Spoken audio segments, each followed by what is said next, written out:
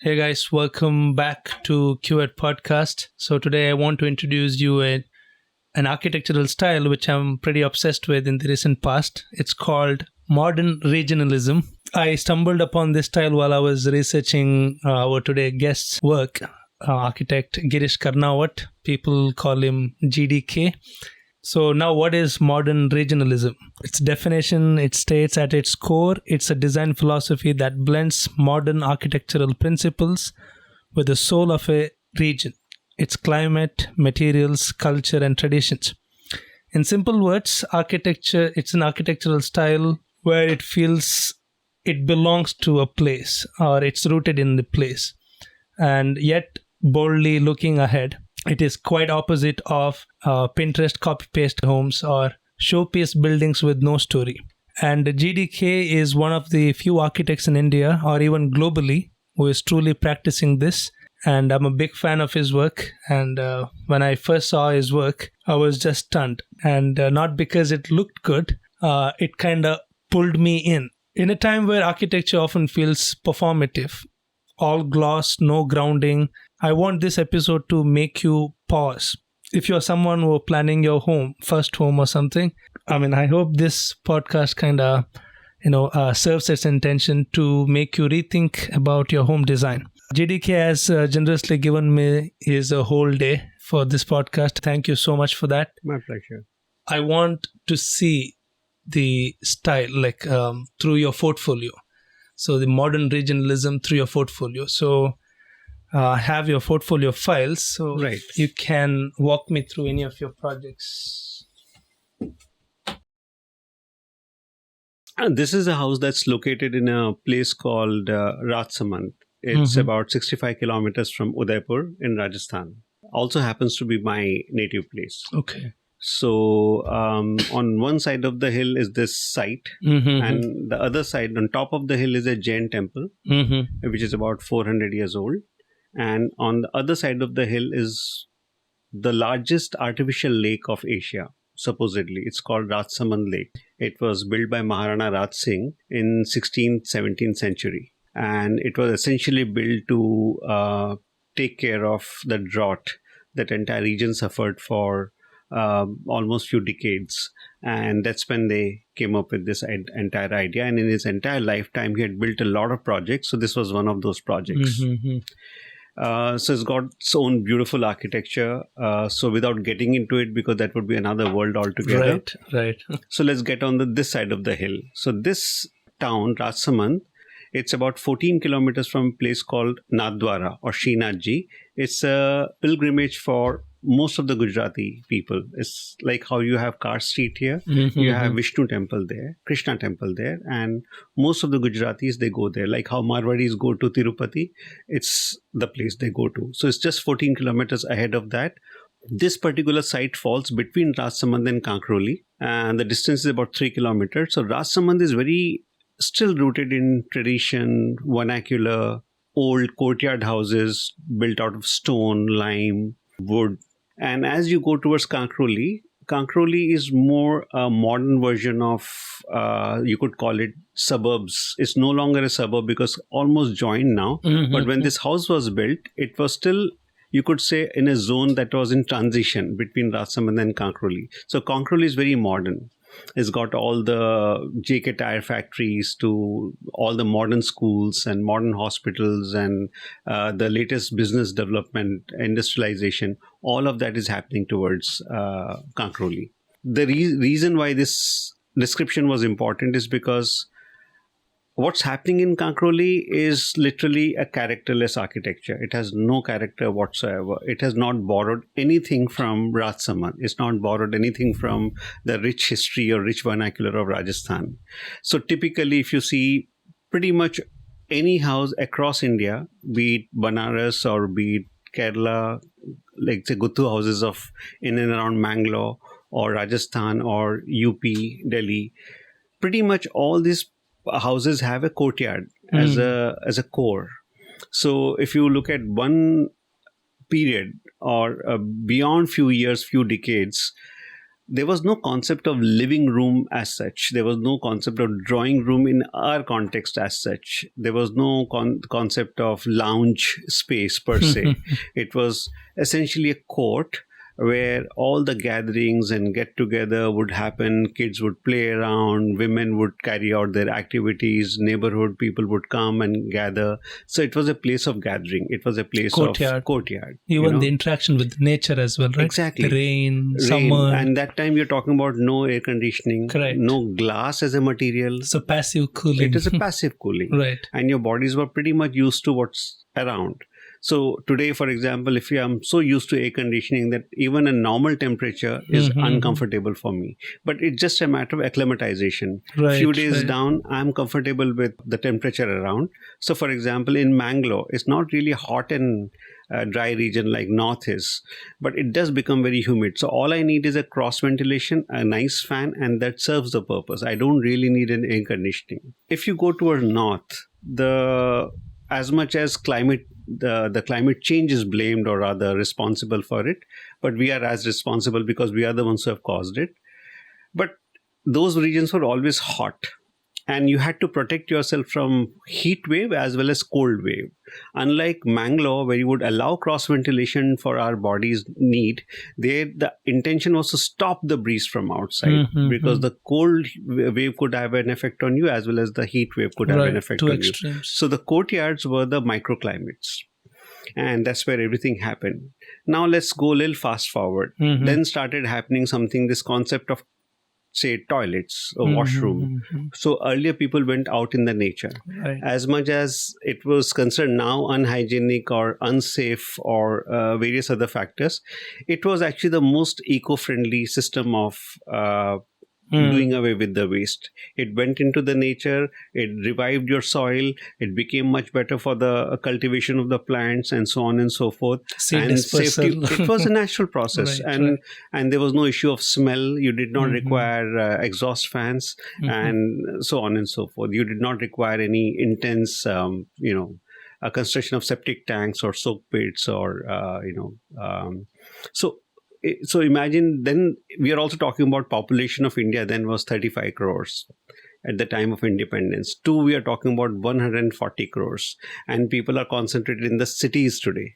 And you can't have nature. You can have nature or you can have man-made. You can't have both. At least that's how the cities in India are at the moment. So this entire idea of going into the mountains or in the forest or behind a tree doesn't really work anymore. You are in a civilization, you have to work in a certain manner. So it's understandable that there is need for washroom. Now let's go one step further.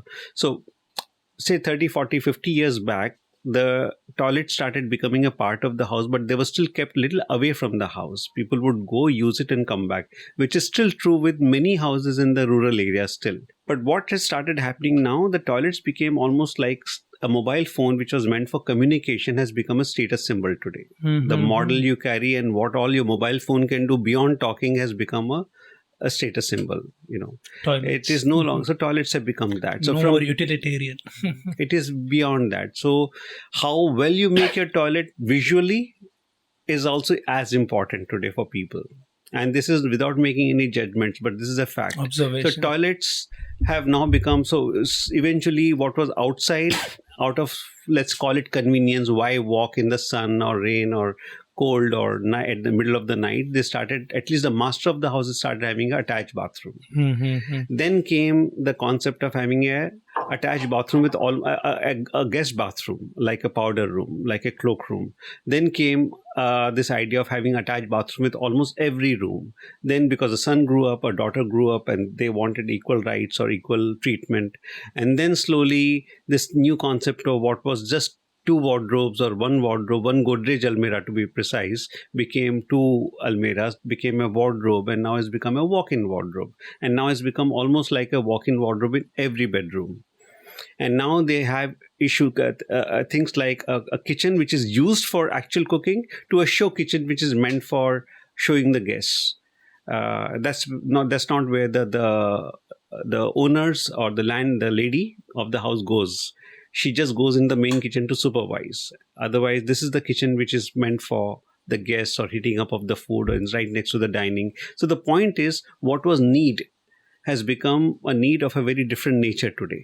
It's more become a need in terms of the societal sense, status. So it applies to everything. What the vehicle was meant for you to commute from point A to point B. Today it's become a status symbol. Same with mobile, same with clothes, same with toilet, same with house, same with the scale of the house, same with the choice of materiality and this one-upmanship. A lot of it is also coming from the fact that people have seen this stuff in Europe, in West. A lot of people from here who have gone abroad, and when they come back, they try to bring whatever they have seen here. And what you see here, in a way, is a bad copy, is a cheap copy, is an inferior copy of what they've seen.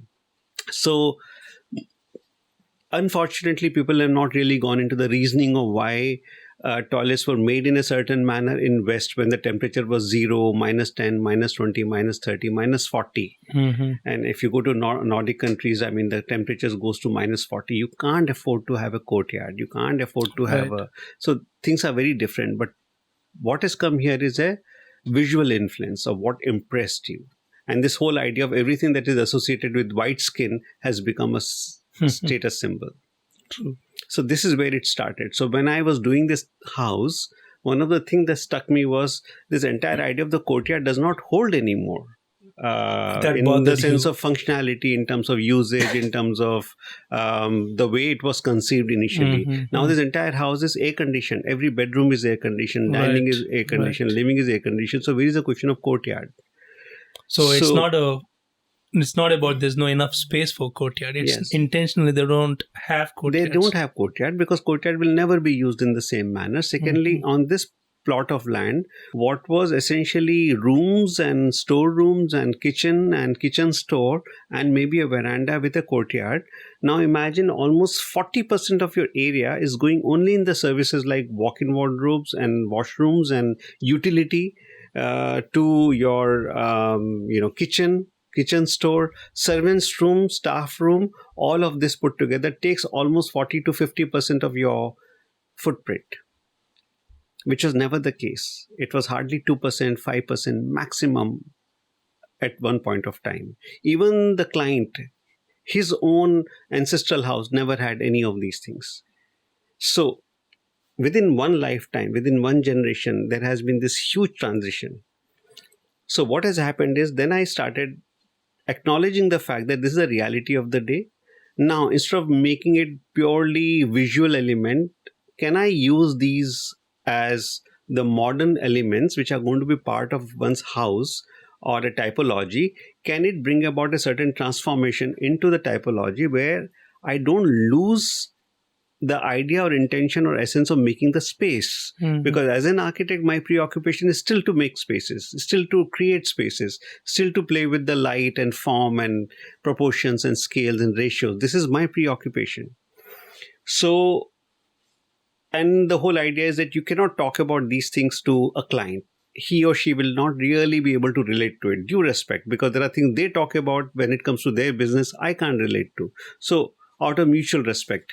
So, in some manner, I had to design this entire thing. So, I started positioning these services in a way that the configuration of these spaces what was left between these configuration became the actual spaces like dining, like living, like bedrooms, like central space. So there is an idea of central space. There is an idea of space where kids run around, women folk get together, people from the community come together and sit. But it is air conditioned. It still has a sense of nice volumes. It still has a sense of courtyard, but courtyard is no longer a core. It's no longer a center. It gets split into garden on one side and almost like an open space which becomes an entry space as well as a parking on the other side. In terms of weather or climate still works because there are times of the year where the weather is excellent. You don't really need air conditioning, which is typically, let's say, end of winters and beginning of summers. The evenings are beautiful, very pleasant. Even the beginning of winters, end of monsoon are really beautiful times. And the light quality is fantastic in these regions. So the intention was to hold on to as many aspects of the courtyard as possible and also acknowledge the modern transformation the people have gone through. The funniest part is they wanted a dining table, like a proper dining room when the guests come. But their habit of still sitting on the floor to have their lunch has not gone. They still, when in absence of anyone, they'll still sit on the floor as a family and have their food. So this is the kind of transition. There is one thing to show people, and there is another thing when they're all by themselves, the use of space is very different. Therefore, the choice of marble as a flooring material, one, it's locally available. Two, my client himself owns a marble mines. Three, it's a cool material to sit on. So even in summers, marble, because it's basically a lot of the material, the composition is such, it's very cooling. It does not really get hot like granite wood, like Kadapa stone wood, like Kota stone wood, or like a sandstone wood, or for example, vitrified tiles wood. So this marble allowed that cooling. You could lean onto a wall if it was cladded, or we use lime stucco, which is a local material. Instead of putty, what you use as Birla putty today, you don't need to use it there, because for as cheap as that point of time when this house was built, 5 rupees a square foot was the cost of labor and material to apply this entire putty, and you did not have to paint it. You could add a little stainer if you wanted some hue, some color, and that's about it. It's typically called sandla in the local language. So this is what was used there. Stone that was used to do plinth infill in local areas, it's a slate of some nature which comes from quarry close by, where you just have to pay for the cost of tractor, which was 250 rupees per tractor. So this is what you mean? This is that stone which they use for plinth infill. And then I realized it's such a beautiful stone. All you have to do is just dress it a bit, cut it a bit, and it can be used for actual load-bearing construction, which nobody had used locally. Wow. So I used that stone. I said, we're not going to go for a plinth infill. We'll just cut two edges of the stone so you get a very flat, plain surface. And then rest everything would be random. And we use lime as a mortar. And then, so lime has two advantages and disadvantages. Lime is so cooling that if you leave any gap between the stone, it becomes a home for all the ants, because it's cool. So in the summers, all the ants, creepy crawlies tend to go there. So we had to seal this completely. But I was, as much as I was particular about it, I was also of the opinion, let them go there. I mean, it's their home too. And as long as they don't come inside, it's fine. You know, that's how kind of most of the old houses or palaces have been. So why not, you know? Does it insulate well? So it insulates very well, because it's almost about 1.5 feet thick wall with the lime plaster inside, a lime mortar, and the stone itself has mica content. So in a way, it reflects sun back. As much as it's black, it does not absorb heat. Is it abundant material in the north? Yes, not in north, but in this region it is. And it's more like a throwaway material. People don't really value it. Seriously? See. So this is and when people started, the mining people started, the people who own quarries realized that we are using for load bearing like a superstructure. Then the cost of 250 rupees a tractor went up. By the time the mica is, India is the biggest exporter of mica, right? Mica, yeah. But this is not the mica mining. It has some content of mica, which helps in reflecting it, the heat back. So same 250 rupees a tractor became 1500 rupees by the time we finished the construction, which is still, from many standards, cheap. Reasonable cost. So that was just the cost of an entire tractor of stone which came in. So that's how this entire was kind of innovatively used. And then, of course, people have started using it few places here and there. They also have an association with stone being black or dark. Somehow they have an association of not using a dark color stone with the... But if you go and see a lot of these vernacular houses around, they are made exactly of the same stone. They also have the same stone from similar stone or same family, where they use this, like how you have chapri here, they have this black long pieces of slabs of stone which they used to use for the roof. It also had a little bit of elasticity, so it would not break easily. So that was the reason why this was used. Also, it formed a core, the entire idea of the core, the external core being what protects you from the extreme sun and extreme winds, both in summers and winters. This did that job. Wow. It's first of all locally available. It's locally available. And upon that, it does its job well on insulating. Exactly. And was that did you have, like before taking up, before working on the project, did you have this material only in your head for this project, or did it occur to you later that this material is good to go for the walls? So typically, Clinton, we don't preconceive any material. What I used to do was, whenever I went with the clients, we used to just tell them, let's go for a drive around in this region. And anyway, it's a beautiful landscape, very different than Mangalore. So we would just drive around and go to villages and farms and rural areas. And I saw these boundary walls made out of similar stone or waste. Wow. So that served as an inspiration. And I started looking at it, why would someone do it? So first of all, for them, it was like not wanting to spend single penny extra to make a boundary wall and assert their domain, and so that there is no legal issue later on. And they were using what was available. I mean, they are simple people, coming from humble background, right, or even those who are coming from well-to-do background. Why would they spend money on a boundary wall? Right. So they were simply making the wall with anything that was available. In one of such trips, I happened to notice this stone. And then I started inquiring, where is this stone coming from? And they took me to some of the quarries. And then I went to this quarry and I said, hey, and what is this stone used for? And they said it's for the stone infill, the plinth infill, just to fill up the plinth. It's like a waste material. I said, really? And then I took it to my client's factory, and he had this cutter machine. I started cutting it to see the section, and I found it beautiful. And I threw some water over it, applied some oil, some sealant to see what the effect would be. And I said, no, we'll just use it as it is. It's a brilliant stone.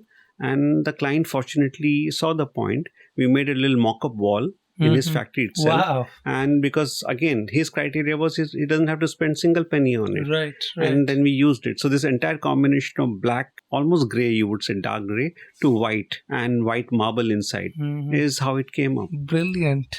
So you see there's a cowshed there. That's a cowshed. That's a house.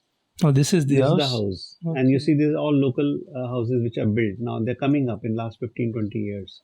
So that's the entrance from here.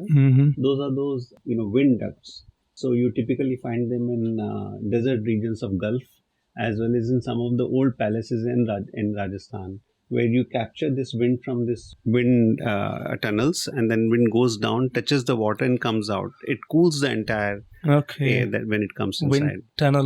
Wind tunneling. What's it called? Wind tunneling. It's wind tunneling. You could call it with different names in different regions given to this entire thing. The idea is to capture this hot wind. It comes inside. It runs through the surface of water. Then it comes out again. Wow! And it's like a desert cooler. So that was the whole idea. But unfortunately, I must say the client did not end up using it in the same manner, because he ended up putting air conditioner in all the spaces. So this is, I could say, a failure in the sense that we achieved in terms of the form, in terms of functionality, and it was just a matter of giving it a try, and that's about it. So this is the and these are the stones that you see. It's just waste stone. But similar stone was used for the walls. It's a different stone. This one is a different stone. That's a different stone. It comes from a different mines. Nice. How did you? This looks so polished. Yeah. Perfect. One of the things, as I mentioned in the morning, was we are pretty much there on the site every day. This is one of those projects where I could not be because it was in Rajasthan and I'm sitting in Bangalore. So I would still make a trip for a week every month for next 4 years. Imagine. So this started in 2010. It got over in 2014, and I was there every month. Sometimes for 2 weeks, sometimes for 4 days, but on an average 3 to 4 days, you could say every month. And really look after there's a lot of investment on time and logistic cost. And which never got recovered. It doesn't get recovered always, But sometimes it was important to put up a project of a certain nature, to set up. Well, the intention was not to teach anyone anything, but it's possible. To challenge your own. Absolutely. And we were working with the local laborers, local masons, local mindsets more than anything else.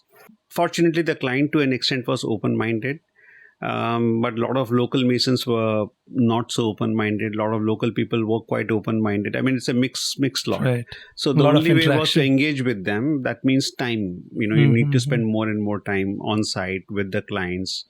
Try out they things. Weren't used to use this stone as a material of choice for wall. So they had to question the assumptions and... They test it out, reluctancies. Absolutely. So the challenge we always had in a practice was every time we meet a client, they tell us, show us image of what you've drawn. Even if I'm trying to tell them something that, look, this is what we have tried to do, their first question would be, where else has it been done? And I'm trying to tell them, look, it has not been done elsewhere. This is the first time it's doing. Why are you looking at precedents? Why can't you be setting up a precedent? Correct. What is imagine you finish this entire thing and somebody will look at it and probably will like it so much that they would want to repeat it or take it back with them. So this is a challenge always. So that's where Pinterest, images on the Google, Instagram, that starts coming in. So did this house serve as an inspiration from that point? Or, you have this whole concept, and the project itself is kind of a bold experiment, I would say. Did it serve as an inspiration for local people to use that stone as a material? Yes and no, because it was used in bits and pieces. People took part of it in their own houses. They never really understood the whole essence of the entire thing. And there is this aspect of decoration in India, which they think is design. There's a big confusion amongst architects, amongst structural engineers, amongst students, amongst young professionals. The difference between decoration and design is, for them, is the same. Any design which is devoid of decoration is not design.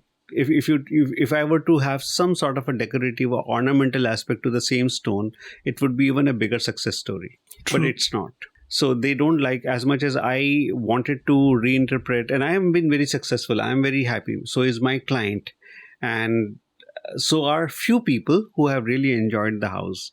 But I would be not very honest with you if I were to tell you that not many people could not relate to it. They've found the entire idea of the space or light or proportions or scale not something they can relate to. For example, there's a wall you'll see inside next to the staircase, which is absolutely blank and white. And the reason I kept it white is because there's a skylight on top and the setting sun gets this beautiful hues of yellow, orange, blue light inside. And the entire wall becomes like a screen. Wow. And the nuances of the light goes on changing with the season, time of the day, so on and so forth. For me, that's beauty. That's minimal art. That is something I would enjoy. That's the beauty of architecture, playing with light, absolutely. Right? For them, it's too blank a wall. Why don't we hang something there? Why don't we keep a painting, something of, some painting or some wall hanging or of that nature? So it's a very nice, cool feeling inside. It's got this lovely volumes and it's got this play of light. Yeah, so we got the light from this skylight. So these were the wind catchers. And so the whole idea was it would be wind catchers as well as entrance and puja, as well as the place where the cold wind would go in. The bedrooms on top were interconnected. Bedroom, living room, bedroom, another bedroom and dining room. So this entire cool air would go and supply air to the entire house. That was the whole idea. If all you had to do was put a desert cooler on top to capture the breeze and throw it inside. And that's all that was needed. The cost of running the place, running these machines would be far too less compared to air conditioners. Cost would be less of the apparatus itself. And it would cool the entire house at any given point of time. But Brilliant. It did not happen. This is the central portion where once you enter the house, this is the central core from where you distribute into the living room, dining room, bedroom. You take the staircase up to go on to the bedrooms on top or to the terrace. And so this really becomes the core. It's, as we call it, genius loci. This is the connector of the entire house. Okay. This is the space where kids play. In fact, when the kids were small, they would use the marble railing as a slide to come down. Hopefully there's a picture inside. You'll get to see that. That's the marble flooring. It's not a very high-end expensive marble. It's a local cheap marble. And that's the window to the kitchen. When it's open, you can literally serve food from here. And typically kids would come running, take their glass of water or, dishes from here. And the dining is right across this space. So that's the dining and that's the railing. And then Again, this entire play of layering. Mm-hmm. So you see any of these old traditional houses, you see a lot of layering. It's never abrupt, unlike Western houses where you open the door, you're inside and you're outside. Mm-hmm. Whereas in India, be it south or north or east or west, there's Slow always a sense of reveal. exactly. You walk into a porch and you enter into a veranda, then you enter slowly into like a vestibule, and then you enter into a living room, and so on and so forth. Even if you go to a typical Goan house, be it a Hindu house or a Portuguese house, you have this sense of beautiful transition. There's a lot of layering that happens. So this entire line between what's inside and outside is very diffused. At what point you have become part of inside and what point of time you are actually still outside, it gets very diffused. And that's the beauty of it. Nice. That's something which I keep repeating. Where is the layering? Layering is this So one. this entire thing, that wall is right behind, and then you have this staircase, and then you have this triple volume space, and then you have this. So there are series of these things. Typically, So how does it psychologically impact the inhabitants, the layering? it gives you a sense of depth. It gives you a sense of distance. So this is one of the examples I gave in Buildify as well. You know, we Indians never say yes, we never say no. We always shake our heads, and you can't make out whether I'm saying yes or no. So that is also what makes us very polite, very humble. We are not cut and dry. We are not brash. We are not abrupt in our mannerisms. Somewhere this reflects in our architecture. Traditional architecture as well as modern architecture. It's quite deep. So there is this ambiguity. To capture that ambiguity in your spaces, how would you do it? So typically in apartment buildings, you don't see it. You enter the door, you're in the living room. You enter from the living room, there is a door opening into bedrooms or kitchen or storeroom. Everything comes to a dining room.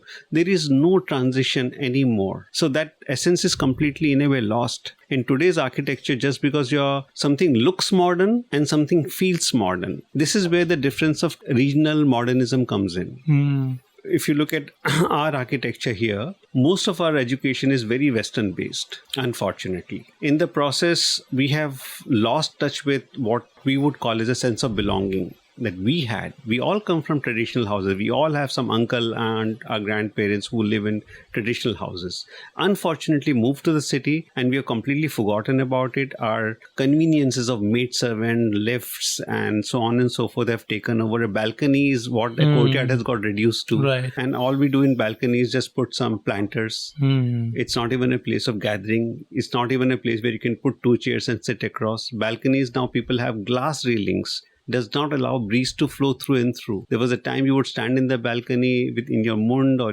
shorts, and the breeze would touch your legs. That was as important to feel comfortable. That's completely gone. But it looks good in brochures. It looks good visually. It looks good from far away. So if you look at architecture, what has happened in India is, first of all, we had the effect of industrialization much later felt as compared to Western world. Idea of perfection was critical in an industrial product where you had to repeat the same production of the same thing again and again and again, million times, billion times, because you're making the same thing, be it a car or a packet of biscuits or anything that is an outcome of industrial process. What was creative got replaced by what was a product. There's a difference between producing something and creating something. When you create something, it happens once. There is nothing like recreating. That itself is a wrong term. There is nothing like recreation. There is always manufacturing. There is always reproduction. Creation itself by default, by virtue of the word itself, the essence of it happens first time, once. Now, what has happened in the whole process is, if you look at even Western media, where projects are printed, and they look very sleek, very, perfect, precise, so fine-tuned in terms of, I would not name any site as such, but if you look at the projects which are printed there, and I keep telling people a lot of it is about the skills of the photographer. It is about the skills of the writer. It is about the skill of the contractor, the precision of putting things together. And as much as I believe precision is one of the means to an end, but it is not the only mean. There are projects across the world where perfection is not even remotely in the sight. And yet those are one of the finest and the most beautiful projects. Again, one can debate what is precision, what is perfection. Should we borrow the definition from the West of what is perfection? For example, if you look at Egyptian poet and architect called Hassan Fatih, Oh, I'm a big fan. and mud architecture. To me, it is as perfect, as refined, as precise. Yet, it is not in the same way you would treat it. It's not treated the way you would treat steel glass. Right. And you cannot compare it in the same manner. Unfortunately, he never got recognition from West as much as he deserved. And as much as I say about Jeffrey Bauer, he deserved so much more recognition, so many more accolades than what he actually received in his lifetime. Everyone knows him. Pritzker Award at least. No Pritzker Award, nothing. Not that it makes him he doesn't need it. I mean, he's far superior or better than most of the Pritzker winners, honestly, in my point of view, even Hassan Fatih. So the whole point is the way we look at the architecture that's happening in this region is very different. The entire idea of perfection, precision, first of all, is it really required? It was never a part of our psyche.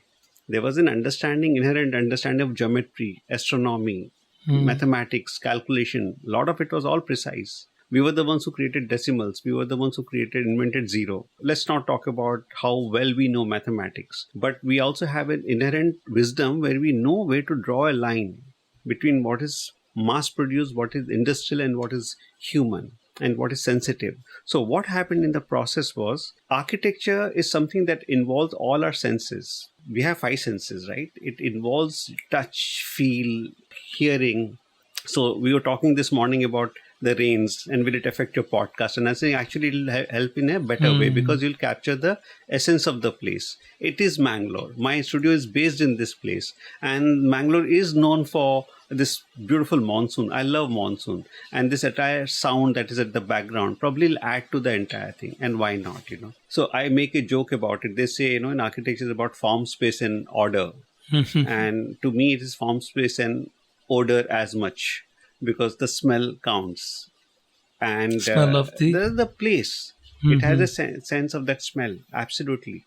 To the point, some of these spaces are so powerful that you close your eyes and you'll sense the space. In fact, if the space can evoke its presence in you with your eyes closed, that's the success of the space. So space is not necessarily that is seen with the eyes, it is felt with your entire body, with all our senses. Unfortunately, it has all got reduced to eyes. What is seen. And therefore, this your websites, the photography, the published work, or architecture reduced to photographs, what looks good. I mean, architecture is something you occupy. These days, everybody does it for galleries and magazines. Exactly. And you don't even see sometimes human beings in the projects. Right. They take photographs and there are no human beings. There is no family. There is no function. It is seen as an object. Non-living stuff. Yeah. So it's very self-serving. It's all about me, whereas I am designing the house for somebody or a space for somebody. What about that buddy is not there? It's incomplete. So that is what it is reduced to. It has got reduced to even unfortunately, the clients as well. And there is this mindset, people who have fortunately and God willing, I want them to earn 10 times what they're earning today. But somehow that mindset, because I have the money, therefore I know everything, including architecture, including the fact that I've hired you, so you do what I want you to do. That mindset is unfortunately very sad. Especially for the practice like yours. Modern regionalism. So I have managed, in that sense, I would say almost 95%, I would say I've had a success rate. My clients have been very good. Eventually, they've gone ahead with whatever I've suggested. There has been a struggle. There has been argument, debate, annoying each other at times, walking out of the meetings. But then it's also about how much are you willing to push. There have been times when just to convince some client about using a certain color, I have gone on and on for 4 months, even at the cost of annoying that person. But after 2 months, he realized at some point of time that there must be some reason why, despite the cost of, annoying me or upsetting me, he's going on and on, insisting that, look at it. There must be some reason. So sometimes these kind of things have helped. I love your way you played with the Fibonacci kind of series in the wood, right? Yeah. And even the choice of wood. So this is local wood. This is not veneer. This is local wood, which again I turned them into slices and I've stuck them on the table. Okay. And that's just the coating. And polish, regular polishing. And that's it. Nice. So all this furniture was designed marble, concrete and wood. Absolutely. Beautiful. and lime. Lime as a paint, right? Lime as a Coating of the wall. putty. Putty, okay. There's no paint. What is this? This is that wall of the staircase, which is cladded with marble. Mm-hmm. And why is this hole necessary? So behind this hole is an office space. Okay. So there's an entrance under the staircase that takes you into an office space. This is, let's say, the essence of the plan, where these black boxes are the services. That's the kitchen, staircase, entrance, puja room, walk-in wardrobe, toilets, another powder room, servants room, garage. All of this were positioned in such a way that whatever was left as white became actually the living spaces. So this is how the entire thing happened. So if you see this entire thing, this is the walk-in wardrobe, washroom, that's a common wash, hand wash, and a guest bathroom. That's dining, and that's your living room. These are the linen cabinets. That's a staircase that takes you up, and behind the staircase you slip into this office space. You slip in from here, get to the kitchen, a little storeroom, utility. That's a servant's bathroom, servant's room, and then this is where you enter the house from. And that's triple volume. This is double volume. That's triple volume of puja room again. And you come inside, that becomes a study. That becomes a lounge sitting. This entire thing opens to this sliver of open space, which is a courtyard. So that's the staircase that takes you up. That's the bridge. And you walk on the bridge overlooking the double volume and the dining. These are the models. Big fan of your models. Yeah, we usually develop our design and spend a lot of time on drawings and sketching and, certain fair amount of research and physical models. We have now started engaging a little bit with 3D apps, softwares, but nothing to beat physical models. Nothing to beat the fact that you hold the physical sense of the. Right. So which next project you want to? So I'll now change the region completely. We can go to Kaawi house, which is in Kerala. So this was another interesting story. Yes. So there's this friend of mine who's so they're all Nayars who are settled in Delhi.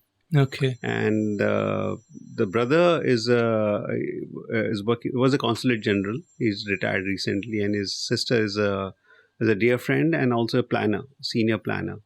And so this was a small house done in a place called Malapuram. And they have these tarwards. Tarwards are basically like wadas, like wadis, where the entire land is owned by one family and each one have their own little piece of property, and then they build their own houses. So basically the entire, you could call it, it was an ungated community. It was a piece of land and a lot of the supari and nariyal trees close to the river or the farm or the fields. And, eventually it belonged to, let's say, grandfather, great-grandfather, and then his sons and daughters and granddaughters, and everyone started dividing the land. And that's the story. So this was a small house done by my client's mother 45, 50 years back. And she saved little by little and made this little house for herself. And someday, if they shift out of Delhi and go back to their roots, they wanted a house. And the house So this project is about renovating? So it started with renovation. That's an interesting story. So this house did not have any toilet or a attached bathroom when it was built. Also, there was a story that when the foundation was done, because of some reason, the foundation had to be shifted. And the lady believes that the shifting of the foundation was bad omen, because of which the house never got completed. And therefore, she could never live in the house. So for 40 years, they had rented the house out to tenants. And anyways, they were staying in Delhi.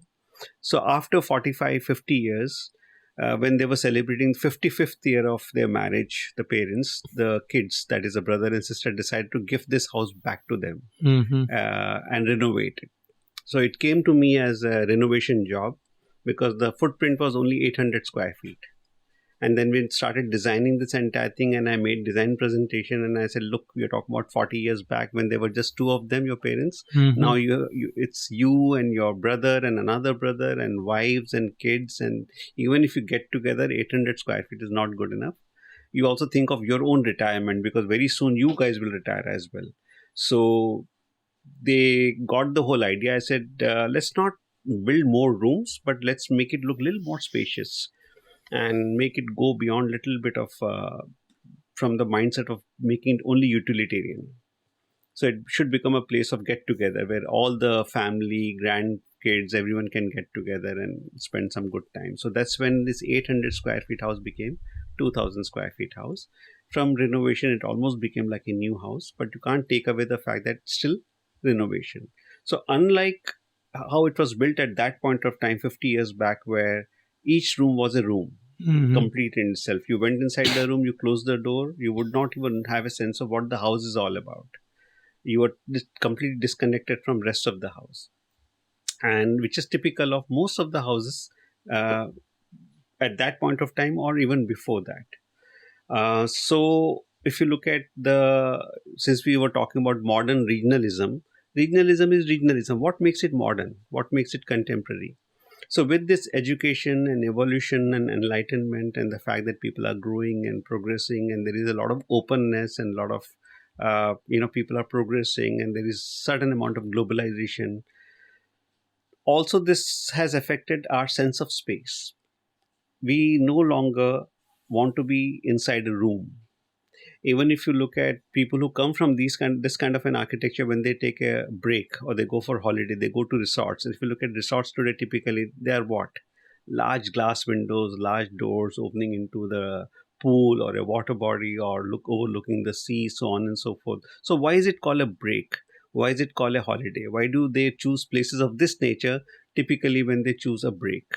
So if you really go into the mindsets, you also realize somewhere where they're staying does not allow that entire experience of the mindset vis-a-vis where they're staying. I won't say there's a conflict, but it's exactly not in the sync anymore.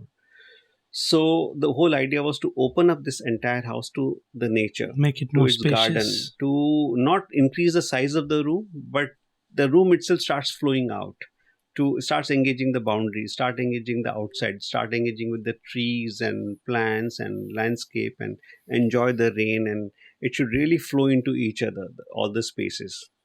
And in today's time, what's also happening that everyone is so busy. There was a time when people would go for work or farming in the morning, come back by 5 o'clock before it would get dark, and they would be together. Today, the idea of being together itself has become an event. You have to plan out. Right. So when that happens, you might as well make it to a space of celebration. Right.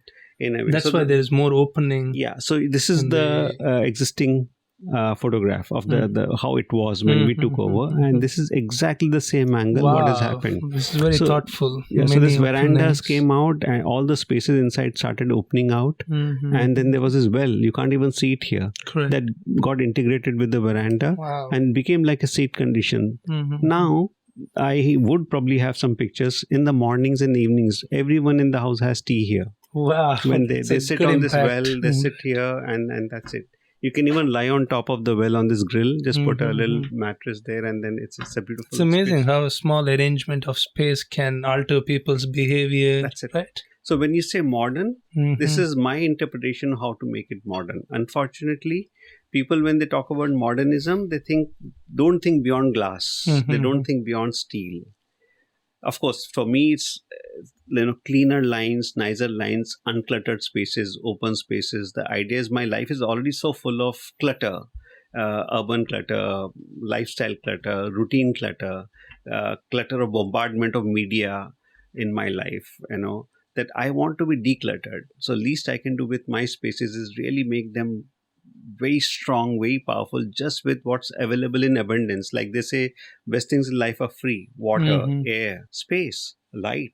And so why unnecessarily try to, and that itself is so beautiful. We have lost our sense of enjoying the spaces as is. So we want something to be added to the space. We want a sculpture and ornamentation and some sofa from China and something from some curtain from somewhere else and objects. It just literally becomes like a museum. It's no longer a house. It also becomes a space to show people where you stay, how rich we are, how well-to-do we are, what our taste is, how sophisticated we are. It's important for us to get acknowledgement from people, for us to feel good about our own house.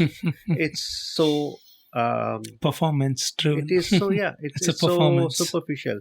Rather than that, I was fortunate that my clients have been more on my side of thinking, and they exactly express the same thing. and we could end up creating these spaces. All I did with this entire renovation was open up these spaces. That's the side. This was just a blank. You can see this was toilet was added later. Right. There's a buffer within boundary wall in the house. Mm-hmm. Same thing was transferred into a courtyard. This is an external kitchen. That's a seat condition here. And there is an internal kitchen here. That's a dining here. It all opens out into the space. Beautiful. And that's it. And they all have typically grills in their Right. windows. I said, let's not have any grill in the window. Instead, have the grill on top. Why is that necessary on the top? So one is this entire sense of security that they are in Delhi or Ahmedabad or wherever. Correct. So the theft and robbery doesn't happen. Fine. But why window? It could form an element which becomes like a pergola, which becomes like a place where creepers can grow, vegetables can grow, flowers can grow, all of that, all your bottle guard. Visual screening from absolutely. top. So this is more than becomes an architectural element than just becoming serving one purpose of protection or security. That's about it. And your house is completely open. Right. Whichever space you are in, you don't see the grill, and yet it's all protected. So grill is only in Indian households, right? Like, do you find grills in the Western or even Asian, Japanese homes? So grill has not so much to do with India. It's more to do with economically backward areas where someone who started prospering, people wanted to steal away, rob away. So that's where the idea of grill started coming in. So it's as you prosper, as you grow, like now in cities like Ahmedabad, you could leave stuff on your car or bike. No one touches it. No one opens it. There's been cases where I left my car window open with a bag inside. Of course, I should not be careless about it because but still date, I have not had any issue.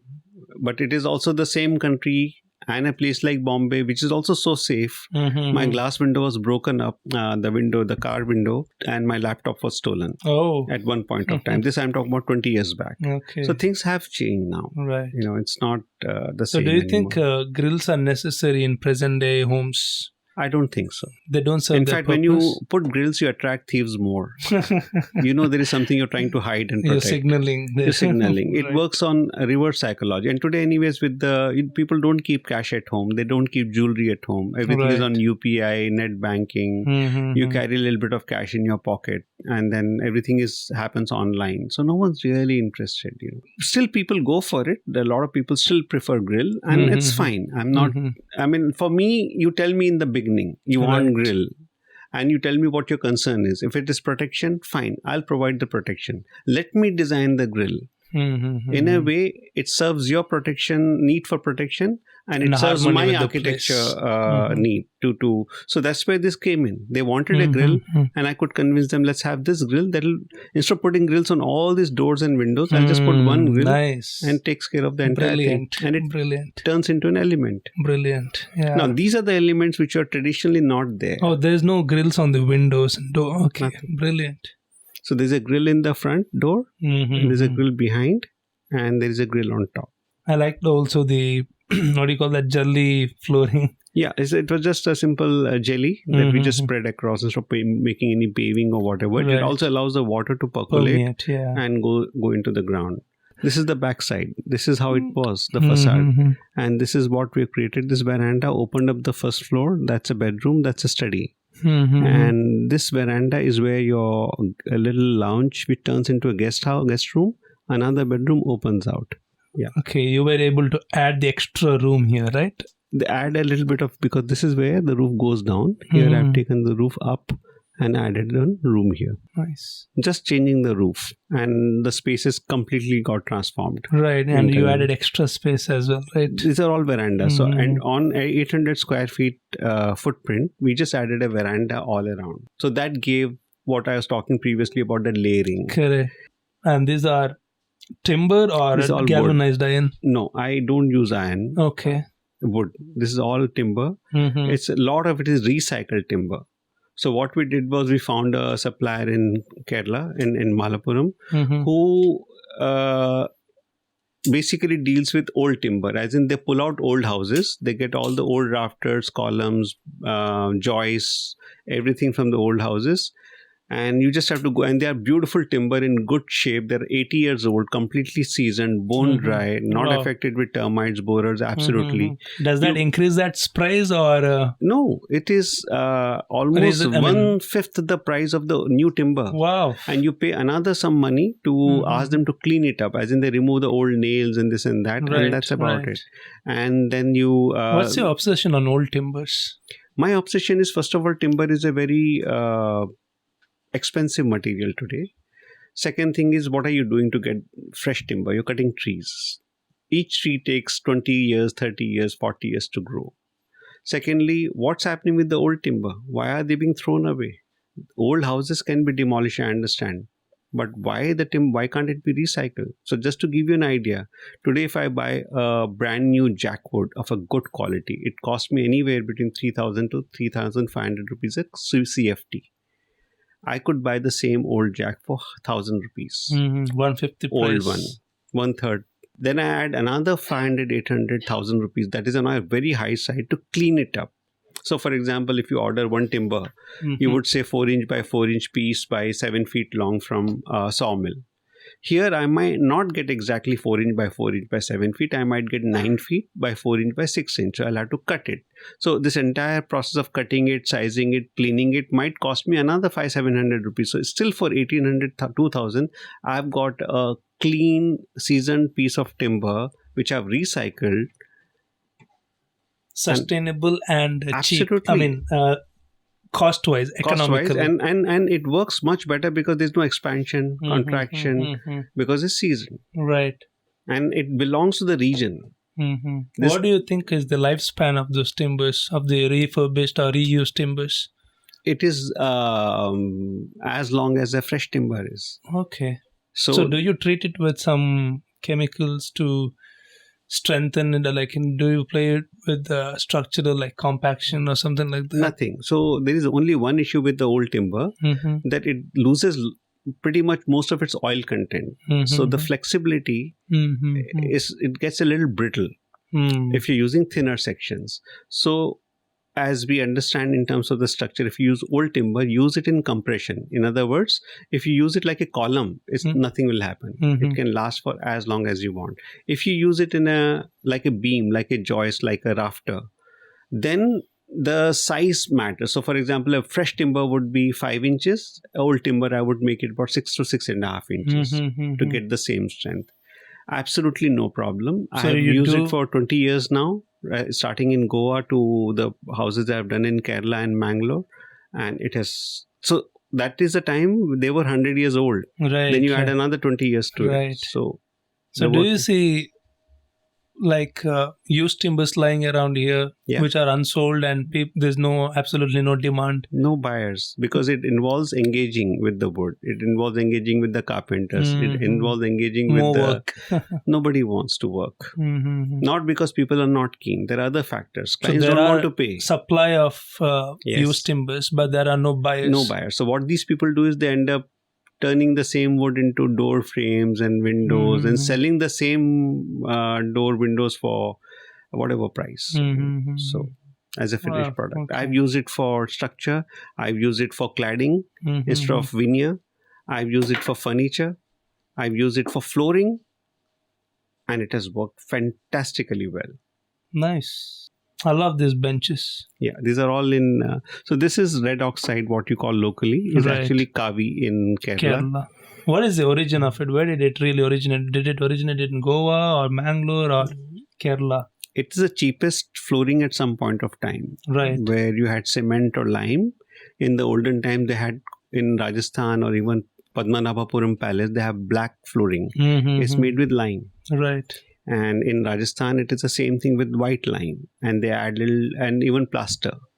So this is little different than Sandla because they're in multiple layers. And it takes long time to polish it. They do one layer after another layer after another layer, then use a stone. Which one, Kaawi? The lime floor. And they go on grinding it to get the same polish. Some point of time when the lime started getting replaced with cement, people started using cement as the flooring. Correct. it was at one point of time you could get a flooring for 3 rupees a square foot with the labor and material. Wow. Now it has gone up to 300 rupees. With cement. With cement. Okay. And they apply the same same process in some of the cases. They take a stone and they go on rubbing it to get the polish. There are specialized craftsmen in Kerala. So there's this church in Thrissur where the priest took the local boys 50, 60 years back who were not good with studies. So he taught them carpentry, fabrication, masonry, stuff like that. So those who were good with studies, he put them in the school. Those who were not good with studies, he taught them these skills. So one of the guys I came across when I was doing this house was called a guy by name Joy. So Joy and a bunch of 30, 40 people were taught by this priest. And this is what he would do apart from his duties at the church, that he would teach these people. He's one of those few surviving craftsmen who do this entire flooring. It is so smooth that if you're wearing socks, you would literally slip over it. As smooth as Italian marble. Wow. Kaawi flooring. Kaawi flooring. And no polishing, no stone rubbing, nothing. Just hand. And not even curing. They hardly even cure it. Maybe few times, maybe 1 or 2 or 3 days, they sprinkle water over it. Period. He'll come at the end of it once and apply some polish with his cloth, with his towel or whatever you call it, mund, and dipped into maybe a little bit of coconut oil once. Okay. It's been done 8 years back. Till date, it's smooth. You just have to wash it, clean it, mop it. Still doesn't lose its color. Nothing. I have not seen. I thought I was an expert in cement flooring. I was, because I've really specialized in this entire finish for many, many years. I've done a lot of experiments. But and when then I came across this Joy, guy. you questioned your qualification. No, and when I came across him, I felt, there is no comparison. This guy is another level altogether. It just made me realize, there is so much to learn. And unfortunately, today he's not exploited. Fortunately, this house became a portfolio project for him, because before this house, he was just called to do government projects where no one's there to look after, supervise. They would just tell them, yeah, this is the classroom. Just go and do the cement flooring because it's the cheapest flooring. He would go doing no acknowledgement, no one patting your back or appreciating what you were doing. And he was doing it for to earn his bread and butter. So what is the scenario after this project? And there it was just flooring or something. So how did this, first of all, this project went and got its recognition? So when we did this entire house, and then client was also of the opinion, I was also of the opinion, let's go with red oxide flooring. Then we hunted for someone who could do it. We discovered Joy 1 kilometer away from the main house. And then we got him to do this entire thing. And that's it. When this got completed, it became a success. Locally, there were always a word of mouth that was spreading around, because this was one house instead of Italian marble and sandstone and vitrified tiles. It was using this traditional floor. People who belonged to the region, who still had connections with their ancestors or forefathers or their old houses, they started coming and looking at the house. So first was a success. House became popular in the local region. Right. Then, of course, it got published. Then I had a couple of lectures. I spoke about this house. So it got published widely. Nice. And that's it. So Joy is... So it became a success story for Joy more than me. After that, he started getting work left, right, and center. And now there are agencies who don't name him, but they're advertising on Instagram that if you want this kind of a flooring done, come to us. Okay. And it's so sad. Least you can do is at least acknowledge it. Right. But that's the case with a lot of these people. You should keep a personal assistant. Absolutely. Right. Monsoon must be wonderful there. This was during just at the time of monsoon. And even the choice of color of the light, And we just went for simple lights. We did not go in LED this suits. Yeah. This suits really well, like warm glow, the reflection over the flooring, really good. And the whole idea was eventually it should merge with this landscape of Kerala. Because around, if you see all these old houses, Mangalore tiles, white color, red ox, it's the same, right? But once you go inside, the entire sense of space is completely different than a typical Kerala house. Kerala house, like I said, is very conservative. The whole typology is very different. It was appropriate for its time. It has not changed. This house, keeping pretty much the same palette of materials in terms of conception of space, changed the entire thing. Appearance. This was the reinterpretation part. Oh, even beds are exposed to the nature. Absolutely. Wow. Like the door, like full, complete. All of this is recycled timber. 2 doors per room. Yeah. So you can enter and exit from whichever direction to the outside. Why did you give the grill kind of? So this is a texture? louver. It's a wooden louver. Okay. It allows the breeze to go through and through because this is opening into the garden behind. Right. So there is no grill provided. It gives you that safety but allows the breeze to come in. Here, if you can see this grill door, when you shut it, this is completely protected. So that's why I could afford to have glass doors here. So in monsoons, I could shut the door, enjoy the rain and still not get wet. Wow. The wooden work, the joints are brilliant. And most of this timber that you saw there is not one piece. Sometimes there are 2 pieces, 3 pieces added together to make it one piece. So when I'm talking about recycling, it is not always looking for one long piece of timber. Whatever piece you give me with the traditional timber joinery, timber to timber, I just turned into one piece and we have used it. It doesn't look like 3 pieces. So do you also look for timber craftsmen who can give us such a smooth finishing on, like to make it look like a one piece? I have not been so fortunate as much as I looked for them. So I made do with whatever carpenters came my way. I worked with them. I initially taught them. I myself learned from people. We made mistakes. And then finally, some of this is done by UP carpenters, not by Kerala carpenters. They came from Goa. They were UPites and they came and worked here. Wow. You have a good network of craftspeople. Yes, I do. So I do have people coming from various parts. Quite a few of them are UPites.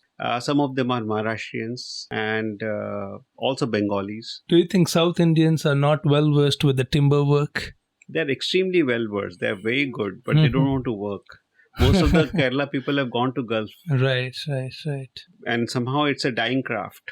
I feel timber is going to come back. It's come back, but it's coming back in a very high cost. For example, some of these Kerala carpenters are there, but they do only temple architecture. They only do architecture for church or mosque, where there is money. It kind of compensates them for their work. Right, hard work. So why these are the openings, or this is an external kitchen to basically a kitchen to clean non-veg. Whenever they cook chicken or fish or whatever. Okay. So it's an external kitchen. Most of the Kerala houses has an external platform and internal. So it's meant for that. For the food preparation. Right. It is also used for like a counter, like a serving counter. In case when people sit outside and eat, this becomes like a serving counter. Right. Also, I mean, they don't drink, but once in a while, any tea, coffee or whatever. So it becomes like that. Nice. That's the front. Yeah. So well, right? Yeah, and I love how you integrated well into the structure. That's right. It becomes a part of the home. It becomes a part of the home, yeah. And that's the backside.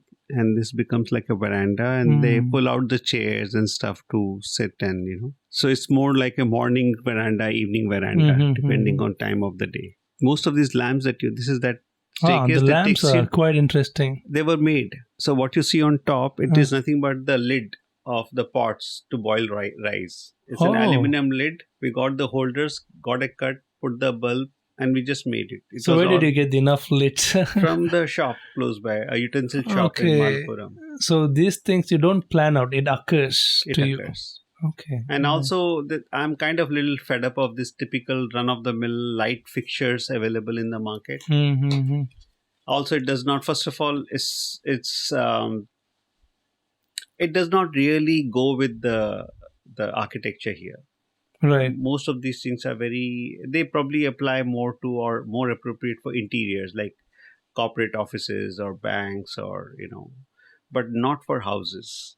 And the palette is very limited, what's available outside. But more than anything else, you don't really require. See, if your focus is on the light and not light fixture, then the problems 80% problems are solved. most of the time people want to look at the light fixture that should be interesting rather than the light that it's emanating, because it should look good in their interiors. It should evoke that wow factor. So unfortunately, that's the focus. Where does this staircase lead to? So it goes to overhead water tank. That overhead, so there's a staircase that takes you to this space. This is a library, and there's the overhead water tank. So instead of using this like an empty hollow space, we turned this into a library. This table was made with the coconut wood, recycled. Wow. Which came out of the old house. There's nice polishing. They are not smooth, right? Coconut wood. There's a lot of. So we had filled it up with the resin and managed this. Like your light choices again. So this one again, we bought cylinders from somewhere, something else from somewhere, joined them together and turned this into a light. It must take a lot of time, right? To figure out every small element and not getting it ready-made. Like you have to figure it from scratch. And that's the joy of it, to make it more contextual. It has to go to that last detail. Wow. So what you see here is a white Kaawi. It is not red Kaawi on the walls, it's white Kaawi. So tell me about Kaawi flooring. So Kaawi flooring is nothing but... I don't know anything of it. I can just see the look of it, like red. I don't know how it's made. What is the process of making it? So it's very simple. You apply a coat of plaster and while it's wet, in other words, while it is not cured completely, because for any plaster surface to cure, it takes about 7 to 8 hours. So you apply a coat of plaster, but before it cures completely, you apply a fine mix of cement with a mixture of sand and cement, essentially. It's like a slurry, but little pasty. And it is really important to get that mixture right. Ratios right. And then you apply it on the rough surface, and then you go on smoothing it with the trowel. This is typically how they achieve a cement flooring. This is exactly what they do for waterproofing in the traditional methods of water tanks inside of the water tank. What they call as gutai in north. So they go on applying it with the trowel, and this is nothing but cement finish. That's about it. So if you go on adding any oxide to it to get a red, blue, green, yellow, brown, you could get any of these colors. So you add oxides to that mixture of cement. Okay. And maybe you can lighten the cement slightly by adding little white cement to it, so that after it cures, anyways, any cement surface turns grey. It doesn't look as dark as it appears initially. So when you apply any oxide to it, it'll give you that color. It's as simple as that. So the secret of nice Kaawi flooring is on the mixture of right mixtures and how you apply it. And how you apply. So in this particular case, it is the application more than the mix. Mix anyone can give you. So anyone can write you a method of how to go about. Like I can explain you in the best possible. I can give you 1 hour, 2 hour lecture on Kaawi and IPS. What is also called as IPS that is floor. Book knowledge. This is intangible. And I can tell you I can even differentiate between a good cement flooring and a bad cement flooring, or done well or not done well, or what might fail it or what might make it success. But I can't do it. Joy can. Right. Just like kneading a dough. Absolutely. Like, you can just watch a video, but to make a bread, you know how to mold the bread. Absolutely. So this is where the difference comes in. But this is the best finish you can have. Like, for example, I didn't need tile in the bathroom. Even I'm rethinking, like if I were to build my home, I wouldn't go for tiles and marbles. You don't need. Just red oxide flooring. Even dado. Even the tiles in the bathroom, you don't need tiles. Quite sad that the trend Mangalore lost red oxide flooring. Unfortunately. Even my own house, like the previous house, we had red oxide flooring. Then we had to put it tiles, and now that calls back, and it's coming back at a high price. Okay, why the cost is high this time? Because number of people doing it have reduced. Cost of living has gone up. There is no training institutes. There's no transfer of knowledge from one person to another. Earlier it was a need. Now it's a luxury. Right. So luxury will come at a cost. So white Kaawi means that you don't add oxide. I added white cement to it. I made the entire thing in white cement instead of grey cement. Okay, you save money on painting. You don't need tiling. You don't need painting. Nothing. Nice. And it's smooth and it's nice. And feels luxurious as well. Feels luxurious. This is a study area. Okay. That floor that I added. Nice window. This is the staircase that takes you up. It was a ladder initially, which has been turned into a staircase. Slightly steep, but this is what it is. Bathroom flooring. Yeah. It's quite unique. And the floor is in timber. Why? This is quite interesting. So water permeates. Wouldn't it affect the timber? Absolutely not. You have doors, you have windows on the external facade, and it takes the rains. Right. Has it affected ever? And how much time do you take a shower for? 2 minutes, 5 minutes? Anyways, the water is not falling on it. Water is falling into the tub or the shower area. Okay. Even if the water falls while you're drying yourself or whatever, nothing happens to the wood. But wouldn't there be any fungus later once there's moisture? No, absolutely not. See, it will require same amount of maintenance as any house requires. So long as you go on maintaining it, there is absolutely no problem. Love the... why is this necessary? It's a railing because this is the bridge that is connecting the bedroom to the study. And that overlooks the dining. This is all I've done. One single railing and that's about it. It did become a little contentious that what if a kid is walking, so there are no balusters to the railing. So this house is completely in another region, another landscape, a different climate zone, different history, different material. Nature of the house itself is very different. Right, I love the finishing here. Yeah. So why did it make sense to add this elevation?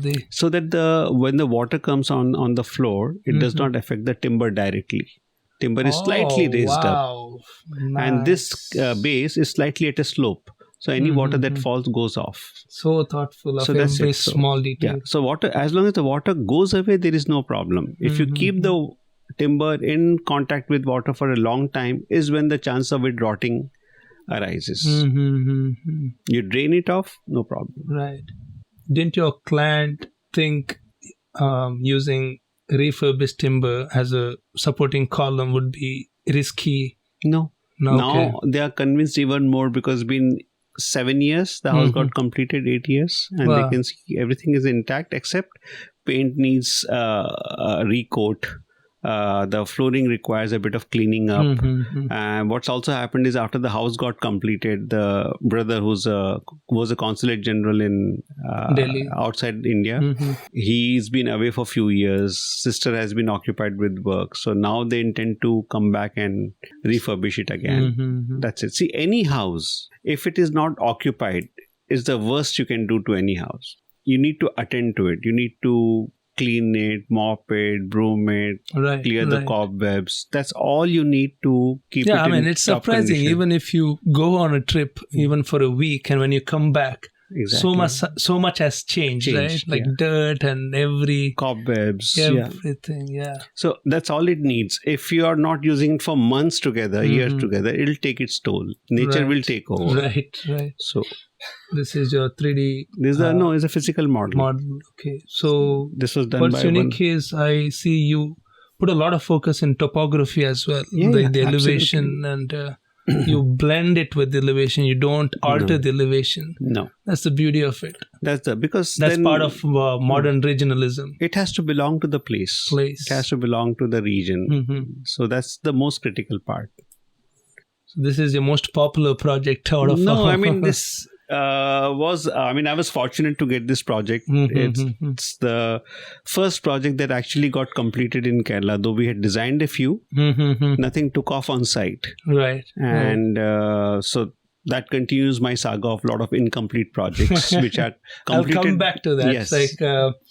I've researched about your work. You also have mentioned that, you don't discriminate between finished project and unfinished project. You take them seriously, both of them. True. So I'll come back to that later. What's the philosophy in the second episode? Sure. More than happy. Let us finish the portfolios. Sure. I'll come to my personal favorite project of yours. Yeah. Is the Buildify house? It is Moon House. This Ames chair and the red oxide is a perfect blend of Yes. Modern regionalism. There's modern element and there is a regional element. So this is also done by Joy again, the flooring. Okay. We managed to get him here. This is in Mangalore, right? This is in Mangalore. Near Marga. It's in Ulaibetu. Okay. It's about 17 kilometers from Mangalore. Tell me about this project from the conception. How did it all So, begin? Who was the client and how Sure. did client approach you? Why did he approach you? What was your reaction? So actually every project has a very interesting story. I would Right. love to tell you the story even about the Toda Mangra house in Rajasthan. Right. But maybe later. Yes. So I want in-depth case study for this house yeah. from start to finish. Sure. Like from the client approach, your process, exploring the place, how did you apply decision framework, trial and error, what failed, I don't know anything, but Sure.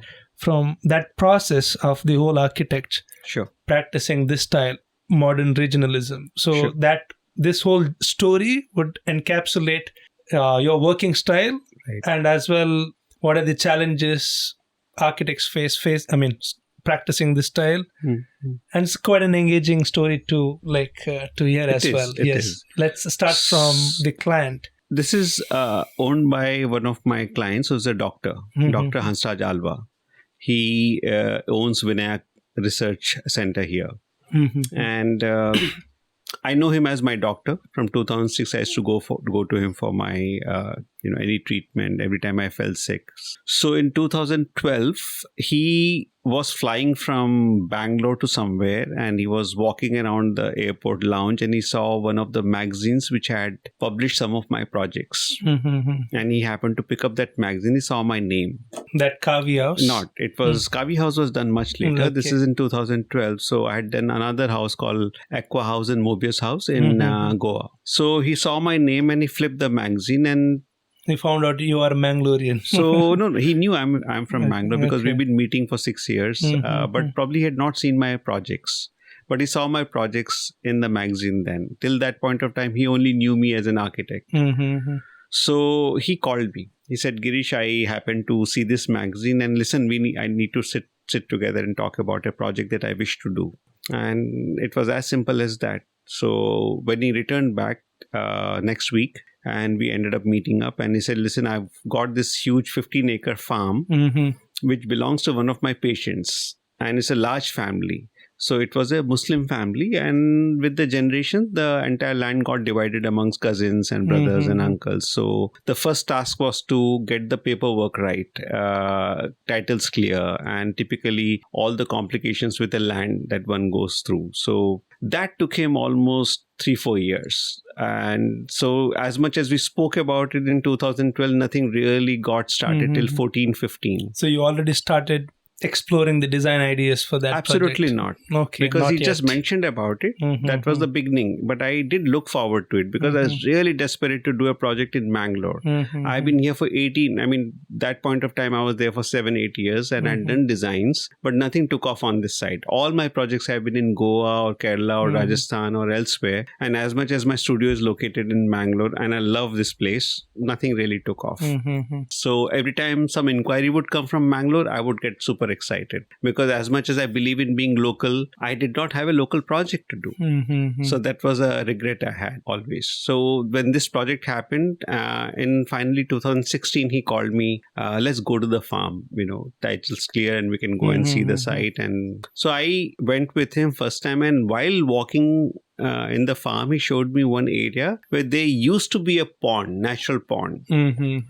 And he happened to mention that there was this natural pond, but all these people around staying in the farm itself, who in the process of some construction or some agriculture waste, they started dumping all the waste into the pond and it got filled up. He said, can we revive this pond? That was actually the beginning of the project. From 15-16 onwards, every weekend, I used to go with him to the farm and just get a feel of the place. It started very informally. There was nothing professional about it at that point of time. And it was just fun spending time with him, talking. We became very good friends. And this is the time when he was my doctor, I was his architect, but we had good time on the weekends. And slowly I started evolving some ideas in my head. And I said, listen, do one thing. Don't try to make it like a typical run-of-the-mill pond with the HDP lining and and waterproofing, and just let's revive it as naturally as possible. And since we are in the process of reviving it, why don't we make it a little deeper, a little wider, and really let it grow over a few years. And so once you start having a clay lining inside, the clay itself will act like a waterproofing over a period of time. And clay we could get easily from the Gurpur river, because this entire farm is abutting Gurpur river. So that's how it started. And over next 1 year, we got it excavated, we got it cleaned up, we developed the entire thing. It was quite rocky. So we managed to go almost about 18 to 20 feet deep and about 15 to 30 feet wide. That was the beginning. Initially, the engineer, who also happens to be his brother-in-law, and the locals were of the opinion that we build a proper wall with laterite or concrete reinforcement. I felt a little lost. And then I said, listen, you don't need to do any reinforcement, any cement, any sand, any concrete whatsoever. We'll just do something called as dry masonry. That means you just put stone over stone, put it in a manner that it becomes almost interlocking. Was he aware of your style of modern regionalism? He just saw those pictures.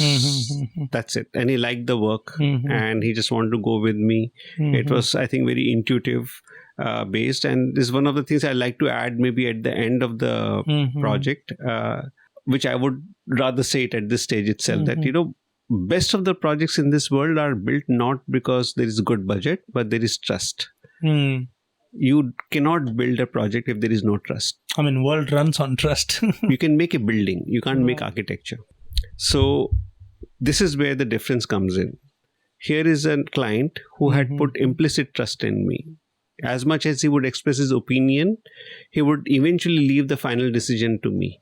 If the outcome is what it is all due credits to him for putting in that implicit trust. It requires a lot of self-assurance, a person with a lot of confidence and patience to have that kind of a trust in somebody else. If you don't trust yourself, you can't trust anyone. If you're insecure, you can't feel secure with someone.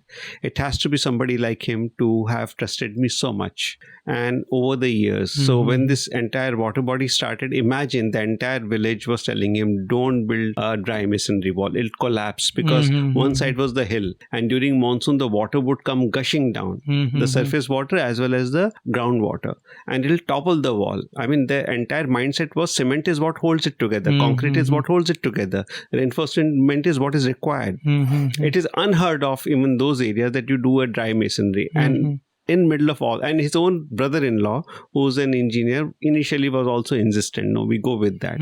I said, no, we don't go with any of that. We'll do with dry masonry. Why did you think of dry masonry? So it was simple logic. Insisting on dry masonry. So dry masonry is more stable. See, what happens is when What is dry masonry? Dry masonry is without cement, just without mortar. Brick. It's brick to brick. Simple. Placed next to each other. Nothing. You just put brick on top of brick, laterite on top of laterite, stone on top of stone. You just make the mass so big. Instead of a 9-inch wall, you make it almost 3 feet thick wall. So like 4 layers of brick? 4, 5, 6 layers of brick at the base. Then it goes on tapering and it goes thinner as it goes up. Okay. So this is a typical principle of a load-bearing wall. But here I was making load-bearing wall which is completely dry for a simple reason. Not even any... Nothing. Like conglomerate, like... Absolutely no. Just bricks. Just laterite stones. Laterite stones. Yeah.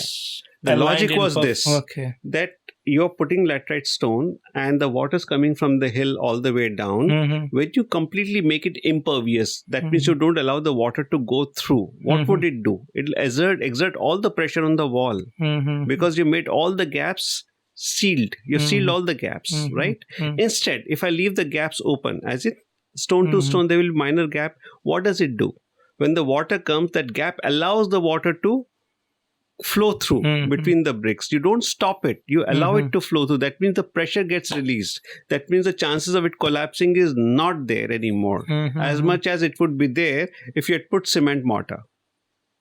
So wouldn't it lead inside? I mean, wouldn't it would go lead into water the pond. inside? Okay, pond. Okay. It's a pond at the end. You want water. And excess water would go away anyways. We had outlets, inlet. The water management was planned out anyways. Talking of challenges, this was the first challenge I faced. And then he called me few times. The first that requires monsoon. a lot of conviction on your idea. A lot of conviction, and as much as he was warned and again warned, and every time he was warned, he would call me, Girish, are you sure? Really want to go with this? Can we not do it? The engineer is saying this, the local mason contractor is saying this. I said, trust me, this will stay as it is. Go with me.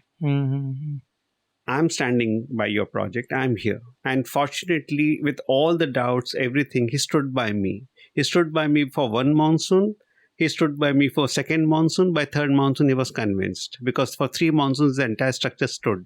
Then we started building the height up, because we did not go all out, all the way up in the first monsoon itself, because of the fear, what if it collapses? You didn't want the loss. So you guys built the foundation We built the foundation up to almost 8 to 9 feet first. Then we built another 7-8 feet later. Without, again, this dry mason. Because it was success in that sense. So it's been now 7 years. So is it 1 stone thick or 2 stone thick? It is at the base 6 stone thick. Okay. As it goes up, it becomes 3 stones. And that 3 or 4 stone becomes like a walkway on top. You can walk around the water body. It's a walkway. The top of the wall is as wide as that. So it took 3 years to construct a pond. Over 2-3 stages. Yes. He also had intention of building a house. A second house. So we chose a position next to the river on the banks, that you would build the entire house on a stilt.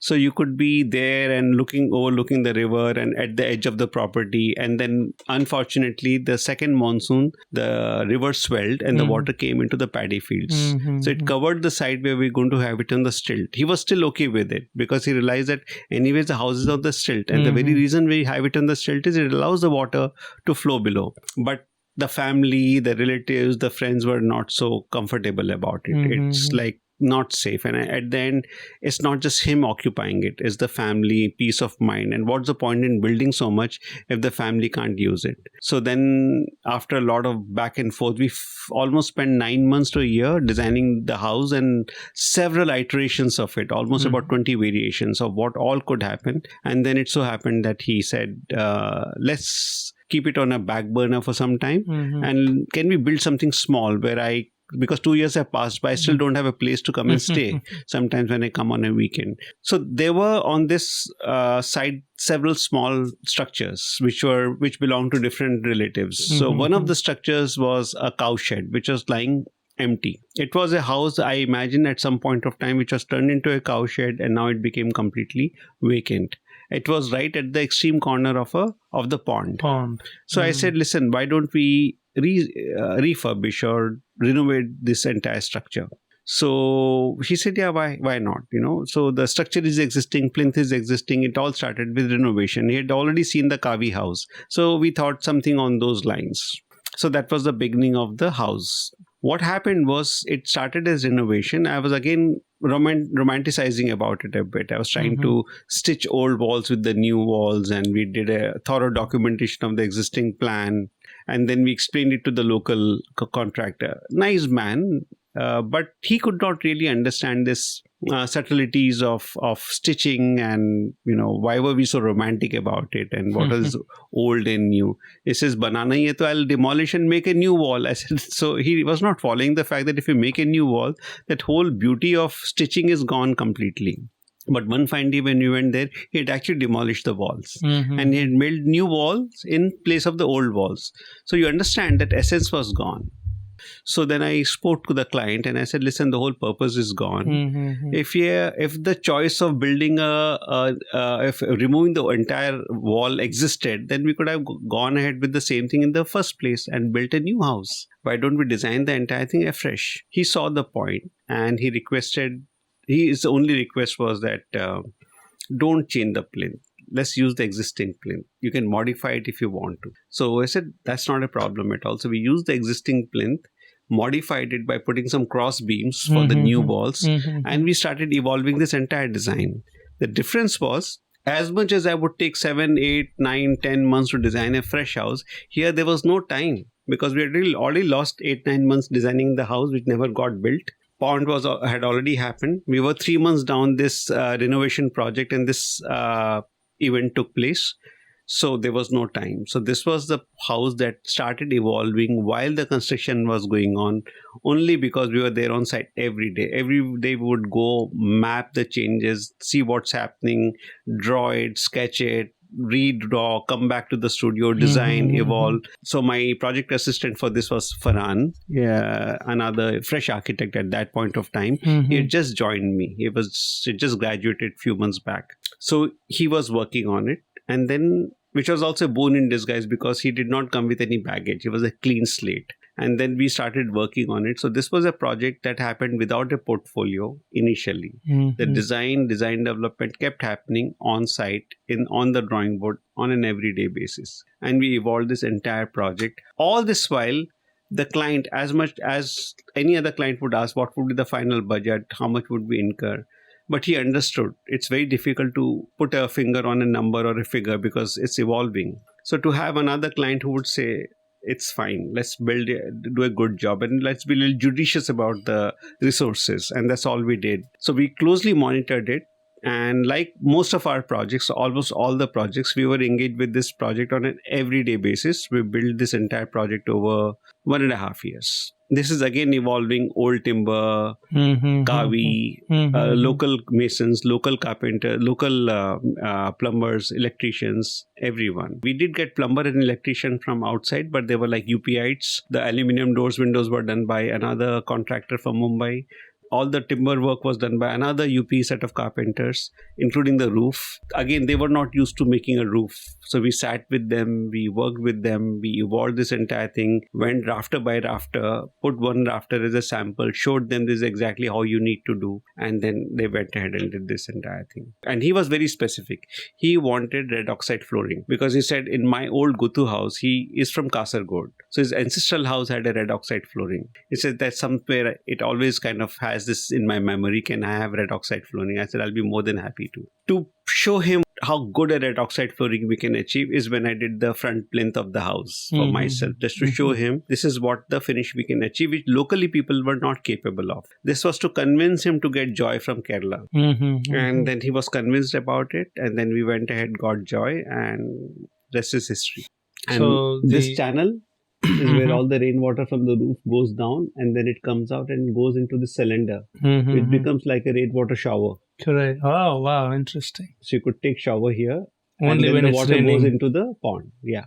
So it also has a tap inside. So in the non-monsoon time, you could just use the tap and take a shower. In the monsoon time, with the rainwater, you just have to stand in the... So it's the backyard. This is the front. This overlooks the paddy fields, which are touching the Gurpur River. So the pond is the back... Pond is on the east. East, okay. This is facing the north. Okay. And this entire house is on the northeast of the property. And the property stretches east and west. Like this along the partition. Yeah. So this entire thing actually goes inside. This becomes the sliding door of the living room, which you will see. Oh, okay. When I open the sliding door, I can literally cover this external. The sliding door comes all the way out, forming a partition for the front yard of the living room. So in case he has a get-together or a party, it gets a bit of privacy from the neighbors. And this is north, so you don't get any harsh sunlight from here. All you get is a diffused light that enters the space. That's the extreme core towards west. So you have living room, you have dining room, and then you have this courtyard. So one side is a water body, other side is this courtyard. This is almost, you could say, termination of the property. After this is the neighbor's property. And that's an overhead water tank. It's basically to avoid pressure pump. Most of my houses have a tall structure. The reason is very simple, that natural gravity creates that pressure for the water supply. So in case of absence of electricity or whatever, I get decent normal pressure for the washroom, the kitchen, for gardening. Like the sitting area outside. So you'll see another picture where this had to be covered. We have created a covering on top of this so that they could use it during monsoon as well. That's the back side. This is basically facing the hillside. This is the southern side. All your bedrooms, washrooms, kitchen, everything opens into this rear courtyard. It's a very narrow sliver of space, about 7-8 feet. And this also becomes a seat condition. So early morning... So when they come outside the bathroom, they would see this. They would see this. And in the morning also, this becomes a place to sit, have your tea, coffee, be a little private. You don't want to see people. You don't want people to see you. This is the best place to be in. All of this is recycled timber. A lot of this timber came out of the cowshed, the roof that was existing there.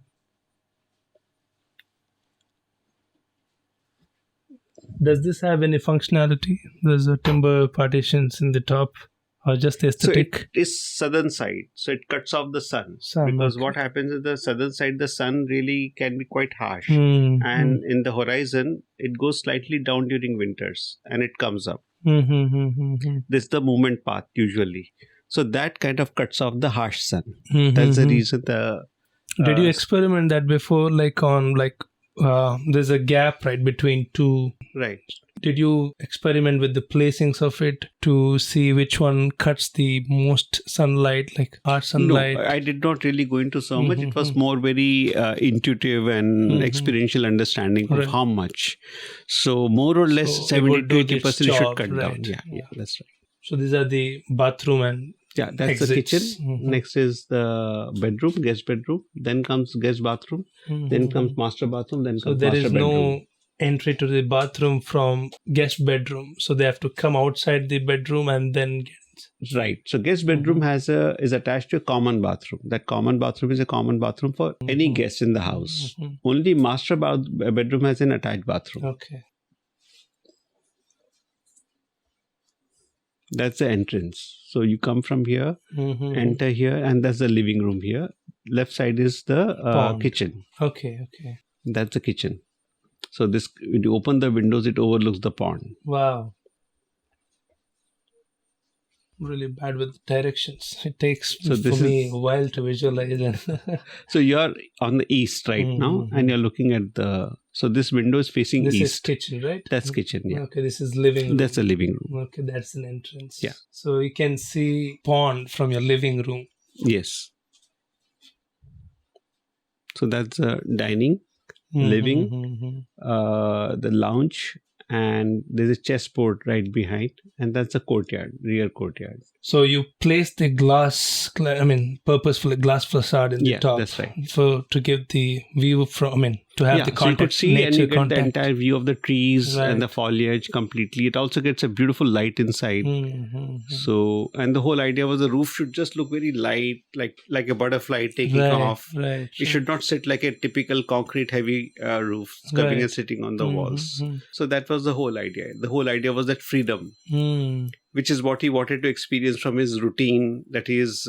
when he comes back from his clinic in the weekends. On the weekends. So the whole idea was he wanted that freedom from the So routine. What does this feeling evoke? Like what feeling does it evoke? Complete freedom, complete break away from the routine, in every sense. Did the client express that he felt that way? He is there every weekend. He is enjoying it.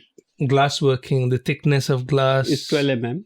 And it's toughened glass. And it has got no frame.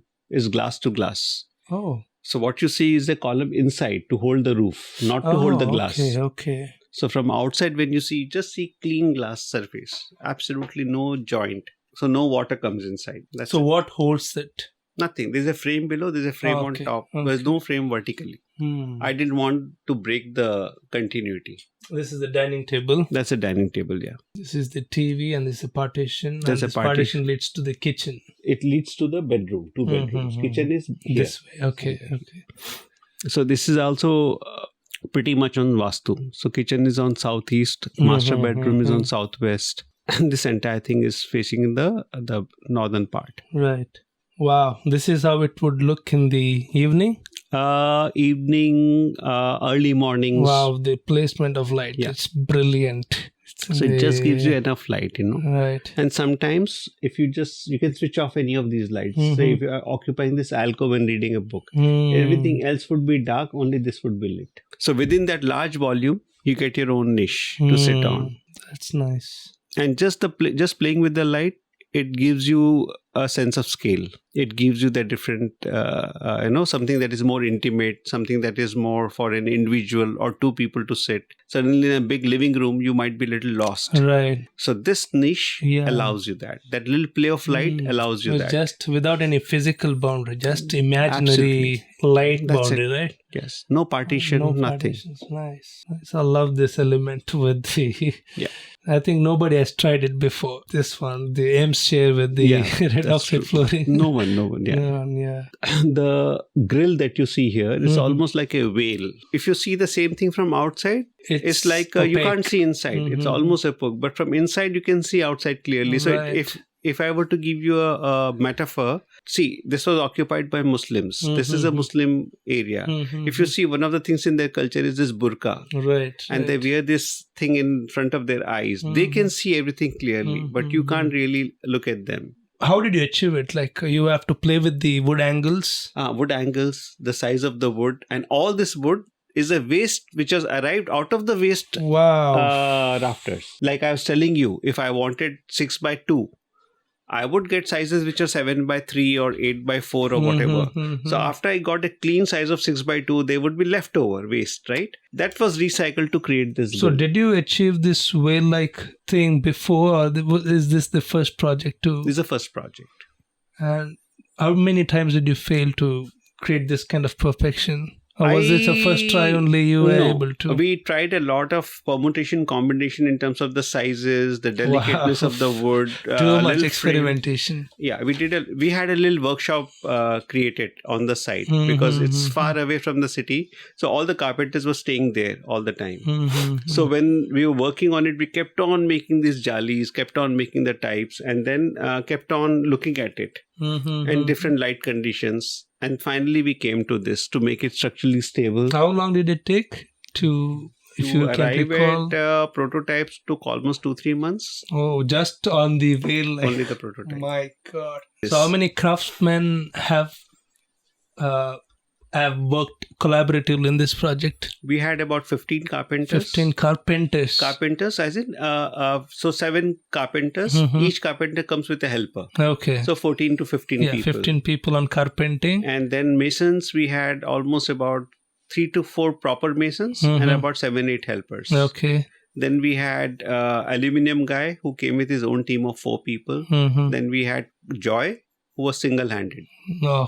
He did this entire thing. He took 2 months to finish it. Flooring. And then we had painters, which were about 2 main people. That's it. We got them. And so again, we don't give painting on a square foot basis. I give them salary. I provide them paint. And I tell them, I want this. Until you get it right, I'll not punish you for not getting it right. But till you get it right, I'm not going to leave. So what do you mean by getting the painting right? Because when you hold them for square foot rate, what is a typical mindset? Say if I'm giving you 100 square feet wall, per square feet the cost is 50 rupees. What would be the cost? 5,000? 5,000. And with the material labor. Wouldn't you want to earn that 5,000 in the quickest time possible?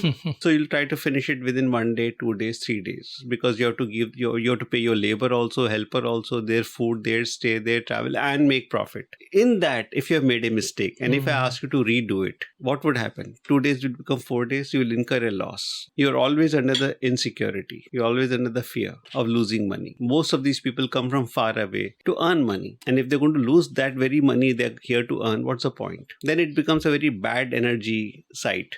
Then you're forcing them to work, you're holding them responsible, they're punishing them to get it right. And so I said, okay, don't worry on the salary factor.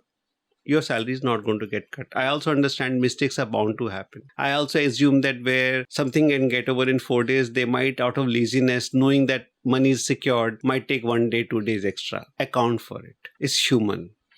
We are all lazy by nature. Give me a choice of assured money, even I'll go a little laid back. So why punish those people? Accounting for all those variations, they have no insecurity of money and I have no insecurity of quality. At the end, till I get it right. But so it doesn't. How do you define quality on painting? Just a question of getting the coat, the paint, the the way you apply it, if you want the same shade everywhere you don't without want brush variation marks, you don't want variations, you don't want the imprint of a roller. You want certain ruler to move in a certain direction. You want the brush to move in a certain direction. Oh my God, you want a certain thickness of the paint always there. You don't want it to become too diluted, too thick. You don't want the poppies coming out after the painting is over. You want someone to stand there. You want someone to give slightly exposed. Exactly. You want them to give 8 hours of time before you apply second coat. Not finish it for the sake of it. Aging it well. So aging it well, and then stand by this entire thing. And every time you call them, they'll come back. They know here is a person who values quality. And fortunately, I've never had an issue for years now where I had to ask someone to repeat something because of a mistake, because they don't get it wrong, they get it right. They know, see, that insecurity is not there. And then what I tell their contractors, the main contractors who they work for, I'll give you a fixed amount of the money at the end of it. Don't expect more than that. That is not gone anywhere. Your salaries are taken care of. You give me a good job. So it does turn out a little expensive. But you're satisfied with the perfection. Everybody's satisfied. So is the client. And what was the choice of lamping here? Like nice design? These lamps are basically more like what is available in the market was not good enough. We were hunting for these lamps all over. The idea was something that glows at night. So this idea of moon house came in because at times we went at night and we had this full moon which had a reflection in the pond. And then it was as simple as moon house. That's why it's called moon house. Round name, that round moon that you saw is that image got stuck in the mind, and somewhere you wanted the lamp which would just look like a little moon. So there are now multiple moons inside this room. Consistency so in at design. Night, when the lights are off, you just put these lamps on, you just have this, and this can be regulated. You can change the intensity of this light. The same light can turn like a night lamp, but the suspender of the lamp was designed by us. That did not come with the lamp. So these rods that you see and the detail from which it's connected to the rafter was designed by us. It's metal. Aluminium and MS. So we just got the pipes to the side. And again, you have to see whether would there be harmony in that space if you all put of that. It has to again be repetitive with the rafters. Correct. It should not look odd. All of that came in. Placing it perfectly with the geometry, and it shouldn't look weird or alien from different angles. Should not look forced, should not look contrived. That is the modernism element there, right? True. The aligning with the geometry. Absolutely. The more we stare at the picture, more details come out. Yeah, no, it was that was the fun of it. So is this table even from the refurbished wood? Yeah, it was a rainwood, and we found a local person who knew. So what you see as black is a resin. This is resin. That is wood. That is the joining. So he cast the entire thing and gave it to us. He makes these tables for us. So nice. So what are these chairs called? These are called butterfly chairs. These are very common. Made with leather? Yeah. You have canvas, you have leather, you have fabric. So he chose leather. So you can walk straight away to the pond. Yeah. There's no boundary. There is a level drop.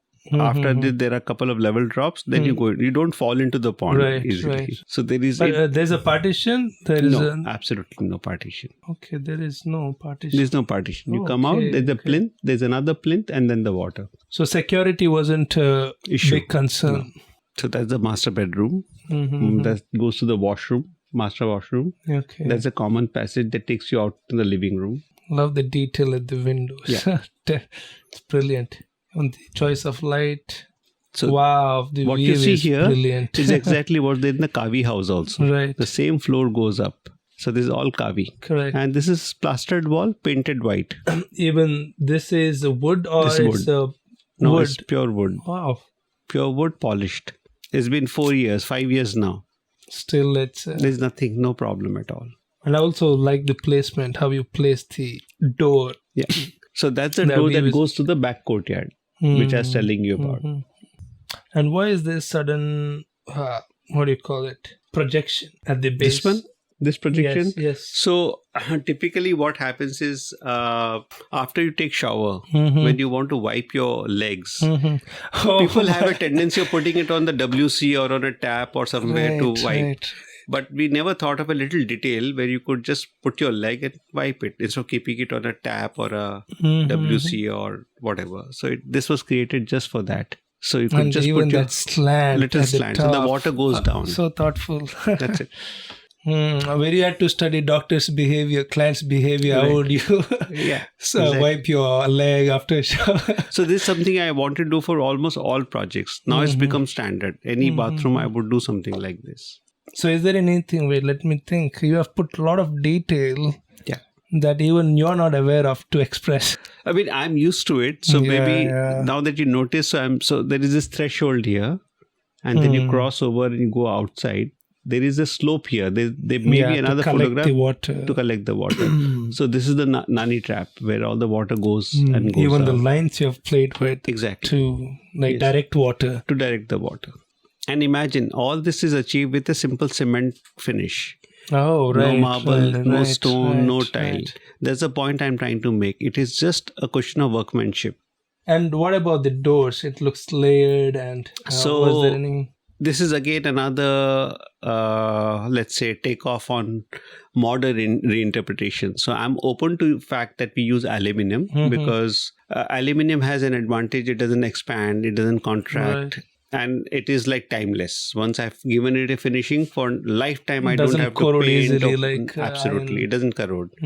But I wanted the timber look. So did my client. So what we did was the paneling inside is timber cladded. So instead of putting, typically you see in aluminum with glass, here we use aluminum with plywood, and plywood is cladded with wood.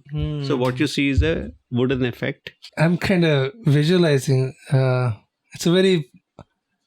There's a childhood pleasure taking shower in this place. Like, and I'm also very curious to see how water seeps inside. That, Yeah. like, it's in real time. Like, True. If I observe my own observation, I'm really captivated by the flow of water. As like, I mean, I'm sure everyone is. Sure. How is the water is flowing? Like, if you take a bath, like, how is that flowing into the sink? True. I would really get a big pleasure in, like, did you also think of that? No, human absolutely. pleasure, See, it's always a question of... bath?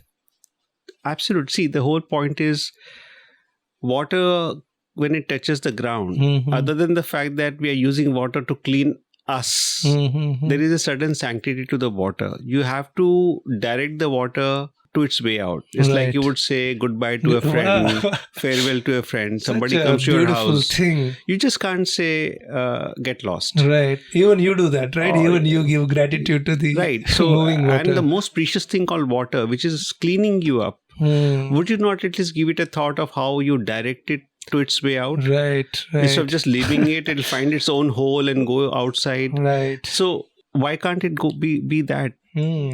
And was this again this big projection like? So what happens? This is what we call as plumbing wall. So all the fixtures, like what you see is a flush valve has an internal body. Then there are pipelines, water supply line. Then the WC will have its own soil pipe. Typically what people do is, so this is a structural wall on which the weight of the roof is coming. It's an actual structural wall. People dig into the structural wall to put the plumbing pipes correct. Which is in a way weakening your structural wall. So instead what I do is I make another plumbing wall. It is non-structural, but this is the wall to take all your services. It does not touch your services at all. Very thoughtful. I've never heard this also acts like a ledge to keep my shampoo, soap, conditioner, everything. My towels, napkin, everything comes here. And it also helped me in terminating this red oxide nicely here. So beyond this, it's all white. Right. Otherwise, you would give a groove or you give some sort of a tile or something of that nature to terminate it. Whereas it is by default of the form, it terminates. And again, now I noticed these rolling curtains. Blinds, blinder. So why is that when door is necessary? So there is a door, and that door has a glass but perforated metal sheet inside. So it gives you the protection and privacy. Right. But it does not give you 100% privacy. So if there's a lady taking bath or using the thing, we put this roller blind down. It takes care of complete visual privacy. Oh, this is a glass door, right? That's a glass door behind, yes. Oh, okay. It's open I thought it's opening to the outside. Right now it's in open condition, that glass door. So you don't see it. When it's closed, you will see a perforated screen. Oh, okay. So client wanted a semi-open bathroom space. They were okay with it, but as long as the privacy is taken care of. Okay. That's why blinder. See, we men can take shower. Right. But just to safeguard the vanity, the ladies when they're inside, and, different people behave in different. Some women are fine. Right. Some people are a little concerned, careful. So accounting for that entire mindset, That's this is a kitchen space. Okay. We spent a lot of time in the bathroom. Yes. I love this flooring here. Yeah, that's brick paving. That's outside. So this is where it comes and ends. This is the beginning of the kitchen. That leads to the entrance. Right. That's the entrance area. Okay. So and this view is to the pond, right? That looks to the pond. In fact, it's half open. You can completely slide it away. This whole thing it opens out. Wow. And the platform top is timber. It's PU coated. It's not stone, granite, that's marble. First time I'm saying for the kitchen top, timber on the kitchen top. I mean, if there's any case on burning or, placing hot things on top of it, wouldn't that be an issue? No. Timber is good it's a good insulator, heat insulator. So as such, there is no problem. Why is this light? This is just a lamp which swivels and it's there on this dining table. So it's more, you can move the angle and it's basically like a breakfast table. So if it's you place light wherever it's necessary. A little bit. Oh, again, folding doors. Right? This is a folding door. It's like two panes. It just opens out. That's the shower area. That's from top when the water comes down. And that tree which is there at the entrance, you see the foliage of that through this shower area. Wow. That's how the circle is located. So cool. What is this coating? This is China mosaic. So broken tiles are used to do the internal finishing. Were that sourced locally? You get cheap tiles, you break them and then you use it again. The reason is if you have full tiles, you need a plain surface. Right. On a curvature, how do you apply? So you play with imperfection. There's no polishing. This is used very commonly for waterproofing on terraces correct. Everywhere. Right, so this is what we use internally now. These are those details, the connector. Right. My God, so much detail has gone into it. Like even the size of these screws and nuts and different. So the whole idea was we wanted to use carpenters but reduce the carpentry intense details, where is wood to wood joint. So what we used was instead of wood to wood, we used wood to metal. So it went very fast and precision was achieved. Even this transition is this really is inside, good. That's outside. Right. Beautiful transition. Wow.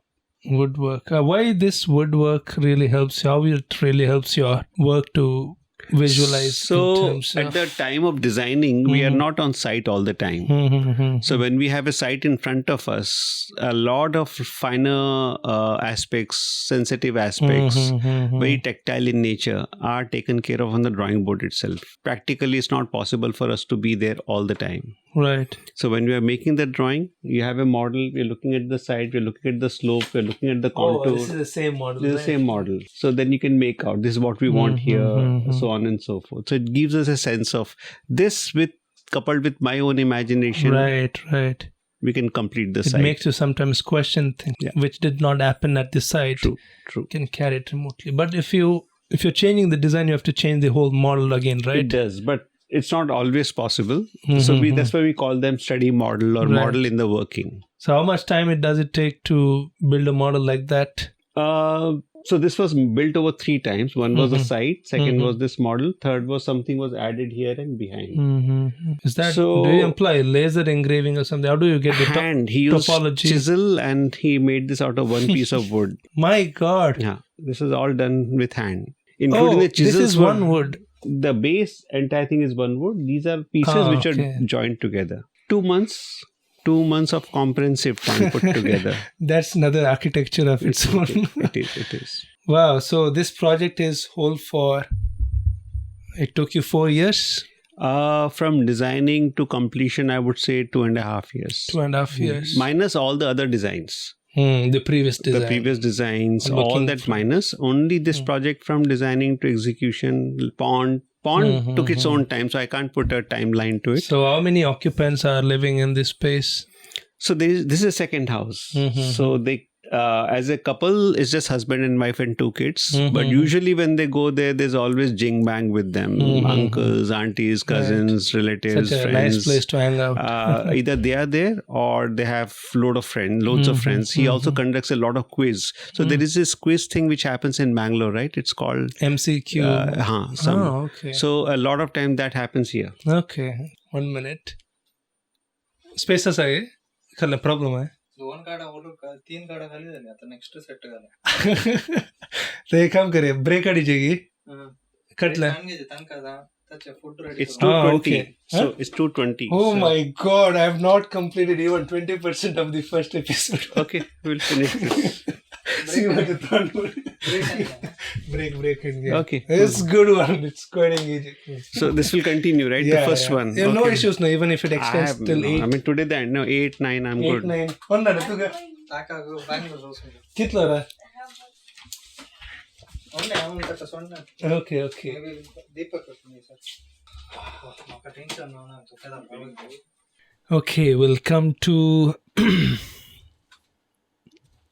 Chalet Moss House, Mojim, Goa. So what's this story? So the story is quite interesting because what was happening from 16 onwards was that I was getting a lot of projects. Mm-hmm. And the manner in which I practice is I work closely with site, with the craftsmen, with people, contractors on site. And as the geographical reach was going further away from Mangalore, it was getting a bit of a challenge for me. So I was trying to figure out, is there any way in which I can have same amount of control or even better without really having to engage with physical site so much? How can I reduce my site visits, or how can I reduce my presence on the site? What else can I do? Because once you're on site, the cost of your being on site is also taken care of by the clients, and it's a part of the project management. My mind was anyways working on it, and simultaneously I was working on Moss House, which was happening in north of Goa, on one of the properties on Morjim Beach. So we were building this house for one of my clients, and this entire thing was a form finished concrete structure, and it was fairly a large house, about 4,500-5,000 square feet. While this house was almost getting completed, as you might know, in Goa there is something called a CRZ, Coastal Regulation Zone. So you can't build within 500 meter mark of high tide line unless if there is an existing plinth within that 500 meter mark, which has a house number and is been paying house taxes for all these years. And if everything is legal, then you can, in the name of refurbishment or renovation, repairs, occupy one such houses. So this was one of the properties where they had a existing house, and then they took the moss house, and then we designed the entire thing. When it got completed, the client suggested, could we not have one outhouse? And he actually wanted to put up 4-5 outhouses. This was more towards the beach. The property is a very linear, long property. It's almost a 2-acre property, and the length is almost about 500 to 600 feet, and width is about 90 feet. And it is touching Morjim Beach. The Moss House itself was placed at the back of the site. That means away from the beach, but it had a beautiful view to the beach itself. Outhouses were going to be close to the beach. Now there's another regulation where the CRZ is allowing people permission to build temporary houses, temporary structures in the name of hotels or resorts, or basically to encourage tourism. So the client managed to get some permission for the temporary structures. When this project came to me, so temporary structure again has a certain definitions. What it means essentially is that anything conventionally what they consider as permanent has to have a plinth, is built with brick, stone, cement, sand, concrete reinforcement. So the idea is that you can't use any of these materials. It should be made with kit of parts. You should be able to remove it, move it, physically dislocate it. Every year you have to renew the permission for these structures. Okay. And so if you can prove that it can be renewed, if you can prove it can be moved, if you can prove it can be dismantled and put back again, then it will come under the category of temporary structure. Having said this, interesting. It can be as permanent as any other building in terms of its life. Stability. Just because in terms of stability, in terms of functioning, in terms of everything else. So when this project came to me and I was just wondering how to go about the whole thing, and unlike Moss House, which was built by a contractor and we were involved with project management, Chalet Moss became like a project which came in my lap, which in other words meant I had to design and execute, which was as good as turnkey the entire project. Which is a new challenge for you. Which was not so new because I'm used to turnkey projects, but was new challenge more in terms of the fact that it's located in Goa, the site. But my mind was working with two ideas. What can I do to achieve a design solution where I don't need to be literally be in Goa while this is getting built? Is it possible that I build the whole structure in Mangalore? And assemble Take it there. and assemble it in Goa. If that is achievable, then I could literally do any project up to 80%, 60%, 90% in Mangalore and build it any part of India. Where a basic 20, 30, 40% could happen on site, like let's say the plinth or something that could happen there. But the fine work, the superstructure, the furniture, doors, windows, everything could happen off site, and you just go and assemble it there. One, will save time. Second, will control the quality in a much better way. Thirdly, you will build the entire thing up in a very controlled environment with precision and without having to travel at too many places or being on too many sites, which is not possible because time. Whatever said and done, you only have 24 hours. And there is only so much one can do. At some point of time, it will start affecting the quality. So I saw this as an opportunity to somewhere achieve this. So I explained it to the client. This is how we're going to go about the entire thing. So we took up an industrial shed in Baikampadi, which is an industrial area on the outskirts of Mangalore. Took up a large shed and put up my entire carpentry team space? there. Yeah, and got the so where I can put up a structure within the shed. The shed should be large enough. And we bought all the wood from the sawmill. We put up our own machines. We put up the entire infrastructure to put this entire thing up. Second thing we also decided was because of the fact that it has to be assembled. What happens in case of wood-to-wood joineries? First of all, it is labor intensive. Secondly, is when you put a particular joint of two wooden members, let's say beam and joist together, or beam and column together. Once you will have to take it out again before I go to Goa, and in this process, the wood may expand, contract, whatever, and again it may or may not fit. There might be something I might lose in terms of precision. Plus, the wooden members were thick and big, so there is also a chance of bending. So the idea was you can't really stop the natural behavior of a material, but you could minimize it. You could minimize the time, and you could still control the quality. So then the next decision was to go with steel connectors instead of involving carpenters, wood to wood. And so we got all the steel members. And third was to get all the steel members, the gusset plates, the brackets, the connectors, laser cut, and get it dipped galvanized, and then put up the entire structure here and take it to Goa. So which is exactly what happened. It went as per plan, and it was a 450 square feet structure. We went to the site, we started assembling it, and somewhere client felt that it's too small. And the whole idea was we'll finish the project here on site within 6 to 7 months and on site in 3 months. So here we took 6 to 7 months, and we went to Goa, and the project was coming up and it was getting assembled in middle of monsoon. So we had put up another large hangar-like structure using bamboo and tarpaulin to create a shed under which our entire team will work and the structure could come up. So we were doing that, and at that point of time, the client felt, no, the house, or rather this outhouse looks a little smaller. Could we make it slightly big? So this process of slightly big almost ended up becoming 1,300 square feet house, which is 3 times. Regular house. Than a regular house. So essentially it meant if he had the permission for one temporary structure, which was 450 square feet, we were talking about 3 such temporary structures being merged together to put it up. We did do a minor civil works on site. That means when the timber comes and rests on the ground, there were these concrete pads which were built there. Support. So that the wood doesn't touch the ground or does not get rotten or gets affected by termites, so on and so forth. Idea was also not to reveal the hollow plinth. So what we did was we took this entire earth berm above. So this earth berm here actually went and covered the hollow space below. Earth berm is made of bricks? Basically, no, it is made of soil. And there was a brick wall done to hold the soil in place. But the brickwork did not really have any foundation as such. And then you see this brick paving outside, that was an add-on later on. Right. So once you come out, it's not that you're straight on the lawn. You are into this sort of a terrace, which has some sitting areas and dining and coffee table. And then you come out. So this entire structure essentially contains a bed, a lounge chair to read books, a walk-in wardrobe, a pantry, and a nice luxurious washroom. So it was almost like a 7-star suite. The complimentary part was after which every time the client came, he stayed here instead of staying in the main Moss house. And the Moss house was given to all his guests. Compliment. Yeah. It does come from...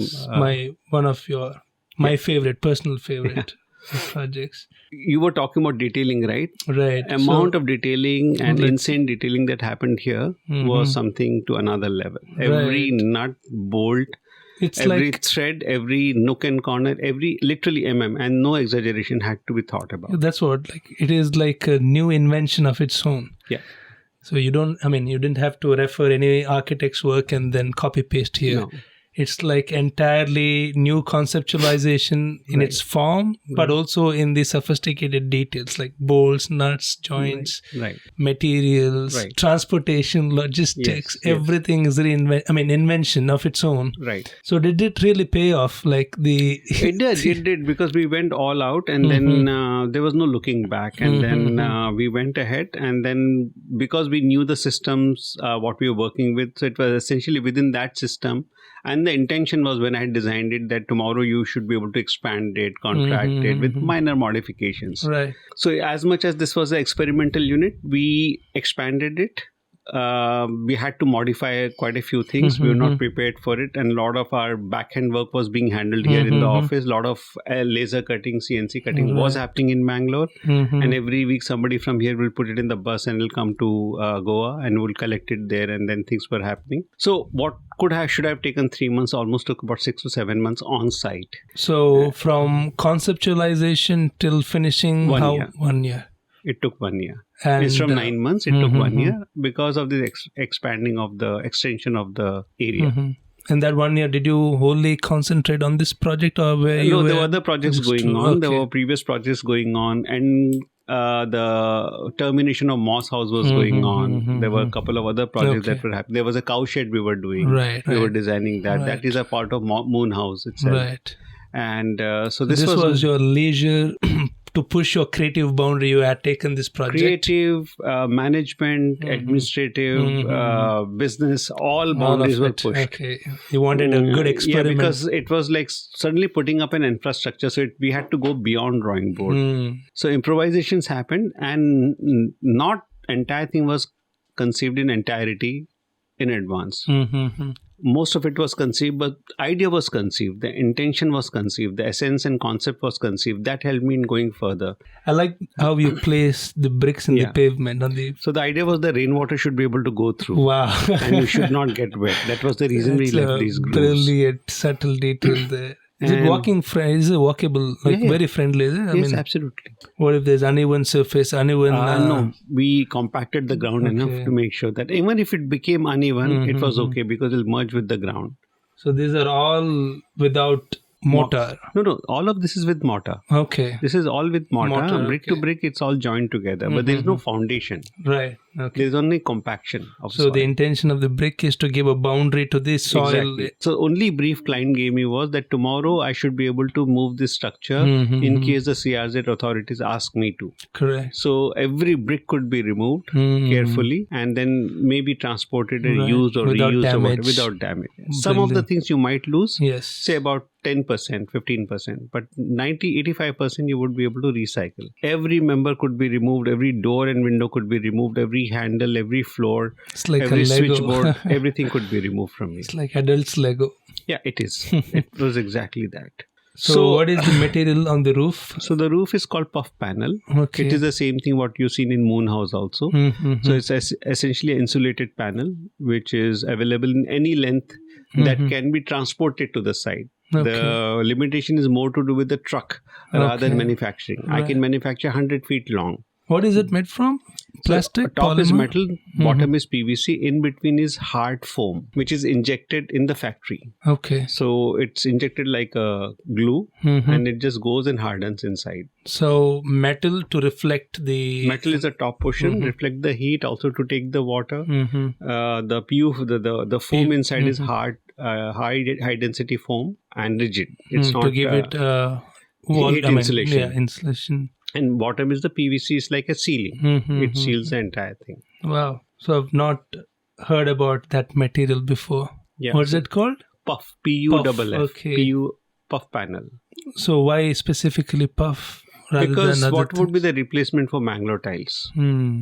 You can go with metal, Correct. then you have to go with false ceiling to cut the heat down. So that's an option definitely. But here I was getting all of it ready made, and there was this issue of heat as well as, so no heat coming from outside, sound also getting dampened, as well as no AC, air conditioned air from inside going out. As in the heat loss should be minimized. I would not say it's zero, but it's minimized to a great extent. And no maintenance. What's the durability of it? Is it very durable? Lifelong. Wow. And what's the cost of it? Is it affordable? Very reasonable. It can vary from, the ones which are manufacturing here can vary anywhere between 135 to 180 rupees a square foot. So the GI panel, like only sheets, can come to about 40-50 rupees. This is double of that, but it's giving you a thick insulated roof. Once you put it, it's over. So you had to manufacture in Mangalore and transfer? No, here I found a manufacturer in Goa. Pillen Industrial Estate. I went there, I spoke to them. I said, you give me the length and we'll transport it. As long as my trucks can reach there, I can transport any length you want. So we calculated the length. We told him exactly, because you can't cut it. Correct. Because if you cut it, then you also lose the puff inside, the foam inside. And how did you manage to insert, the coconut? So these particular sheets are slightly short. So we ended it here, we ended it there, and then we had this tree going all through. the pre-planned. So there was one here, there was one there. We didn't want to cut the trees at all. Right.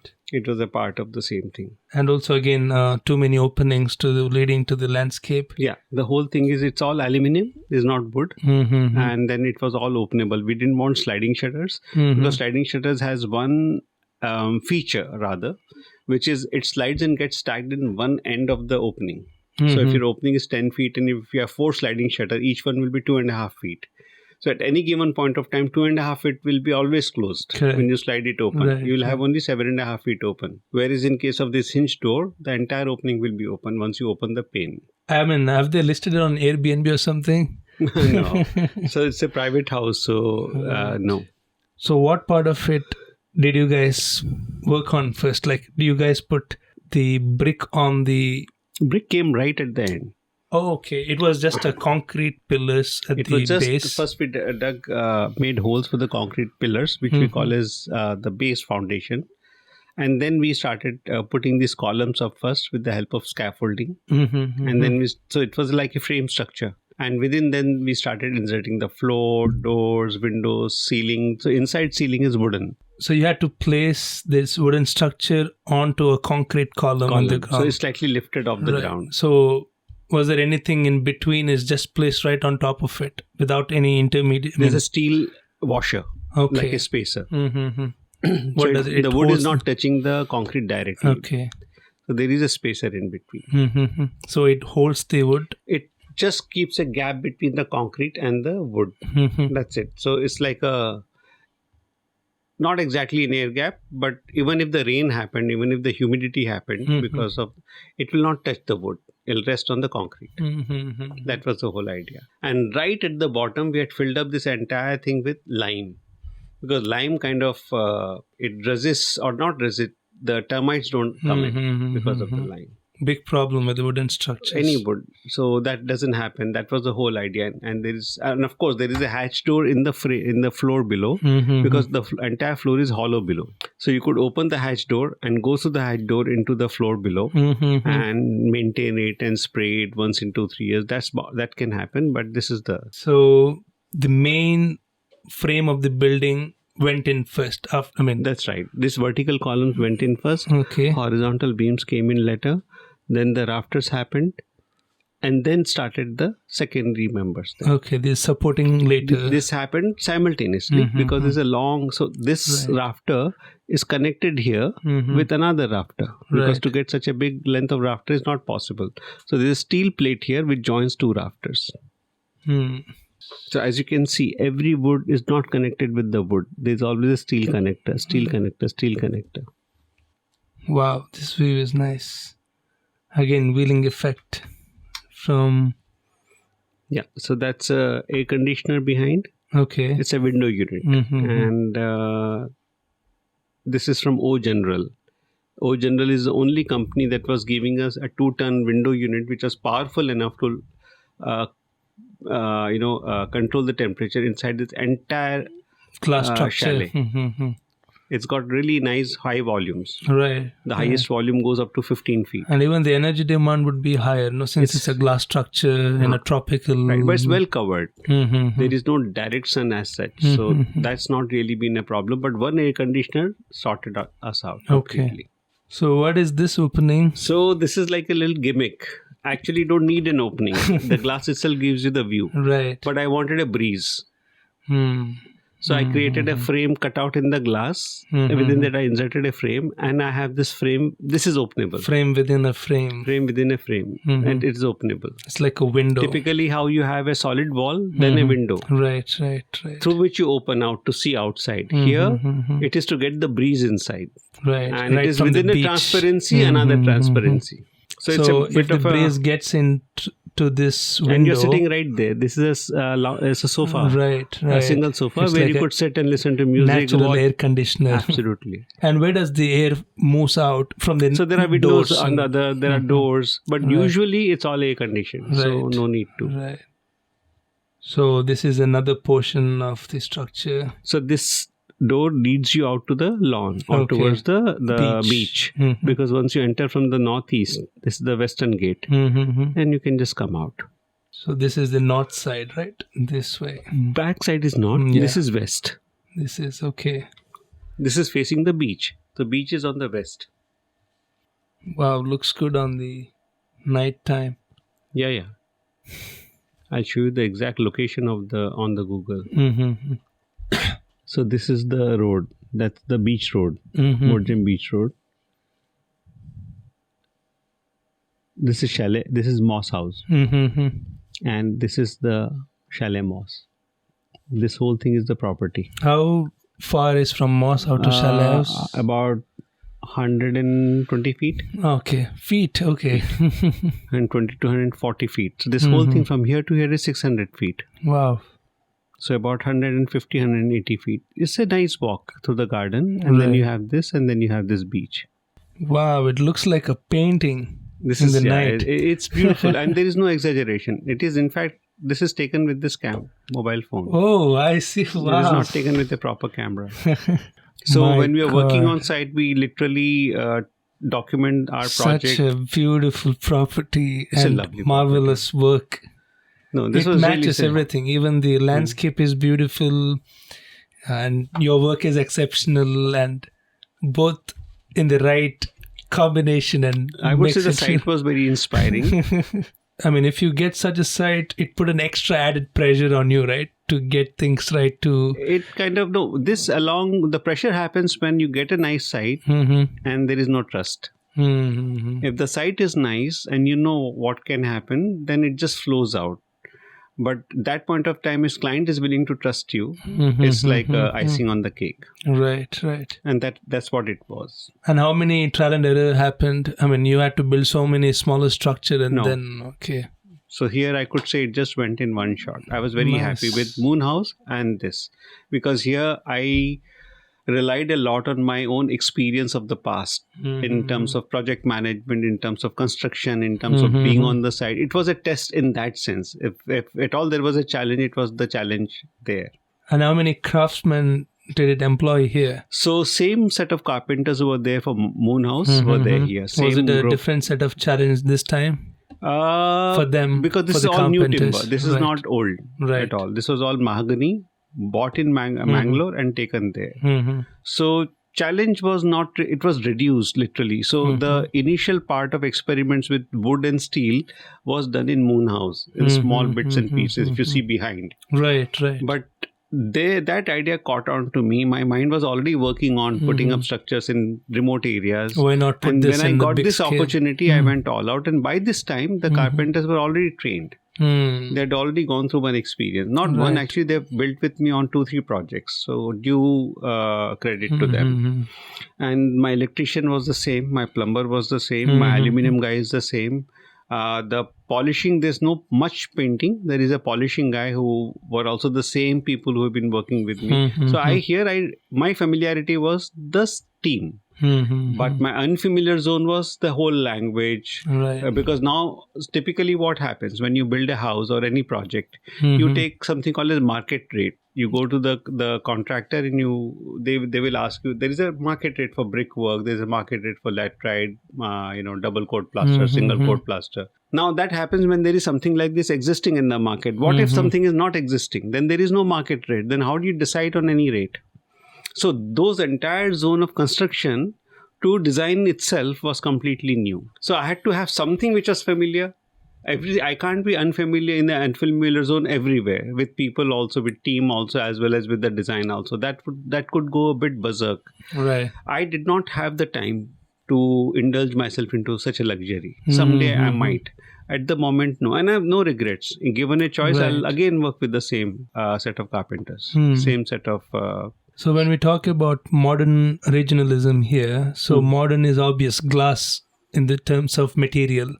Right. So what is the regionalism in this structure? Honestly, in this particular structure, other than this entire idea of layering, which I could again, and the fact that it's tropical, but generalized tropical, it is not very Goan in nature. Unlike the Kaawi house, which I said is very much a Kerala house, and the Rajasthan was very much a Rajasthan house. Correct. I'll not say this is regional in terms of it's a Goan house. It's tropical. So the whole idea was, because this unit is so mobile in its conception, that it can be anywhere. It could be in Kerala, it could be in North Goa, South Goa, it could be in Alibag, it could be in Mangalore. Right. So intention was to come up with a system that could allow it could make itself flexible. So it's like car. Now car is not regional. Car is universal. Skoda or Maruti or which works in New York will work in Gulf, will work in India. Right. So, of course, I'm not generalizing it to such an extent. I can't imagine a structure like this in Rajasthan. Right, absolutely. I can't imagine a structure like this in Gujarat or a hot region. But tropical region, heavy rainfall region, this project can adjust itself. Didn't it give you worry, like employing a lot of glass here, that in Goa, and did you have to cover the scout the landscape, think twice before employing glass here? So essentially, if you look at it, the glass is not much. It is pretty much same as a moon house is.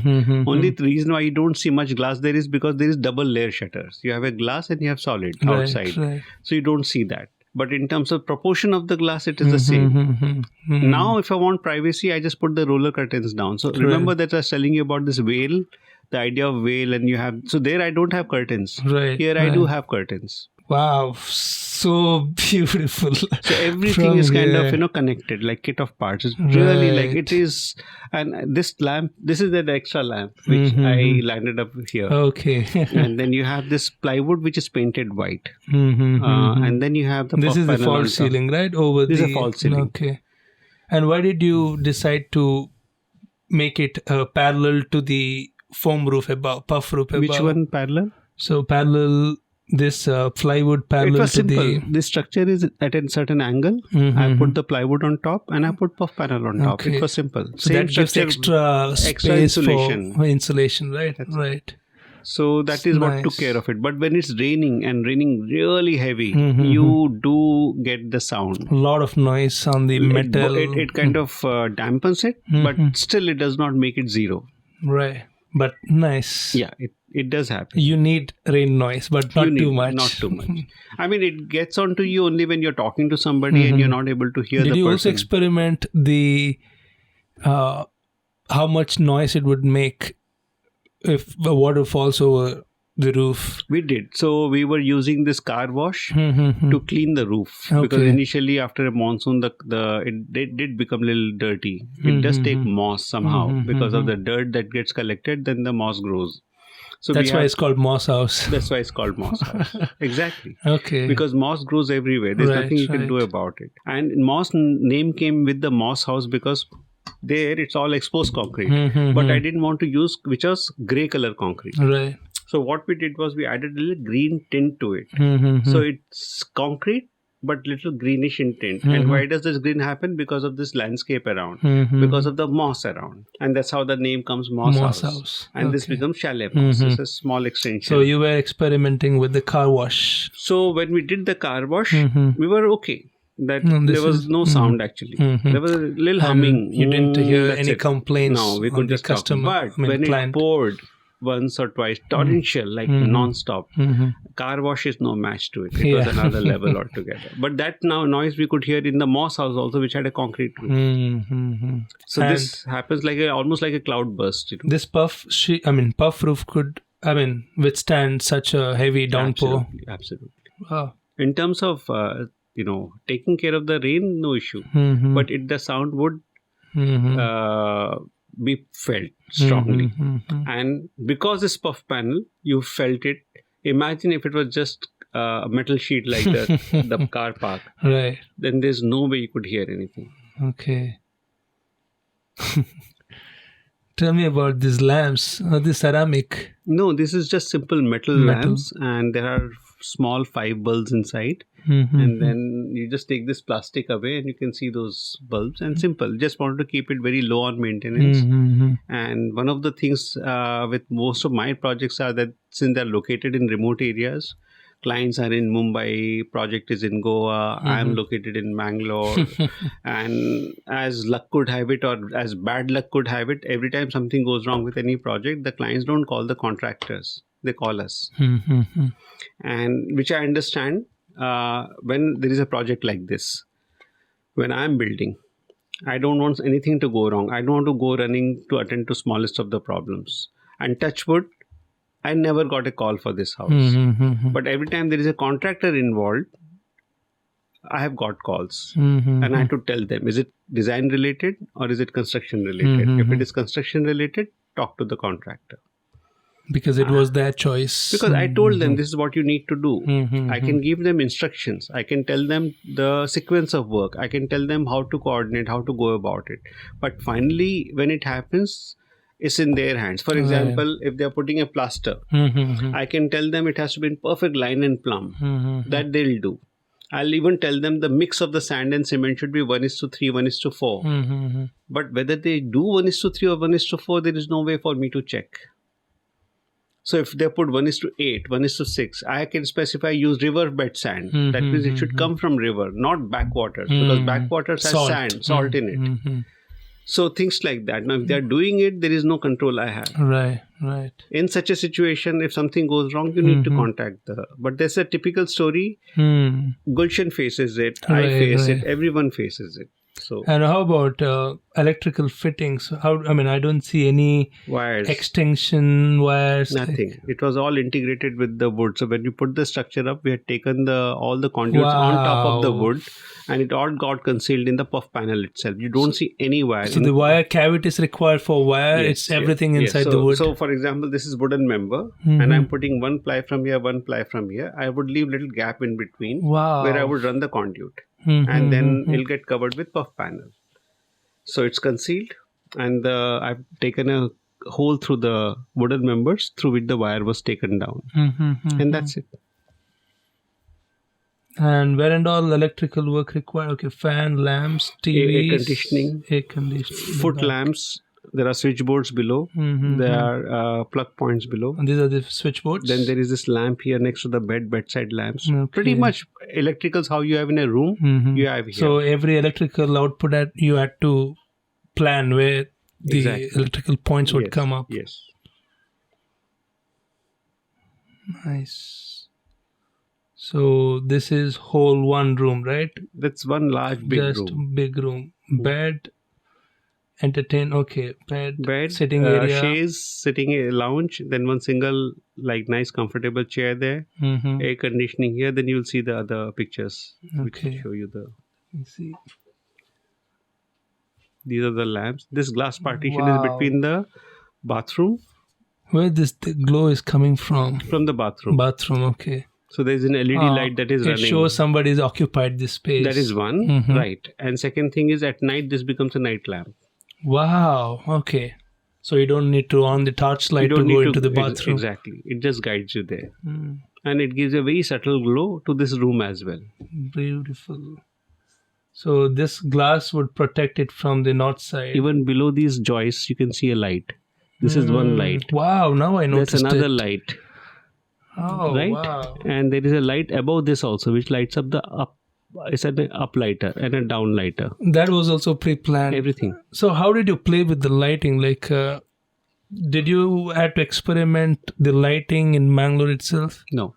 So it was. So you had an intuition on how would light play out. Most of it was intuitive, and then it was all not that all the lights come on together. Mm-hmm. Sometimes this uplighter comes on, sometimes the downlighter comes on, sometimes only the lamps are on.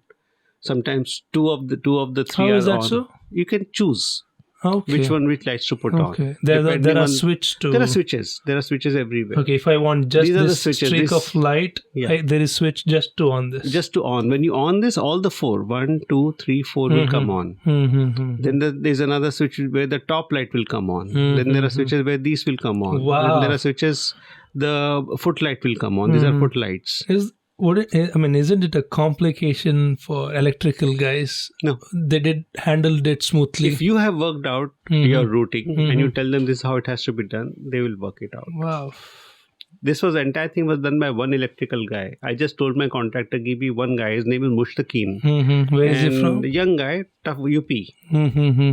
And very hard working, works with his own hand, understands electricals extremely well. I said, just give it to me. And that's all. I just worked with him. Wow. Once in a blue moon, when he had to do some major work for a few days or a week, he would get a helper from Mumbai. He'll come help him, and rest of the entire stuff was done by him. So these are LEDs? These are LEDs.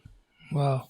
So total 3 openings, 1, 2 and 3. Yeah. And these are also openings in a way. This also opens out. It's a top hung window. Mm-hmm. Okay. You can also exit and enter from there.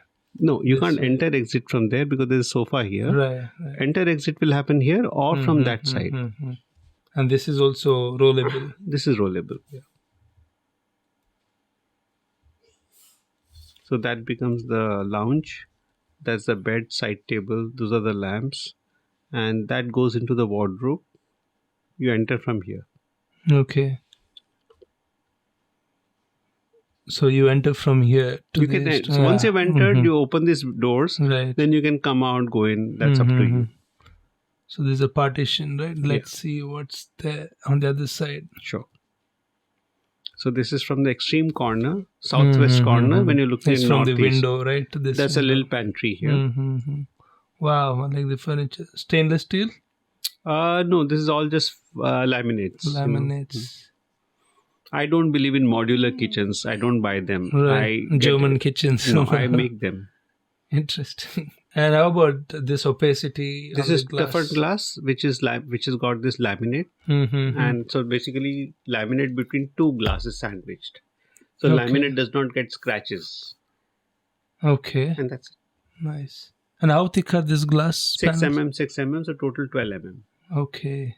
Why that particular thickness? Usually with a standalone glass, you can go with 8 mm also, toughened glass, but lamination 12 mm is what we prefer because transportation, once it's in its place, then 8 mm will do. But you have to account for the fact that it's getting toughened, it's getting laminated, it's coming from Mumbai, wherever. Installation. So, and then from the offloading of the truck to all the way till the side. Truck doesn't come till here. Was Somebody that the difficult part to install? I mean, what would you say installing glass was the toughest part of doing? Not really. Structure? This is actually very small glass compared to the glass sizes these people are used to. Okay. So these sofas these are nice, beautiful, very comfortable armchairs we got from Detail, Kochi. Mm-hmm. This table was designed by me. Why there? From there, like why? We were looking for chairs. See, chair design is a world in itself. It's as complex rabbit as hole, big rabbit hole. It's a big, and I've been designing one chair for last 20 years. Mm-hmm. So getting why chairs are such a sophistication? Because but the simple function is to sit. No, it's just getting it right, scales, proportions, and something that's original, something that has not been done before. It takes time, and also evoke a different emotion from human.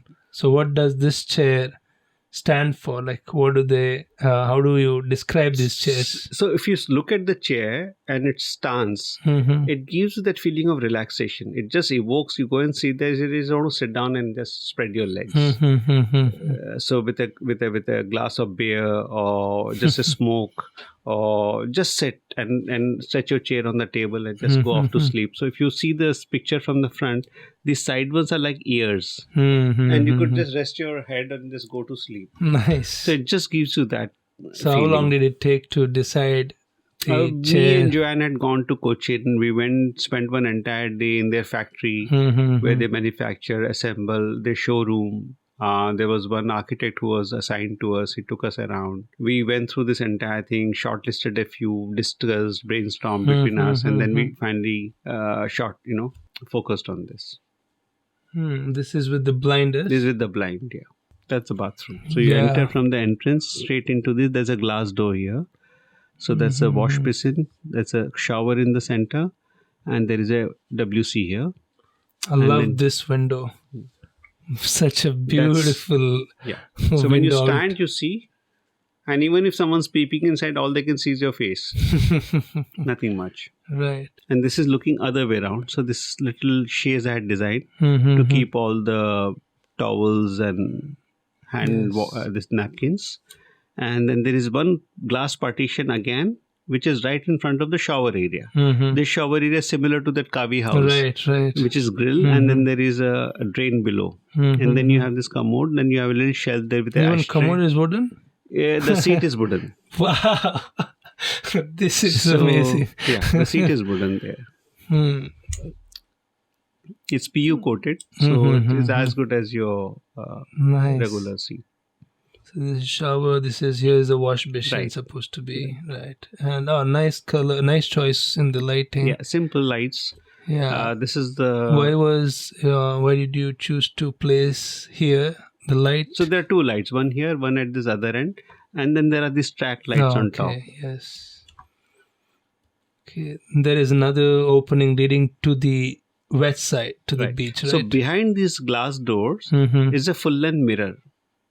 So once you shut the door, it becomes like a full-length mirror So one of the requirements from the lady was that, Goa is no more what it used to be, where people came and just in a wraparound went to the beach and then in a swimwear went to the ocean.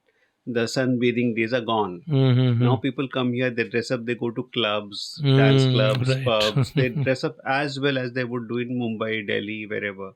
So we want something where we can look at ourselves.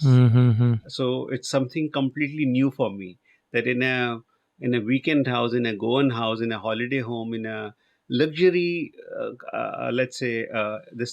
they wanted a mirror, full-length mirror. So there is a mirror right behind this door, which is full length. So you could literally do a catwalk. Wow. So this is at night. This is a partition, this could be lit, right? Yes. and this is dark. Wow. So didn't it occur that you need to have one more compartment? Like this is just two, right? Just two. Was that decision simple enough to go with the two? You mean another room? Yeah. In a sense, yes. For the function of this nature, where you're looking at 1 day or 2 day of come and stay, holiday, chill. That was initial function, for a couple, intention for a couple with a kid or whatever. That is all they wanted. So in a typical 5-star suite or a 7-star suite, all you have is a lounge, a bed, place to read, watch television, and the luxury of the garden, then the luxury of the beach. Right. And what more do you want? So this was anyways much better than any of these 5-star, 7-star hotels. So that was that. If anything that was missing, we kept contemplating over it. Should we keep a study table?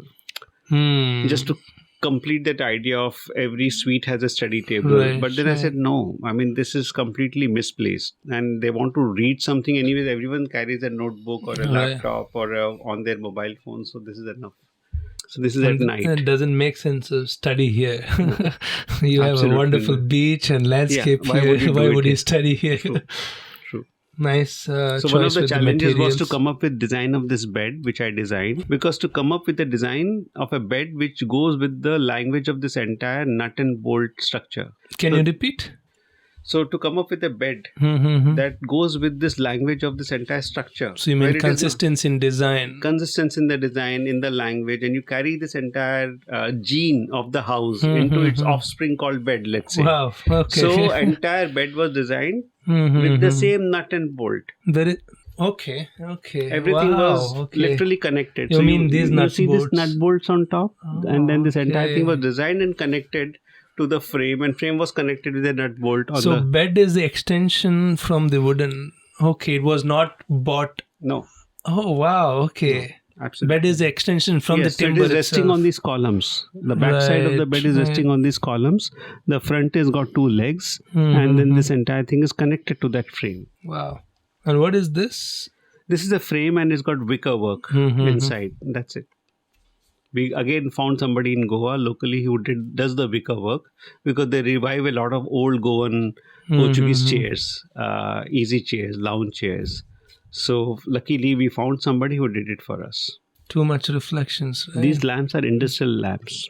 Yeah. They are used by fabricators. So why did And these fabricators, basically, when they are doing this turning and machining of the Correct. thing, they have this lamp which Right. comes down, they use it. just like podcast mics and we can move. It's right? a very industrial in nature. So But they're what- so beautiful. Mhm. All I did was added one or two arms extra. Normally they have two arms. I added two more arms. Mhm. And then created nothing. Oh, that, okay. that entire field. See, remotely, if you see, the entire structure has a very subtle industrial Right. gene to it. Mhm. This So whole thing you of wanted it to somewhere, complement with the somewhere glass. it goes with this idea of industrial in nature. And the bed cloth. This we bought locally from a lot of these shops were there. So this bed covers, bed sheets, pillows, pillow covers, they were all bought locally. All these daris and foot mats were again bought online or from local shops. Wow. So mud below is protected from brick and lawn here. Yes, exactly. So even with the heavy rainfall, No doesn't erode much. Nothing. It's all grass that is holding it. So nothing happens. Let's see the sophistication These are all and the the joints. details, Wow. So did you get this knowledge of joining wood to wood, like through steel, just from moon house? Is it before that? Have you worked on this I've such worked joints? at smaller scales. I've been doing something of this nature for many years. But Moon House was one area where I used little more extensively, and then use that entire thing as a system for this project. Yes. And to show that these are two pieces, I purposely kept this gap in between. Right. So even though it's one member, there's a gap. What is making it one is the steel plate. So to be honest to the steel plate, to give the credit to the steel plate, Right. we kept the gap in between. So it's like you acknowledge the fact that, boss, you're doing this job. Wood is not doing the job. Right. How thick is the steel? About 6 mm to 8 mm. And each, how heavy are these 2 timbers? inches is thickness, 2 by 7. Okay. The timber is 2 inches 2 inches thick. by 7 inch. Okay. And 30 feet, no, not 30, So 20. 26 feet. 26 so everything would be, with the weight of the steel, would be about 60 to 70 kgs. Oh. 80, no more. If we have to disassemble the structure, this is how you Open play the nut with bolts. nut bolts. Okay, wow. So have you given them a manual? So suppose the structure Them I has have to not be... given, because I still own the design. Oh, So wow. this So design you I can give and- it to you also. Tomorrow you come and tell me. I would really love to buy it. I want to build exactly the same Yes, house. I'll give the yes. manual to you. Yes, The copyrights of the design still lies with me. that's a great decision. In this project, yes. Right, that's a great decision. I can't do that with Moss House. I Right. can't do with Moon House. But this particular, because it's designed like a product. This is a complete invention of its own. Yep. So it deserves you No, I mean, this you was have like gone. heart and soul, complete. The whole Yes. studio, every one of. So, if Farhan was the project architect, Mm-hmm. Joanne was involved with this entire project from beginning till the end. So, all the furniture, products, everything, Joanne was there. The entire designing and on site, it was Farhan who was there. Later, Joanne joined us, and she was also there with this project. And all this machining, all the laser cutting, all the coordination work in Mangalore was involved done by her. And I was like back and And forth these screws between. are customs or A lot of it was custom design. wow. A lot of it was bought from the market straight away. Love the detailing here. Yeah. Here, I mean, it takes a lot of wisdom, right? Like, how did you figure these things Wisdom out? is too big a word, but mean, yeah, it was. A lot of it got evolved while we were doing it. It was not something which was we had the clarity from the beginning. This metal, when it bends, we had a choice of touching the metal to the wood. But then what would happen is, if I touch the metal to the wood, metal may corrode. If it corrodes, it'll cause brown marks, stains on the wood. Wood, okay. So this spacer that you see in between is aluminum. Wow, so thoughtful. So even if it corrodes the aluminum, that'll maybe get stained, and aluminum itself doesn't get corroded at all. But wood is the focus. So we had to keep thoda distance from these two. Wow. You thought about this even before it was assembled there. Right here. When Right the here. workshop was going on, when we were assembling it, that's when I thought. First, we were thinking of other materials. We thought wood. What if we make this out of wood itself or PVC? But then realized when PVC, when you tighten the nut too tight, it may crack. Same thing might happen with wood. So we had to have something which is hardy like metal, but doesn't have the issues of metal. So that's when this happened. Still gives extra support as well. And yeah, exactly. And did you change any part of it from conception to implementation there? Like, is it 100% executed? Just like exactly what I was conceived. Wow. But we improvised on it there. So some detail had to be improved. Some of the details were not worked out at all till the time we reached there. For example, see, here there is no problem. The rains usually come from southwest.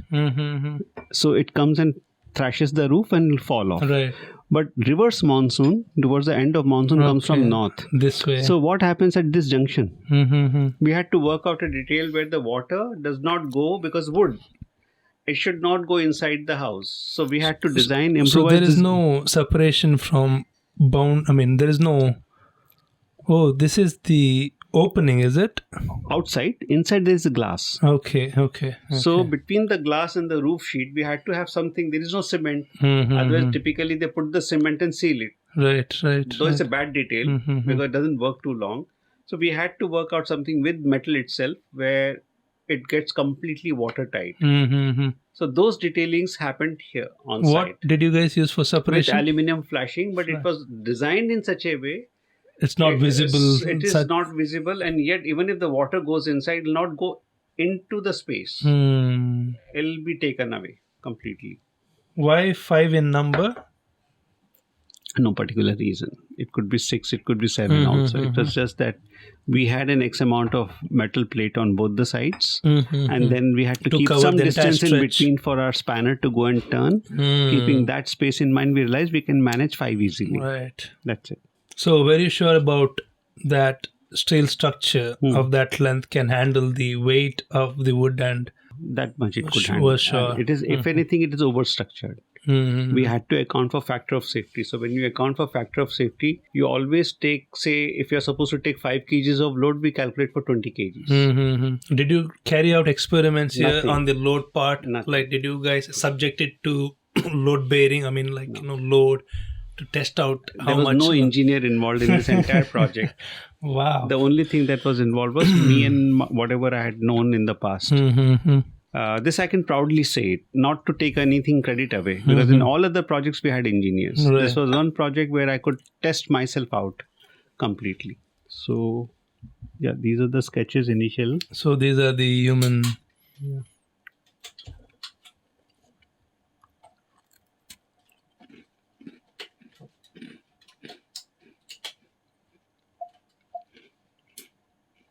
how did it feel after completing this Oh, project? it was like we had a big party.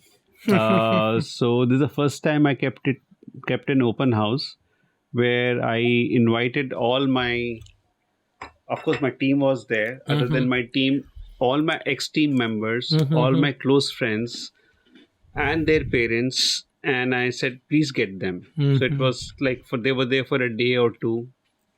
They came, they saw the project, they saw Moss House, and it was also important for me somewhere to uh, tell them, look, this is the kind of practice I've had where your kids were involved with for 5 years, 8 years, 7 years, 3 years. Sometimes because this question was always there in their minds. What are kids doing? What kind of practice are they part of? Why is he practicing the way he's practicing? Why do we work till 11 o'clock, 12 o'clock? Why don't we have a normal timing to go at 7 o'clock? Then after a point, fortunately, most of the people who work with me, most of their parents have kind of, as much as they had this reservation about late working, they left the decision to the kids. No, if you feel it's right, go ahead and do it. So in a way, it worked in my favor. But somewhere, I'm not saying I felt answerable, but I just felt like explaining. After seeing this, I could tell them, I hope you realize why it takes a certain time. Because at the end of the day, I only have 24 hours. In 24 hours, I have to extract out certain amount of intensity. I can't. I don't work like a commercial firm where you're doing 20, 30, 40, 50 projects and you're churning out things. So basically, amount of time that goes into one project is equivalent to doing 40 projects with less detailing, less thought, and somehow churning out the drawings and making it happen on site, What did your client say? He was happy. He was on seventh sky. He said, I've never seen something as beautiful as this. He said, in fact, normally when you do a project, you decide specifications that I'll have this flooring, I'll have this. He didn't know. He came and told me, Girish, if you wanted to, because it was a fixed amount he gave me, that this is the money, I want this entire thing to be over. He did not decide specs. So when I gave him, he saw, I never expected you would give me wooden flooring, that to real wood flooring. Wow. You would never imagine you would give me curtains and sofas. So it felt like over-delivering. Yeah, because most of the architects would say, I'll give you architecture, but loose furniture, fixed furniture is extra.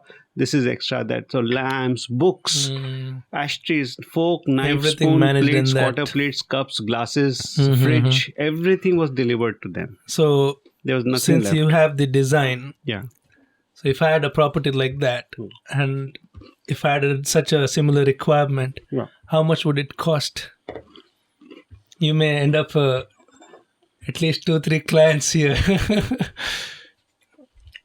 Really difficult. Would you like to do such projects ahead, like build on such things? So, if I have to do the same thing, I've done the portfolio. Now I'll hand it like a catalog to them because now there's nothing creative for me left. Right. It is already created. It is just a recreation. First time it was good. Right. Second time it'll be good for making money, but no creative satisfaction. Yes. So I'll give them the catalog. But you should capitalize on your creativity. You have spent. Yeah, so I'll give them I'll sell them at a good price. You do it. But I will not involved with the execution now. But what do you recommend? Like if I personally want this project, one chalet moss. Yes, one chalet moss. I would say don't go for it. Okay. The reason is, when we did this chalet moss, I had to create an entire infrastructure just for this chalet moss, like a workshop. Then what are you looking at? Cost of rental, electricity, my travel back and forth.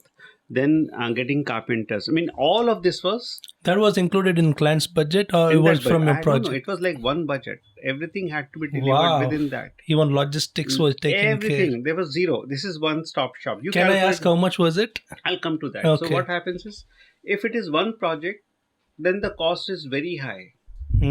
But if in the same infrastructure I can create 6 cottages, that was the idea. Initially the idea was to create 6 outhouses. Then the entire cost would have come down by 40 to 50%. Imagine entire loading happening only on one project. Right. That was not fair in that sense. Yeah, they had to change decision. Because in 1 year, if I could do one project, in 1 year I could also do 6 projects. It did not do much for me. So The cost I incurred at that point of time, because it's all wood, all landscape, everything, and I'm talking about 22 is when we finished, was almost about 13,000 rupees a square foot. This is 3,000 square foot. This is not 3,000. This is 1,300 square feet. 1,300 square So foot. almost 1.1 plus CR, 1 plus CR. which is inclusive of everything. Yes. The food, travel, stay, our stay, everything. Labor, material, landscaping, loose furniture, fixed furniture, lighting, painting, polishing, sawmill, wood, workshop, rental. We took up a guest house. So our guest house ka cost for 6 months there. Our cost of Logistics, the transport. laborers, their stay, their food, their travel. So all this put together. But now imagine if I were to do it 6 times, this cost can come down to about 9,000 to 10,000 rupees a square foot for the wooden structure. If you make it concrete, it'll come down by another 1,000 rupees. That is, now you add the inflation from 22 onwards, that the cost. So I would say it's a feasible thing for one-off project. Nice. Should find a nice landscape. Yes. Can have a tea, sir. Yeah, no, I normally take cold. Yes. So see, every time you make a new model of a car, Right. it'll cost you a bomb. Right. You right. recover the cost in mass production. True. And because all your experiments, all your innovations, all your mistakes happen here. Now I know where I'll not go wrong. Now I know where I went wrong. Now I know how to cut the cost down. Right. And you can't keep your hands tied and do something like this. You have to keep things very flexible. Only then you can be a little creative about it. Suppose if you had to capitalize on this, you said you wouldn't want to get into execution part. You just sell off the design. Yeah. I've already told So people. how would you instruct execution to the So client? I have a complete catalog with every detail in it. Contact number, material sourcing, Everything. So that is minor. even the screw size, Number of screws, number of washers, number of plates, number of wood, size of the wood, quality of the wood, details, everything with the Oh my photograph. God. Everything is there in that catalog. You can see it and you can build it. Do it yourself. Is it in your computer? It's there on my hard copy and computer as well. I'll show you. It's here.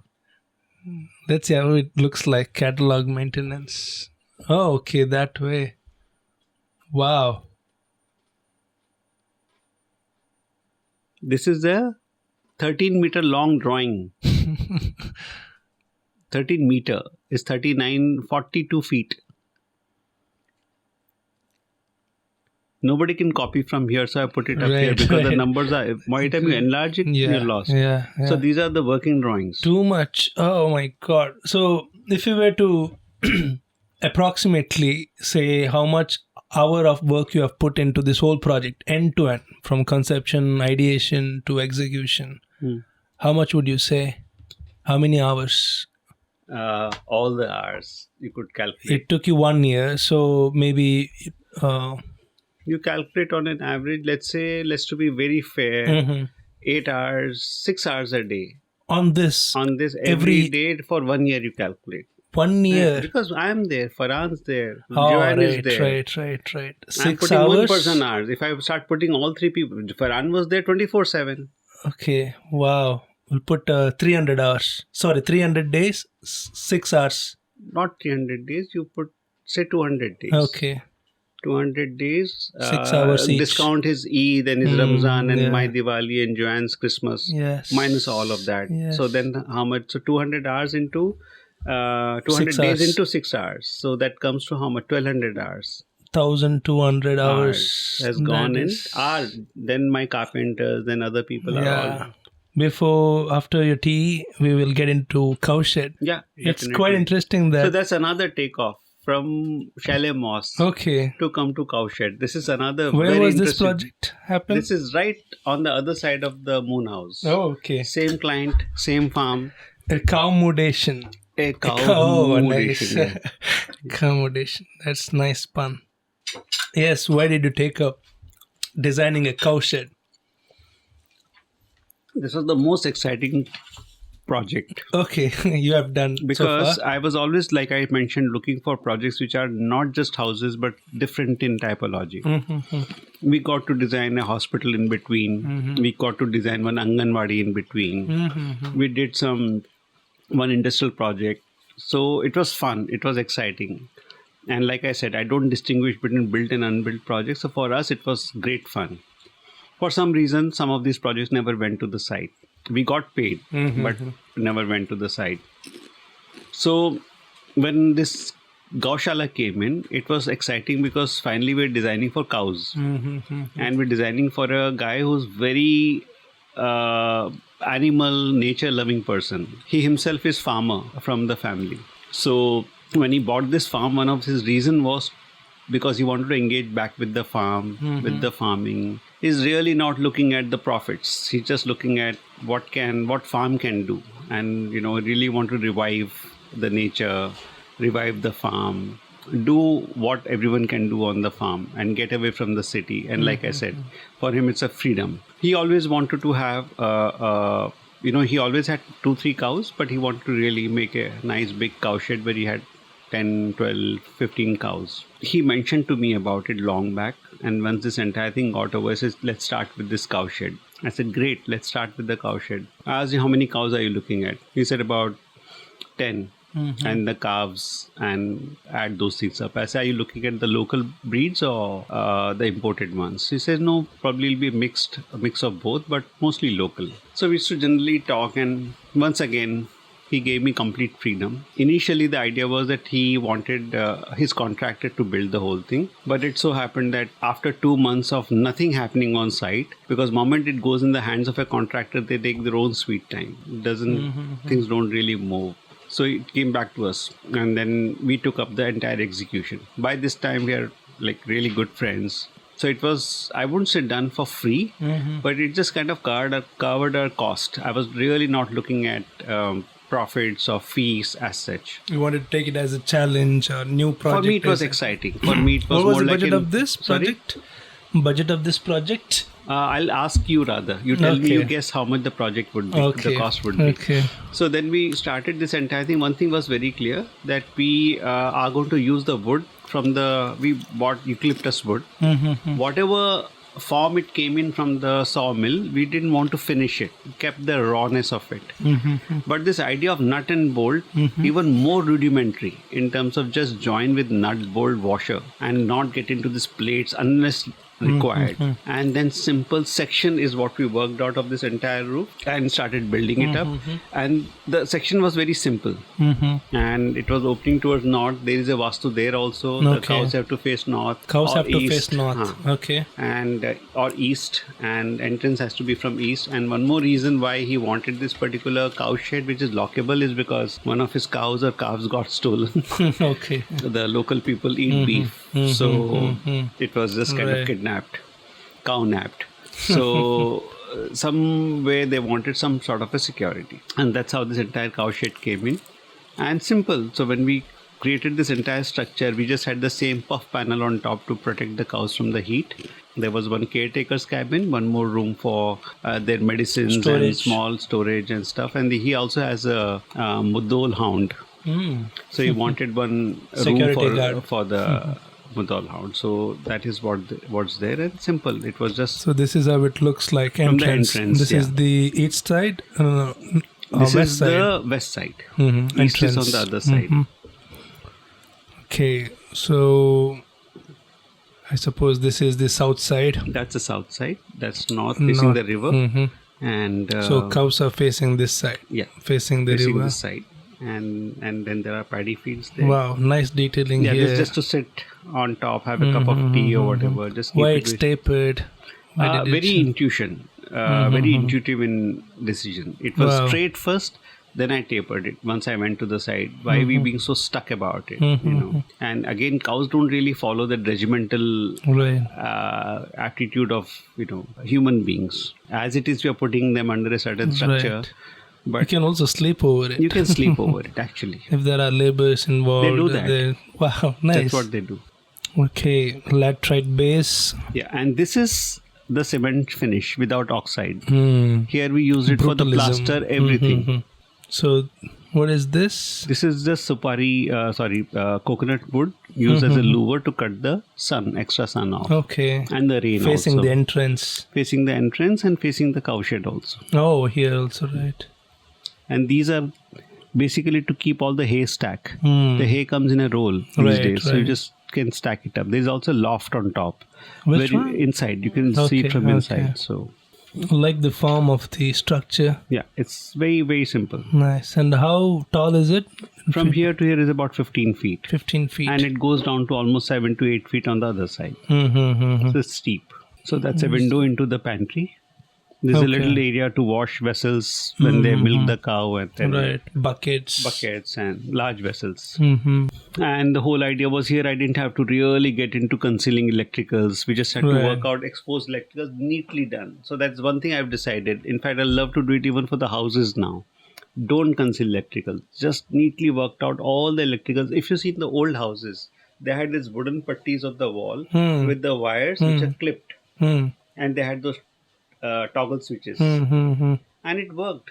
It was exposed. There was no need to chase the wall, nothing. So why can't we do something of this nature now? And if it's done neatly, that means it can be thought of in an aesthetic manner. So that was one thing that we just did this exposed electricals.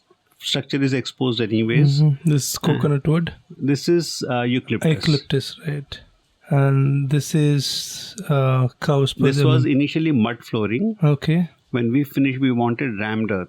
Rammed earth. So the like compact. And in the olden time, the cows would just walk on the mud. Yeah.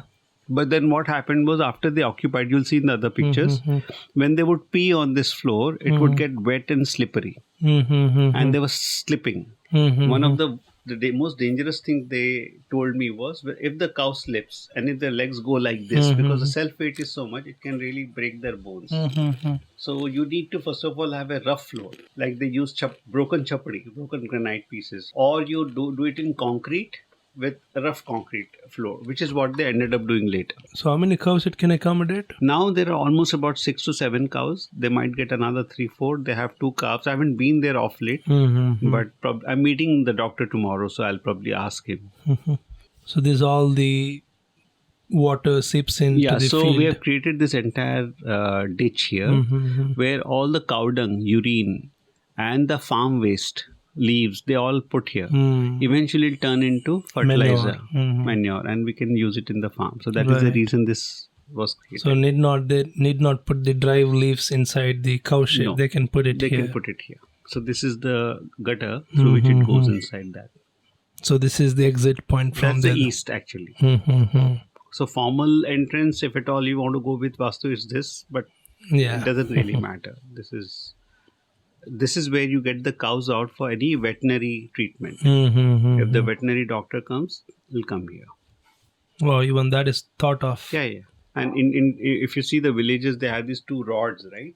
Pipes. The cow goes inside, they tie it up. So the cow can't move. Right. Then they can inject him, and typically they have their own procedure. They put the hand inside the anus and they do the treatment, or sometimes put the medicine manually, all of that. Insemination. Why fans? Because it can get hot. So just to keep it comfortable. But now we try to save money in the fans. None of them are working. We shouldn't have spent more money On the fans. Nice flooring. So this it looks is compact, good. right? Yep. But this is concrete. Yeah. So from here to here, by the time the cows came in. So concrete. here this is the feeding area for grass. Yeah, actually this is the feeding area for the grass, meds, hay, all of that. That is just to stack. Stacking, okay. But cows would be here, is it not here? The main cows will be here. These will be calves. Calves, okay. So mother has a calf right in front usually. And then you see this top sheets. On top, this becomes a loft area to store other things. Otherwise, they would drink all the milks away from... Something like that. So here that is not an issue because they are not selling milk. They are not doing anything for the commercial reason. So the intention is basically, I don't know, I think that till a certain time, till these calves are about 3-4 months, you can't keep them far away from the mother. So that's the only reason. Otherwise, they're fine. So this goes into this gutter. It goes there. There is a chamber that connects to the outlet, and then it goes into that ditch. Didn't you guys think of gobar gas for this? We did. But what do you do with the gobar gas then? Gas. For whom? Right. There's no, need for There's no gas. But that's a possibility still. If it becomes, if you find enough people, or if gas can be utilized extensively beyond cooking, then we can produce. So that's how we have taken the exposed. And on top it goes along the edge and then goes. So actually, if you go and see it closely, some of this would have but the order is in place. Everything is in a certain center line, certain grid. All that is there. So door material is Bison board, cement sheets. That's a loft. Oh, again, same knowledge. On top. Yeah, okay. The joints. Yep. So these are wood again. These are all wood. Wow.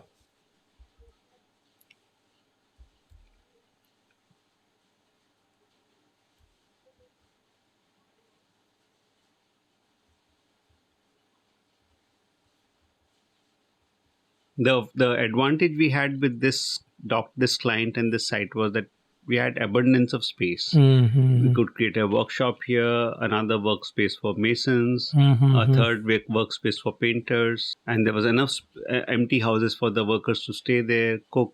All that was there. This detailing, like does it serve any function? This threading. So this is rough, that's smooth. Okay. We just wanted to create a clear partition. border. Okay. Why this thread is still done in a lot of places, because so imagine a cement layer. I'm exaggerating right now. Say it's this thick. So cement always expands and contracts with the heat, and it'll expand and contract and create crack at the weakest point. You can't stop it. So if the weak point is going through this, so right in the middle of the floor, you'll see a crack, which is actually, if you see in the olden houses, you'll see cracks, splits. It's normal.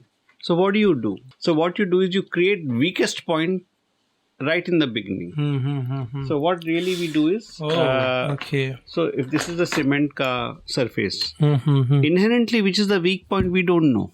But if I create a thread mark, say indentation, this by default becomes the weak. Okay. So if any expansion, contraction, this will crack the first. If it cracks the first, it's in the groove. You will never see the crack. So crack happens between here, Right. is it? In that groove, in that This thread groove. mark. Okay. It will not go across. Wow. That is the reason why there is such So design. in all the old houses, if you see the thread mark, it's not design. It is to create the weakest point in the cement for the cracks to happen. These are the coconut claddings, These right? are all coconut cladding. This whole model was done by Joanne. This is much bigger. It's there outside. Yeah, I have seen it. I'll So take like a pic piece by photographs. piece, build by build, with the partially help of carpenter, then joining it, assembling it, putting it all together, making the stencil within which everything comes in precisely. It's all. Earlier I had to depend a lot on the model makers, like carpenters, or get a lot of my models done in Ahmedabad. But then last few years, like You trained yourself and your team. I have not trained myself.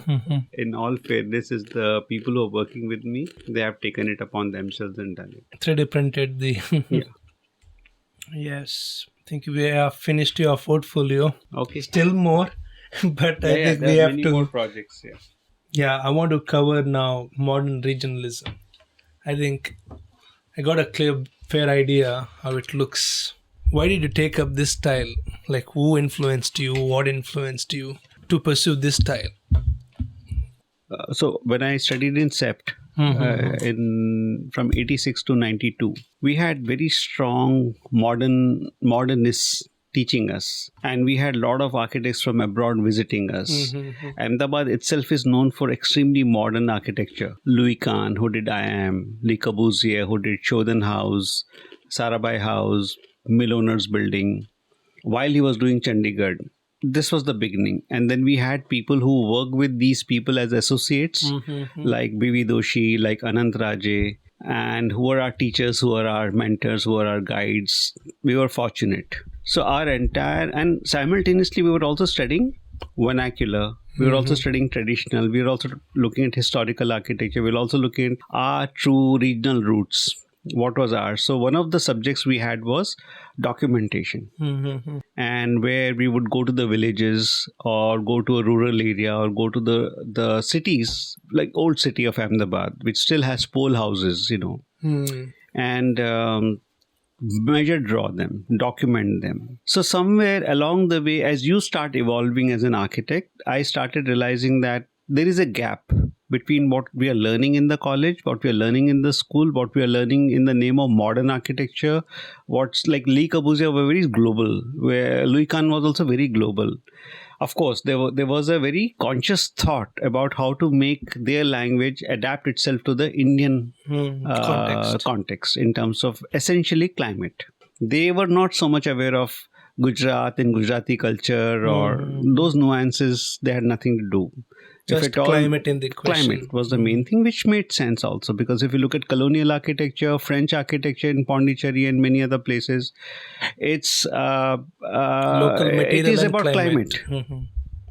There was nothing culturally, cultural adaptation of any of these things. So, and then when you look at architects working in their own region, let's say Alvaro Siza in Portugal, or if you looked at Rafael Monyo in Madrid, Spain, or if you looked at, to a great extent, Tadawando in Japan, and you can go on naming these people, there was something very unique about these people. Hassan Fatih, I think his architecture is very modern. Jeffrey Baba, I think his architecture is very modern. And there was this pursuit, there was this exploration by B.V. Doshis and Hasmukh Bhai Patel or Charles Correa to find modern which is meaningful to our context. Where our architecture redefines itself, reinterprets itself to the modern milieu, rather than borrowing the dictionary and the language and the grammar from outside. It was important as a starting point, but to continue that journey, then you would just become another clone. And at the most, you'll end up making really good, nice products or objects, but its contextuality will always be cushioned. This applies to our dresses, this applies to our food, it applies to a great extent even to do with the vehicles, construction technology, because so long as you are not reinterpreting these things, you are also not engaging with the local craftsmen.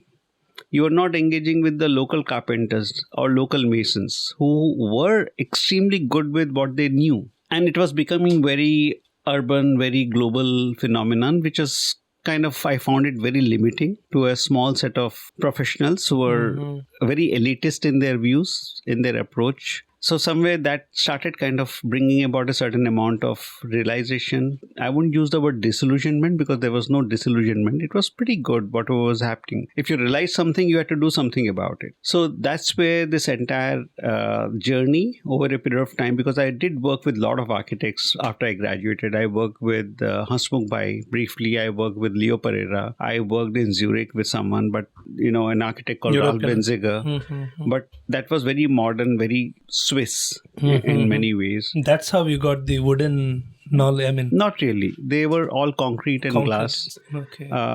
Then I came back. Wood was always there, And then when I came back, I tried to do I made my first attempt at having my own practice, and I flopped miserably. I just didn't know how to run a show. Designing is one thing, but running a practice also requires many other skills. And I completely lacked the communication skills required to talk about money, talk about contract, talk about scope of work, talk about non-negotiables. What you would not negotiate with, not in numbers, but even in terms of your design, even in terms of what you want to execute, things like that. Plus, the age was not working in our favor. It's like when I go to a lawyer, if there's a young lawyer, I'll not take him seriously. If the doctor is a young doctor, I won't take him seriously. So age and the gray hair and all that brings in certain seriousness. There was a time, most of my clients were like twice my age. Then when I was 25, 30, they were 45, 50, 60, well-to-do, intelligent people, did well in their lives, hard-earned money or inherited money, whichever way. But they had their own dreams. They came to me and I did not have the right language to explain them what I wanted, partially because I didn't know what I wanted. So in all fairness, I realized, let me now focus on what is it that I don't know and what is it that I like to do. The hard hitting happened when I was trying to apply for post-graduation. And when I... Which year? 19?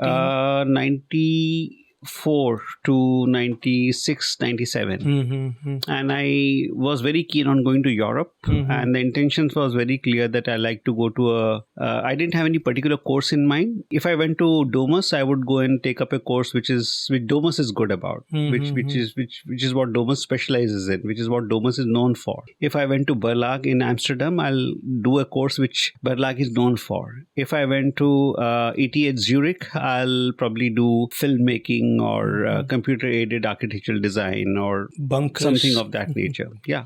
More intention was to get an exposure, a wide exposure, to be a part of a different culture for a couple of years, travel around Europe, interact with people, see how different minds work, and so on and so forth. But when that did not happen, I got admission, but I wasn't getting any scholarship, and to borrow money from the banks here was a killer. And I came to a point, then I asked myself, what is it that I want to do? And that's when I realized that it's architecture and I want to practice. So that's when I decided to take a plunge, that this is what I want to be pursuing now onwards. So then what kind of architecture? Which what area would exactly? Be your style? Not just style. What is it that I would like to do? Should it be just another good-looking building? Should it just be a well-proportioned building? Should it just be a well-executed building? Is it just about learning craft? Or is it also do with the essence? To evolve a language, to work with something that is a little appropriate, yet appropriate to its time. There has to be reinterpretation. I can't go on making those jarokhas without having the meaning of the jarokhas in today's time, like how you can see in Rajasthan Havelis. That's where this entire process started, and I started cushioning it. So that was the beginning of the journey, and from then on, every project I've been trying to push the envelope, push the limits, cross the threshold, trying to come up with something that's very appropriate for today's time with every project. There is no extraordinary project. Every project is an ordinary project. It's what you make out of it. There is no extraordinary client. It's what you make out of it. I've been very fortunate that I had very good clients who trusted me. Most of the times. Exceptions are always there. That's how the journey has been, and it continues. So with every project, that push is always there. And that's why the time required to design each project is much more than what usually people outside take. When I talk to people and I ask them, how much time do you require to design a house or a project? Maybe we make a presentation within 2 to 3 weeks, and then in 2 to 3 months, we have the portfolio ready. And they only produce what is required at that stage. And when the next phase comes, and then they'll make more set of drawings, and the next phase comes, more set of drawings, and things also keep getting involved on the site. So it works for them, which works for majority of the architects. I, on the other hand, have been, obviously because of this entire obsession with reinterpretation, obsession with trying to be very contextual. Each context is different. You cannot generalize a context. It takes time. All of this takes time because initial few months just go in what I call as a process of throwing up. You vomit out what you already know. You cannot use my knowledge from my past project or another thing, another site, another client where things went right, when things went fine and things went good. And I just kind of have to, there is a tendency, when things go right, there is a tendency to borrow it from there. You don't want to work hard. You don't want to go through the phase of frustration and breakdown and depression and, everything that is not so positive. But it's a process of churning. You have to go through it. Only after you go on throwing up what you already know, then a point comes when you're blank. Then you don't know what to do, where to go next, because you've exhausted everything that you know. And that's when it's a clean slate. And then the possibility of something new, fresh, original happening exists. Then the creation starts happening. Till this point of time, it's just production. It is just reproduction rather. Scaling yourself with the different things. So this requires a lot of sketching, reading, sitting, just at the back of your mind, subconscious mind, this preoccupation. Dots will connect itself. But you need to give time. Yeah. Now, this entire thing that I just spoke about is not the most practical thing in today's world, in the practical world, in a pragmatic world, in a world that is driven by time. Right. When there is no time. Deadlines. And they want it like yesterday. Everybody wants it like yesterday. So, and it's a very self-created urgency. Instantly. There is no rush in reality. It's just that, think about it. There was a time we only had landlines. And I remember I was in the school and my parents would call me up and somebody would come to my studio on the second floor and tell me there is a call from your parents. And if I'm in the school, that is. So that guy, first of all, would go hunting for me where I am. Then if he would find out, then he'll call me out. And by the time I would come, if I was lucky, the phone would still be on. If not lucky, it would be disconnected or whatever it might be. Then I have to wait for next call, or I have to wait for them to, because that time we didn't have money to make a call. Right. And we would wait. In the meanwhile, we would write letters. And send an inland letter or a postcard or a envelope. And then you post it in a post box, and then it'll reach whoever it has to reach. And then they would go through it and they will reply and you'll get back. It'll be a process of 2 to 3 weeks, a month sometimes. It meant so much. And we had the patience. We would wait. So that we has were not changed impatient. Today you don't get a message from somebody on your WhatsApp, you get impatient.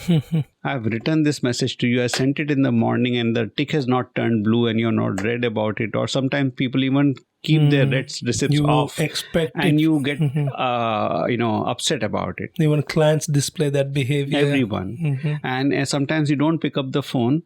They'll call your friend or your colleague or somebody else. They just, as if there is nothing in the world but this. So in such a world, in this kind of a mindset, to ask for time, it's a luxury. I have managed to. So I've been either very, very fortunate in that sense. I've lost other things in the process where I could have produced 20 projects. I've done only one project. I've done probably 20, 30, 40 iterations and variations and alternatives for the same project, whereas people have gone ahead and designed 30 projects in the same time. That's the struggle. It's a time-consuming creative survival. It's a struggle of survival of imagination. Right. It's a conflict between your physical survival and your creative pursuit. This is something that goes on. One of the things which is unique about you is you are nomadic in operation. You stay on this site till the project is over. Initially, yes. Was. Why? Like, how does that help your practice, or what did it teach you? It's not something I chose consciously to be like that. So when I graduated from Ahmedabad, I didn't know where to go because I did not have any roots. I did not grow up in one particular city, one particular town.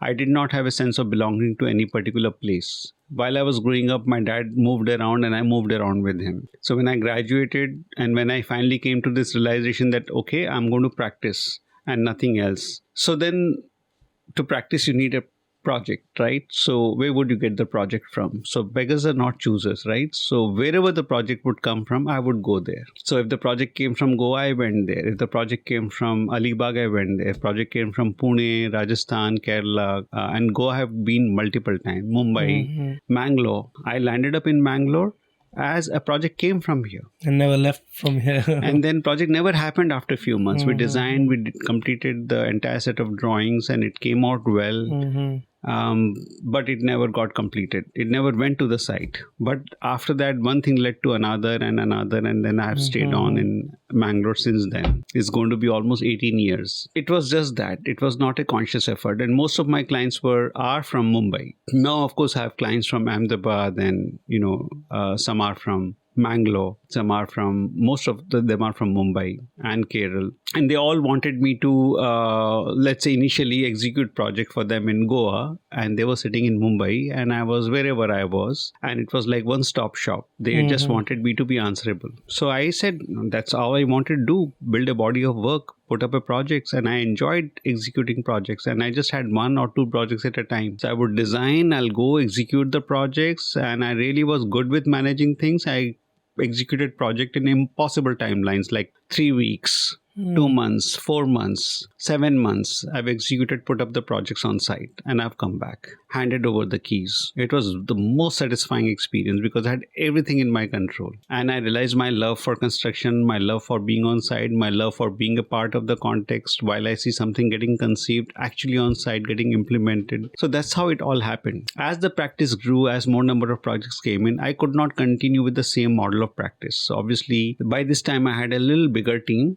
of very dedicated people, and they were also in sync with this idea of engaging with the site. And so they would start going to the site. And by this time, I guess I had also gained enough experience to not having to go to the site myself, but guide the people who were there on site, guide the architects who were handling the projects. And we were constant in communication via email, WhatsApp. We formed our own internal systems of keeping a watch on each other, interacting with each other, engaging wherever required. Every day there would be updates from every site. I would keep visiting every site. In fact, in this process, I got more information than what I would have if I was alone there on site. So I could spend a lot more time in designing, detailing, handling all these projects. And the fun of mentoring a lot of these youngsters then who have become very senior and some of them have started on their own was also a very pleasurable phase of my life. So if you have to break down regional modernism style for a person who has never heard of the term, if regional modernism was a person, how would you describe their personality? So let me start this explanation slightly from a different perspective. Let me put it this way. When we bring up our kids, right, we try to inculcate certain basic qualities like, say, truthfulness, honesty, hard work, hygiene, commitment, loyalty, focus, concentration, discipline, exercise. It goes on to build a personality, right? That's equivalent to architecture. When we start, along with the personality, ask them to dress up in a nicer manner, like something that suits them. That is not what gives personality to them, but it suits onto their personality. It goes with their personality. It is not what gives them personality. Personality is what gives the value to the dresses, rather, is what we call as interior design. And when you have to dress up for an occasion, you have to quickly go to a parlor, get your haircut done, and put some cosmetics and, facial and, pedicure, manicure, makeup. That's called decoration. All of them are equally important, but all of them have a certain age. Like decoration is temporary. It's meant for an occasion. It doesn't have timeless quality. Not that it is any less, not that it is anyone's cup of tea. You need to be very skilled to be able to do that.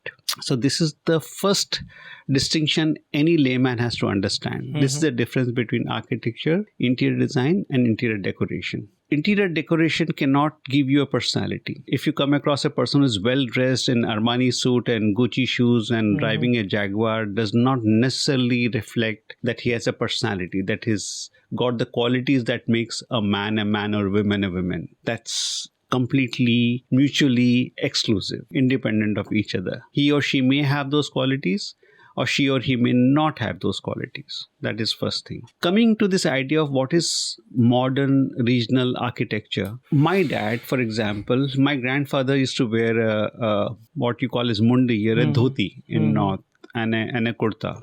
My dad started wearing pant, shirt, and then he would wear suit at times. And I pretty much do the same thing. Maybe the styling is a little more contemporary but if you look at the heart, if you look at the psyche, if you look at the values, if you look at even when he speaks English, even when his food is still chapati, sabzi, it is the same. That has not changed. What could have changed is the manner. Maybe when you're making chapati, instead of the firewood, you're using gas. Instead of, heating in a terracotta pot, you're boiling in a pressure cooker.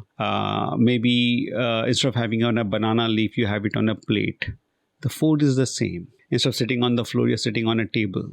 So it's these subtle transitions in the manner you consume or display your values is what brings about the modern touches to the regional aspect. So to say that every time I'm doing something which is regional doesn't need to have a courtyard necessarily. Courtyard may be there, may not be there. It's a question of necessity. It's a question of need. Today's time, the land value has gone so big that on a small piece of 4 cents, I can't build a house with a courtyard. But what did the courtyard do? It allowed me that freedom. It allowed the house to breathe. It became an external space. So why was that important? If we get onto that, if we understand the value of that and meaning of that, and if I can arrive upon a space of that nature within this 4 cent of land, not literally, not create a courtyard again. What else can happen that can give rise to the same release, same freedom, freedom, same liberation, same sense of space where get together or meeting of people or kids playing or whatever may happen, sunlight might come in, ventilation may happen. That would be, I would call as a reinterpretation of my traditional old values, which is appropriate for modern time. That's important for me. So essence, the value essence remains the same. Exactly. But it is adapted to the contemporary changes. Times. Right. Now, to adapt to the contemporary time doesn't mean that I kind of throw away all the old things and I, adopt what is like. So today, for example, no matter what, I'll not have, in order to satisfy my food, I will not eat pizza every day. I'm not going to eat noodles every day. I'm not going to buy these ready-made noodles and pour hot water and eat that for my lunch or food or whatever it might be. How do you translate that into the building? Now I understood the analogy. Right. So if I were to apply that analogy in the building. Right. So what is changing and what is the chapati in the building? What is the value? Right. In the building that has question. reigned, like timeless. True. That wouldn't change, even the times change. Right.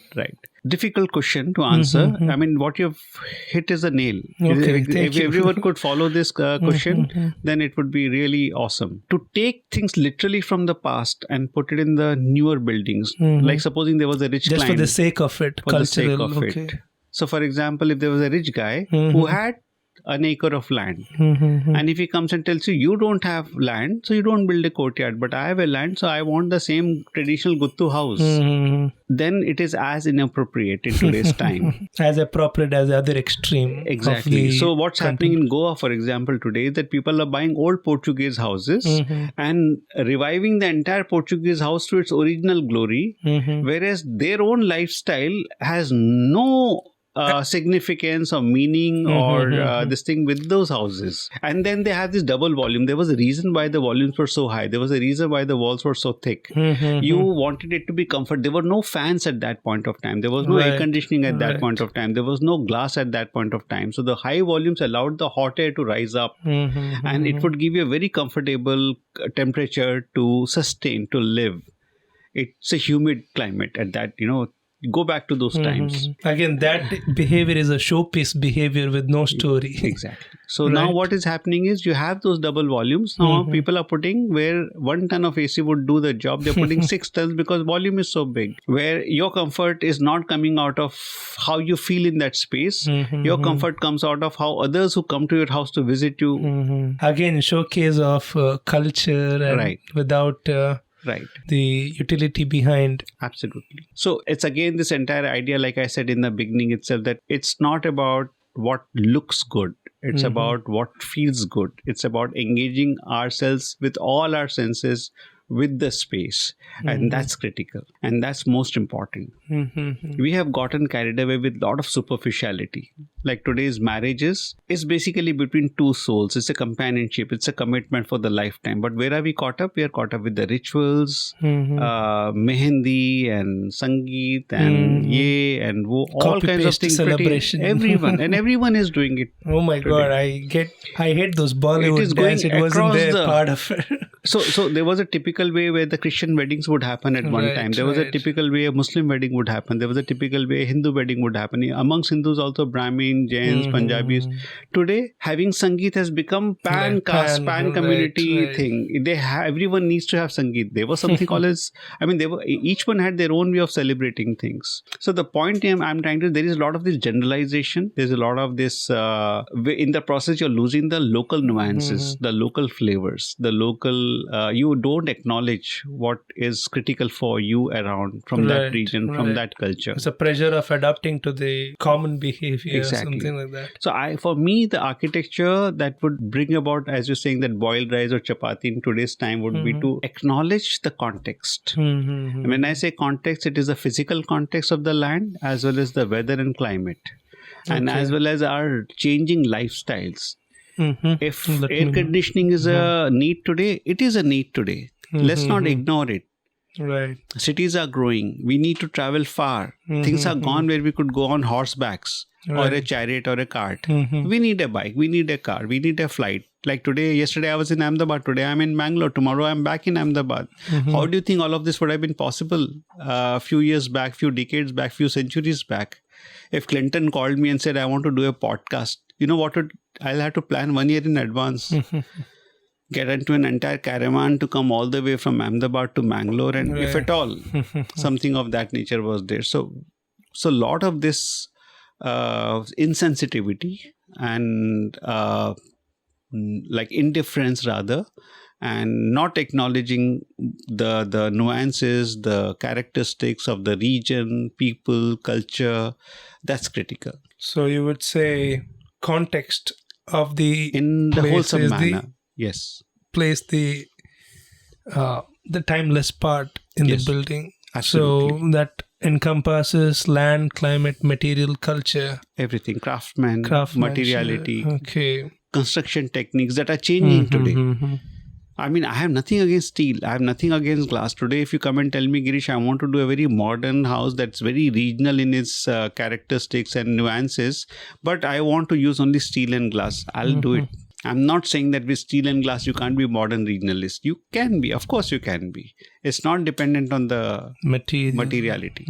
Just the way your personality is not dependent on the dresses you wear.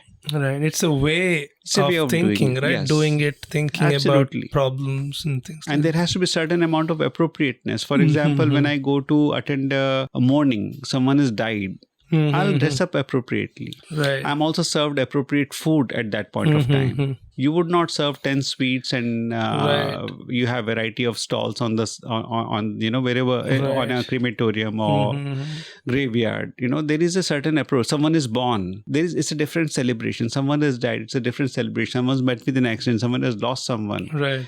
There has to be a different. You can't be like, all jazzed up and you go there. So this kind of a sensitivity is gone. There was a lot more of it in the olden time. People are very conscious of this collective living, the fact that you live in a society and you are a part of a larger whole.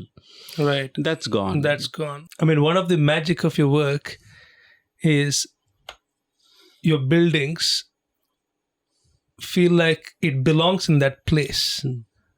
So what makes a building where people instinctively recognize that belongs to its place? It is exactly what I was talking earlier. It is the acknowledgement of the place itself, first of all. If I go to a place and if I don't acknowledge the place... So what do you see when you get a new project?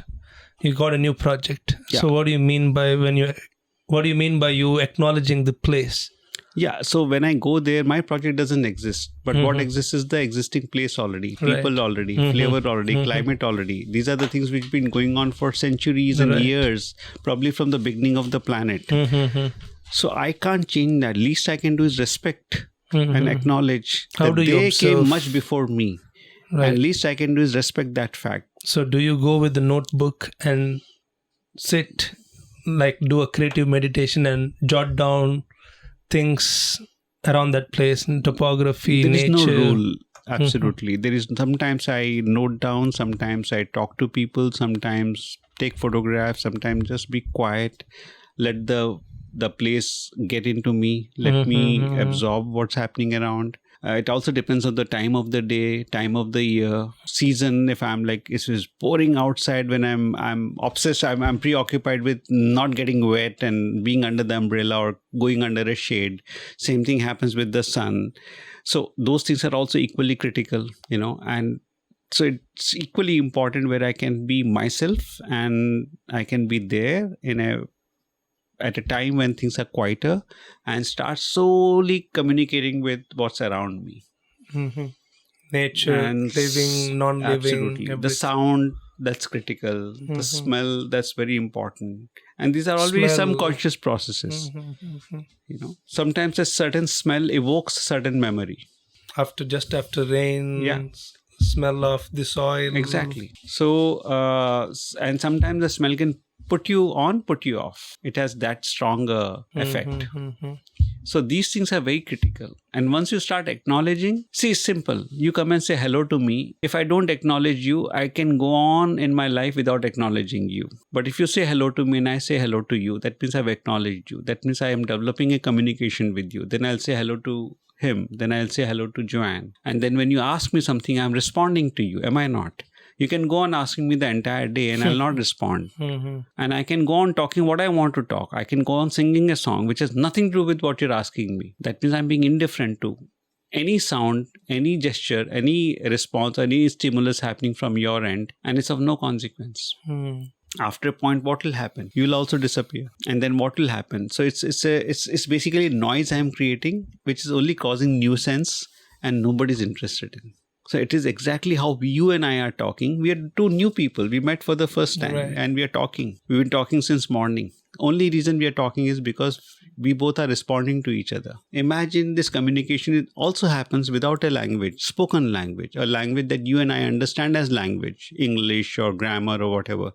There is a language that's existing outside. Any communication, any interaction is a language. Be it a tree or birds or dogs or cows or silence or desert. There's nothing existing. There is a communication happening there. Absence of communication is a communication as well. So if I'm doing something in a place which is absolutely quiet, pin drop silence, probably I'll acknowledge that silence and I'll do something that does not disturb the silence. So you communicate.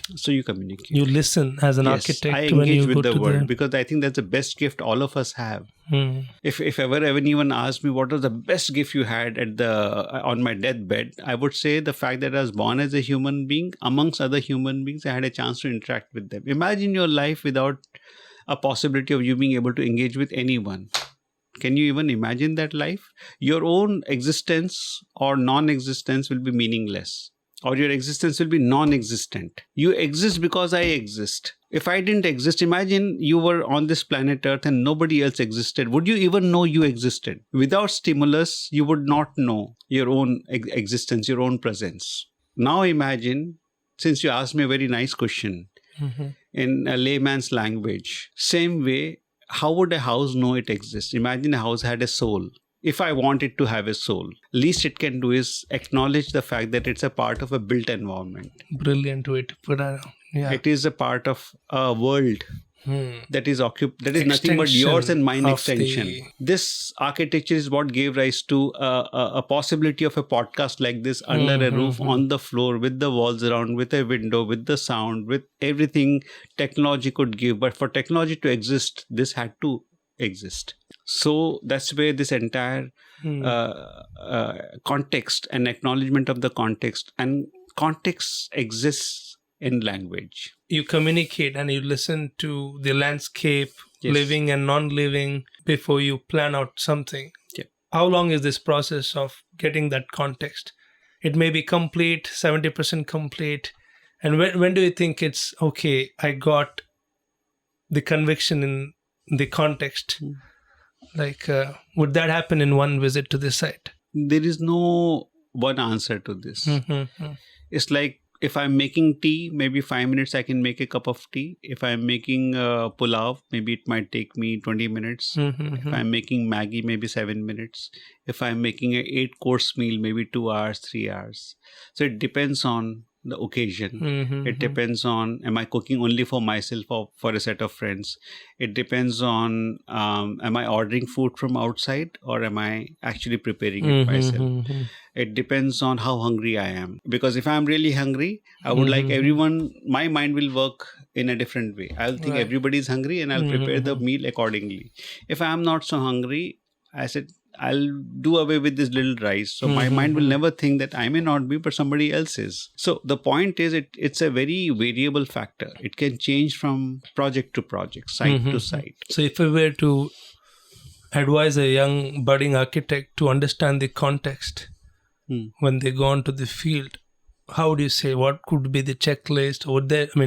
Is it necessity to have a checklist of, things to communicate with or things to absorb from the region? So how to absorb the context, understand the context in the realistic terms, not in the illusionary or made up, you need to be too grounded, right, to understand the context. Maybe you must have heard of this. When we have a communication with someone, most of the time people are in a rush to reply back. They are listening to. So even before you start talking, I'm already assuming what you're going to talk and I'm already preparing myself with an answer to respond back. And then sometimes even before you end, I start responding. I start cutting you off. I start interrupting you. Where does that come from? It comes from assumption. It comes from presumption. I already know what you're going to talk about without even listening to you. The problem with most of us is in a conversation, the best conversation is a conversation when you listen, not when you talk. So only advice I would give, if at all I think I'm matured enough to give, and if I can also apply to myself because I make the same mistake a lot of times, is when you go somewhere or you talk to anyone or you go to a new place, start listening. More than assuming. Don't try to start talking. A lot of times we are very comfortable talking to someone who listens to us. And at the end, we end up saying, I really had good time talking to you. The other guy has not said a word. All he's offered is his ears or her ears. Like we have these people, right? We call them go-to people. We go to them to talk. And they will not make any judgments about us. They'll listen to us peacefully, patiently. Sometimes we just need that. I've had issues where people would come and talk to me, cry in front of me. This happened, that happened, blah, blah, blah. And I would start giving them advice. Why didn't you do this? Why didn't you do that? And then, at the end, it happened twice. They told me, I didn't want an advice. I just want someone to listen to me. And just by venting out, I was fine. Now you've screwed me up even more by giving me advices. So giving advice in an architectural way is coming up with a solution based on assumption about the site. What could have been nice was just to go listen to the site. And it'll start talking to you when you're truly ready to listen. Then it'll truly start talking to you. If you are preoccupied, if your mind there are 10 things going on, the site will not talk to you. The context will not talk to you. They are far more sensitive than we human beings are. Go with the blank slate, you mean? Absolutely.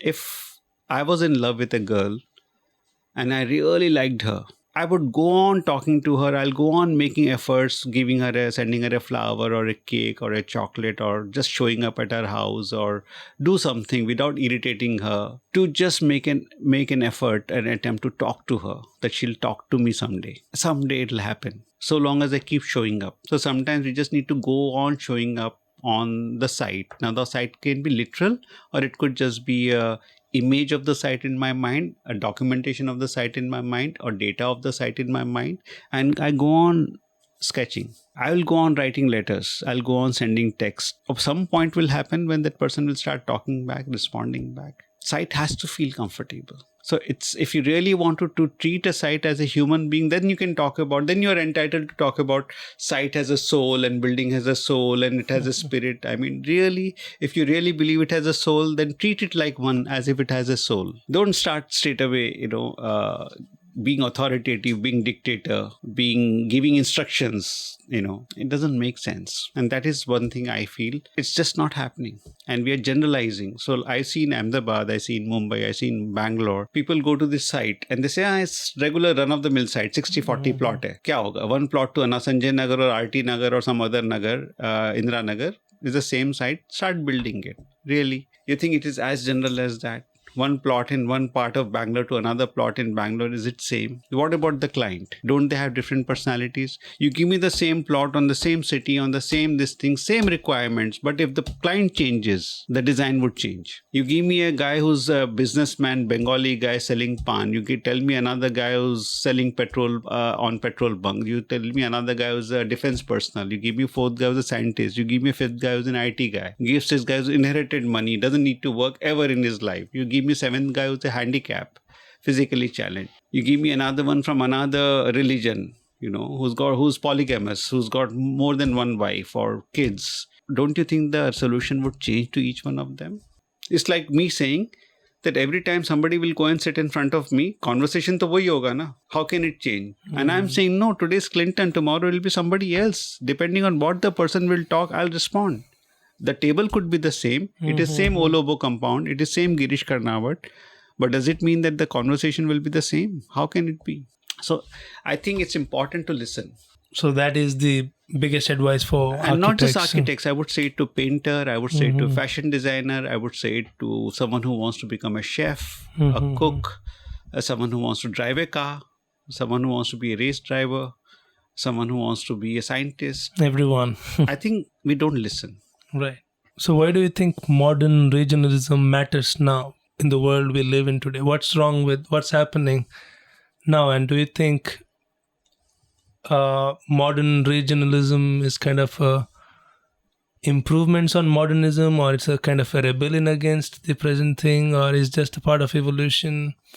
Or do you think, is it the right solution in today's, and is it a scalable or rational solution for today's problem in architecture or built environment? I wouldn't say that it is the only solution. Mm-hmm. Each to its own. So somebody might believe differently. I believe it this way, and I'm fine with it. And that is what makes the whole world very interesting. Yeah. I would continue responding to the region I belong to. That's one reason I was very clear. I wouldn't want to leave India. I wouldn't want to leave my roots. I'm rooted. I'm not as global as I can be in America and practice architecture, or be in Japan. I would love to visit Japan, love to visit Italy, love to visit Arizona, go to all places. But I want to come back here. I think that's very clear choice I have. Some people might be very global in their approach. They might say, I don't care. You send me to Russia, I can still respond to the context. I can still build something very interesting and sensible. Look at Zaha Hadid. She has built projects all over the world. Look at Rem Koolhaas. He's built projects all over the world. Tadawando built projects all over the world. And they've done a good job. Are they necessarily regional? Not necessarily. Is Le Corbusier's work in India necessarily regional? No. Modern? Yes. Does it make sense? It does make sense. I would listen to an opera. I would listen to Beethoven. I'll listen to Bach. I'll listen to Four Seasons. But is it something that belongs to my region? No, not necessarily. I don't mind having pizza once in a while. But I want my idli, my dosa, my upma, my neer dosa, my whatever every day. If my go-to food, that's my go-to food. So in that sense, I would say, yes, I would choose to be a modern regionalist. And why? Because of this absence of, let's say, so this is all comes back to what we've been talking. People are now have stopped because of various reasons, whether it is the capitalism that is driving it, whether it's democracy or communism, or there are factors. Architecture goes way, way beyond all of it. I do believe it has a role to play in the way we human beings are on this planet Earth, how we're relating to each other. It is not just religion, it is also our architecture. It also gives us our identity. Look at any country. Don't you think architecture defines the country in many ways? Don't you think architecture defines the region in a certain way? Don't you think there's a beauty of that region? Don't you think in Mangalore, if you have this pundi, or if you have mode, or if you have neer dosa, it's something that belongs. Ghee roast is so Mangalorean, so Kundapuri in the way they prepare it. Don't you think I would like to maintain that, retain that? And would you like to really generalize it? Would you like to really think? I can't think of a pizza ghee roast. I would think of chicken ghee roast. It is that, it is simple as that. So I would not like to do other way around also. So there is something beautiful about this region, and this is what gives this region an identity. The language, Tudu. The language Kannada, for example, or Beri, or Konkani. Or Konkani of Mangalore is so different than Konkani spoken in Goa. It is that unique flavor. I like to maintain it. Certainly.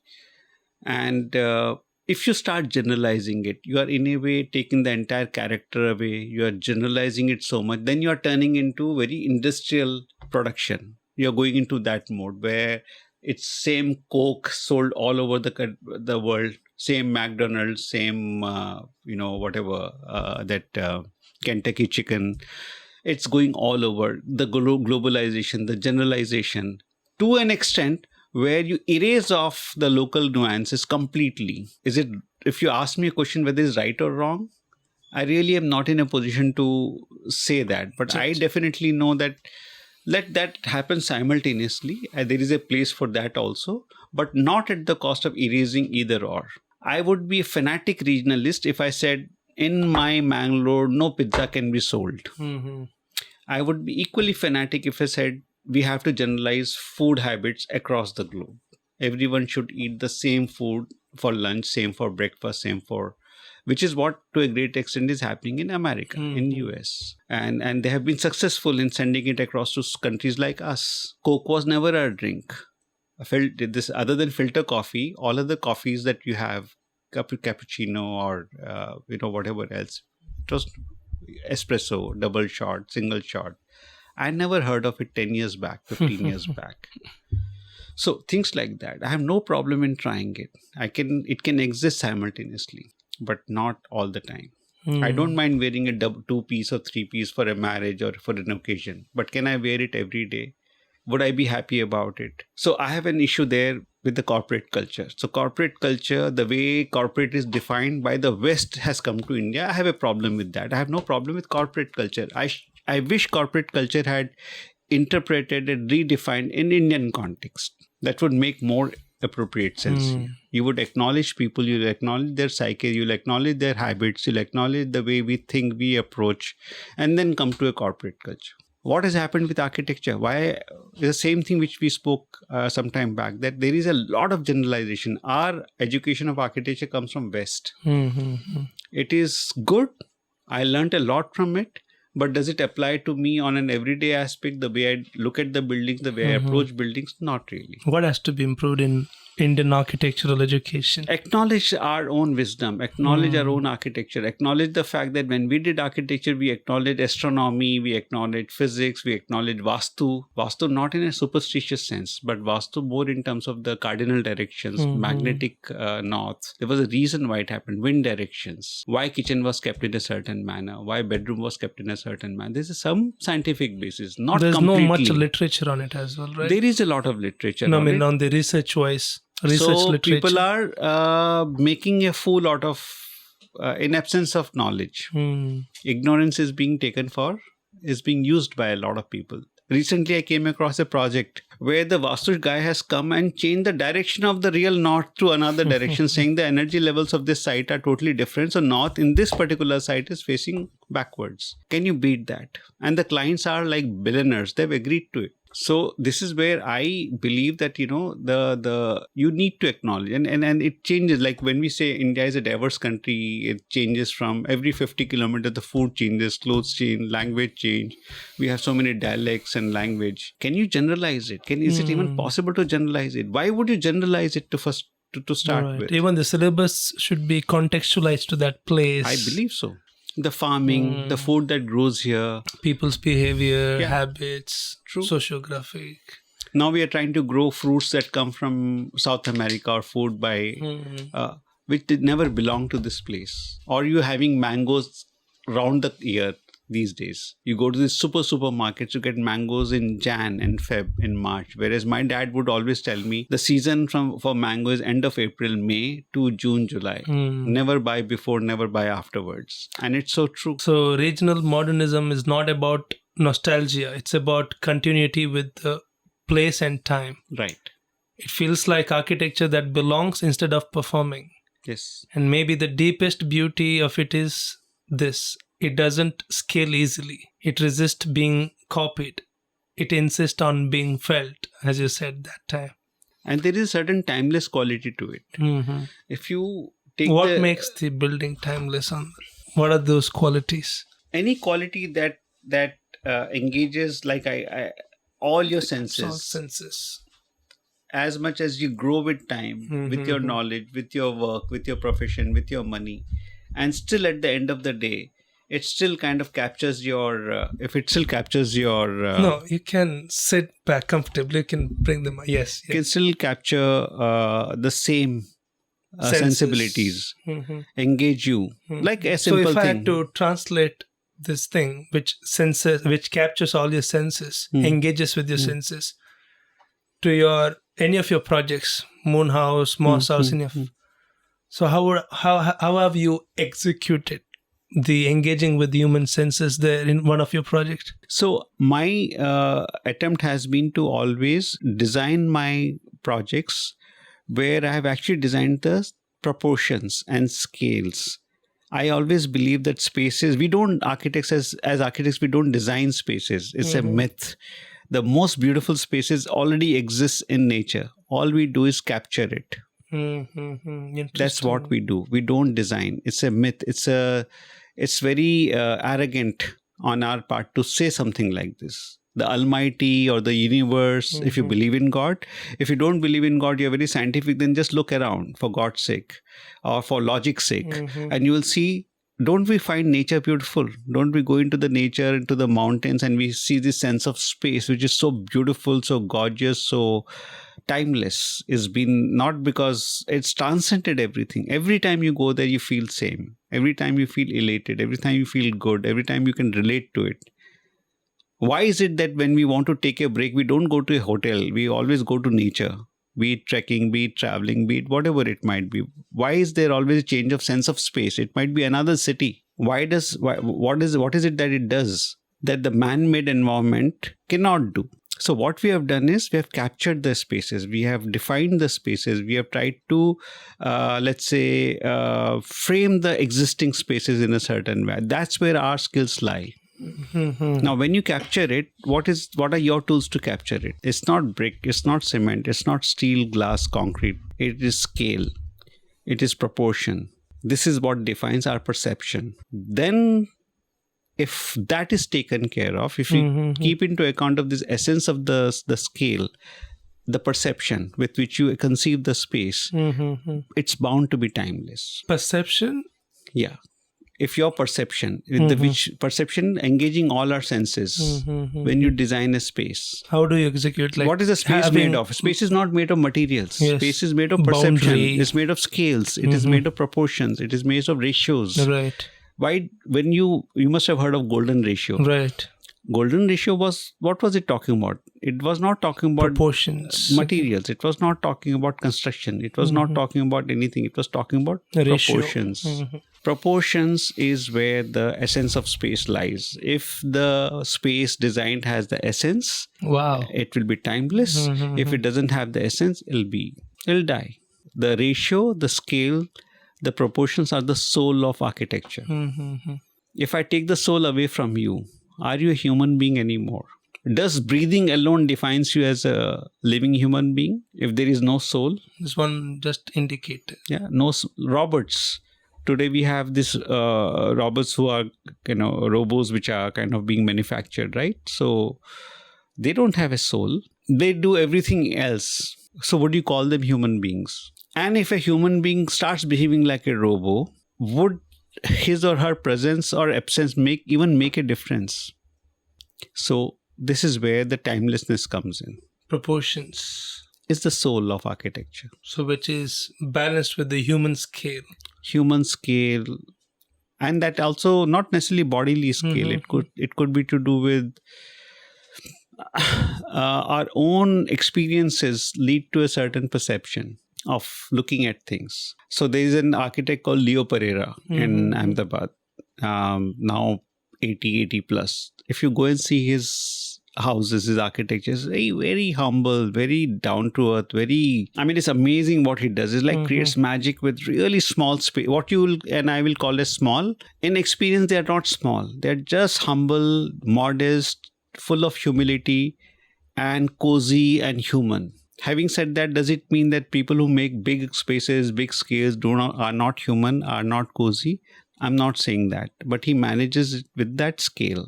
On the other hand, there is an architect I am consulting with. He and many architects across the world, the entire sense of scale is like, I'm just talking about literal scale now. Like the rooms are like big and massive. There is no proportion. It is not the size. It's the proportion which is there in that size is what imparts the quality. It is that. If you infuse that, that makes the building timeless. That is what would make any building timeless. And of course, everything else adds to it. Then the construction, then the materials. Choice of material, then the all of that, your comfort level when you're occupying it and blah, blah, all of that. But at the center, it's proportion. It's a proportion. Relative the soul. To... Yes. No one talks about it, unfortunately, these days. It's not about creating spaces. It's about capturing essence. Yes, absolutely. So who are the architects worldwide that you think really get this approach right? Oh, there are many. I mean... top three, top of your head. Hassan Fatih is obviously... Its take on courtyards, right? And local materials. Alvaro Siza from Portugal. What he has done, Alvaro Siza? Alvaro Siza has done a lot of work, right? From tea house, museums, school of architecture, institutional buildings. What he has got and right. He's still practicing. He's 85, 88, 90 plus. He's a chain smoker. and he's one of the nicest architects. And then, of course, again, when I'm naming these people, I'm not saying that I'm in love with all their buildings, but in general, I love their architecture. Then Peter Zumthor, Swiss architect. Pretty much most of his buildings I'm in love with. So any three architects, these are the three architects I would. Are there any Indian architects or projects that exemplify this approach beautifully? Bijoy Jain, Studio Mumbai, is some of his works are exemplary. One example? Many examples. Pretty much almost all the houses he's done are fantastic. Palmyra House, Copper House, his own studio right now at Satrasta, Tara House, Belavali House, really good. The M Pavilion he did in Australia. Then Leo Pereira's work. Some projects are really, really good. I mean, he was my teacher. He was also my second boss. There's so much I learned from him. I was associated with Bijoy.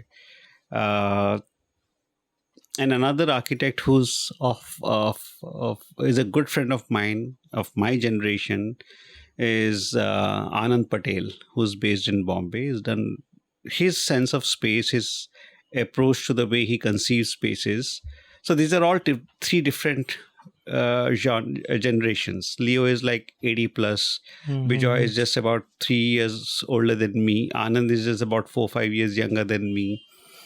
Having said this, since you asked me three names, I'm giving you three names. But there are many. I don't want to take away the fact that there are very good architects who've done very practicing good work. regional modernism. And I mean, regional modernism or no regional modernism. They have done good work. In capturing the essence of the... They've got the space. They've managed timelessness. There is they have dedicated to architecture. They have managed to touch the soul every time. What is the material that you have fallen in love with? That is, you have personal bias or personal alignment towards that material. You love to work with that material. No, there's no material I love to work with. I love all kinds of material. I love to work with I'm in love with perception and proportions. Okay. This is what I love to work with. This is what my everything revolves around. So what do you mean by perception? Like he is having more openings to the outside, to the nature. Is that a part of perception? No, of the it building? Depends on the space. If I'm designing a meditation room where looking within is more important, and if the space allows me to look within. Without distraction. So whether the space is designed with windows or without windows, it again depends on the context. Maybe I'm designing, say, if you give me a site in desert and you say, here, all I need is a protection from the sun. Then you open up the entire space around me. I'm okay with that. And I can meditate still. You give me a space to design in middle of car street and say, here, design a space of meditation. I like to shut myself completely from the noise and you could give me a glass, like toughened glass, double sandwich glass, no noise comes to me. Maybe I can. But you put me in Dharavi or a slum or whatever where there's constant movement, visually is distracting. And maybe it doesn't matter because so long as my sound doesn't come to my ears and I'm closing my eyes and I can go within myself, I'm okay with that. So perception and proportions. Perception and proportion, whether window or no window, whether something goes out, doesn't go. That you can play around as long as the perception is met. Yeah, it depends on it depends on what are you designing the space for. Intention of the occupier. Yeah. So, okay, they always say local materials carry memory in this. Like I've heard architects saying who are practicing regional architecture, regional modernism, that local materials, in this practice, one has to use local materials, which is readily available, not imported or which is alien to that place. Right. So they say it carries memory. What does that actually mean? Like carry memory? It's a and fact. why does that matter in the architecture? Like material carrying memory of that place. We all are a product of our past. There is a huge history behind us. We are not cut off from it. And how do you know that there is a history behind us? Because there is memory. So it's an inherent part of who you and I are, right? So every material, every tree, every stone, this entire Nirmarga, the mountain there, the valley there, the trees there, the Gurpur river, which has been flowing for so many years, and it's created an entire texture to the lining of the bank, the bed of the river. I mean, everything has evolved over years. You are who you are because of generations of who your father was, forefather was, great grandfather was, so on and so forth. Our food has evolved not overnight. It has taken so much time to evolve and then come to a point where we think is the most appropriate food in this region for this climate, like boiled rice or fish or whatever it might be. Same thing happens with architecture. Same thing happens with the way we build. Same thing happens with the way the techniques and the construction methods are evolved. Same thing happens with the mason whose father was a mason, whose father's father was a mason, or he comes from a community of carpenters or a mason or whoever it might be. So they pass on that memory slowly, and that's very critical. It's genetic. It's in us. Like we were talking some time back, why Gujaratis are good business people.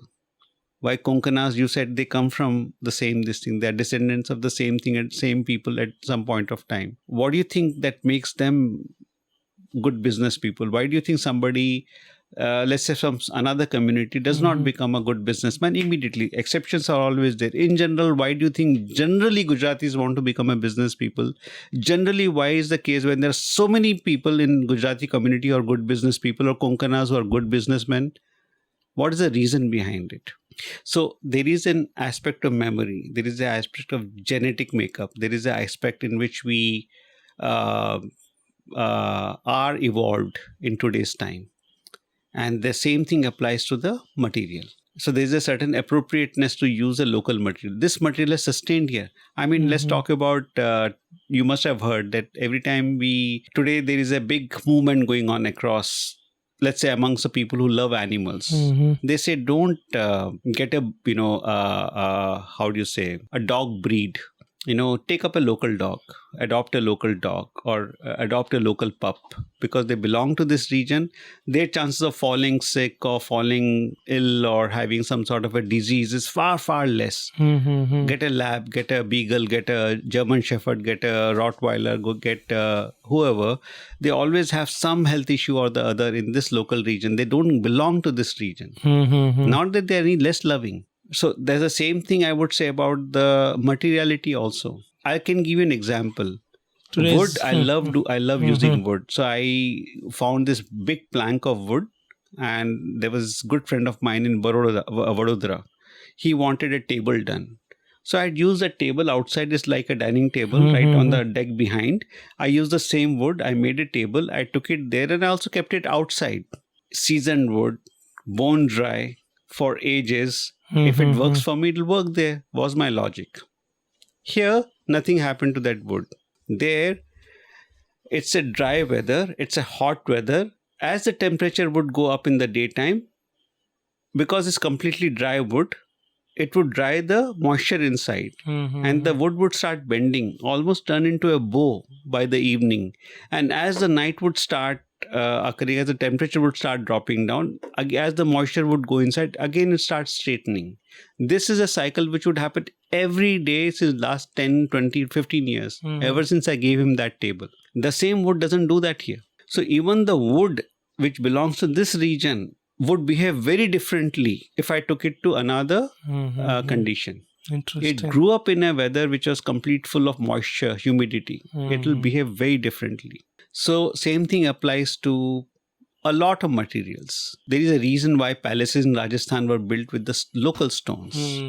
There's a reason why local houses are built out of laterite traditionally. So how do you handle this style in a cosmopolitan or multicultural cities? The tile? No, this style, regional modernism. Can you practice this in the multicultural cities or cosmopolitan cities? Absolutely. I've been doing it for last 25 years. Okay. So I don't impose it on people, nor do I allow people to impose their a certain expectation onto me. If we are not in agreement, we try to convince each other. Otherwise, we just let go. Simple as that. There is always a clientele. There is always a set of people. There is always a world out there which will agree with me. How about high-rise buildings? Can it be implementable to high-rise buildings? To an extent. I would not. I'm personally not a big fan of high-rise buildings. Why so? I don't know. I've never liked high-rise building. I never like to have something which disconnects me from the ground. I believe I was born on the ground.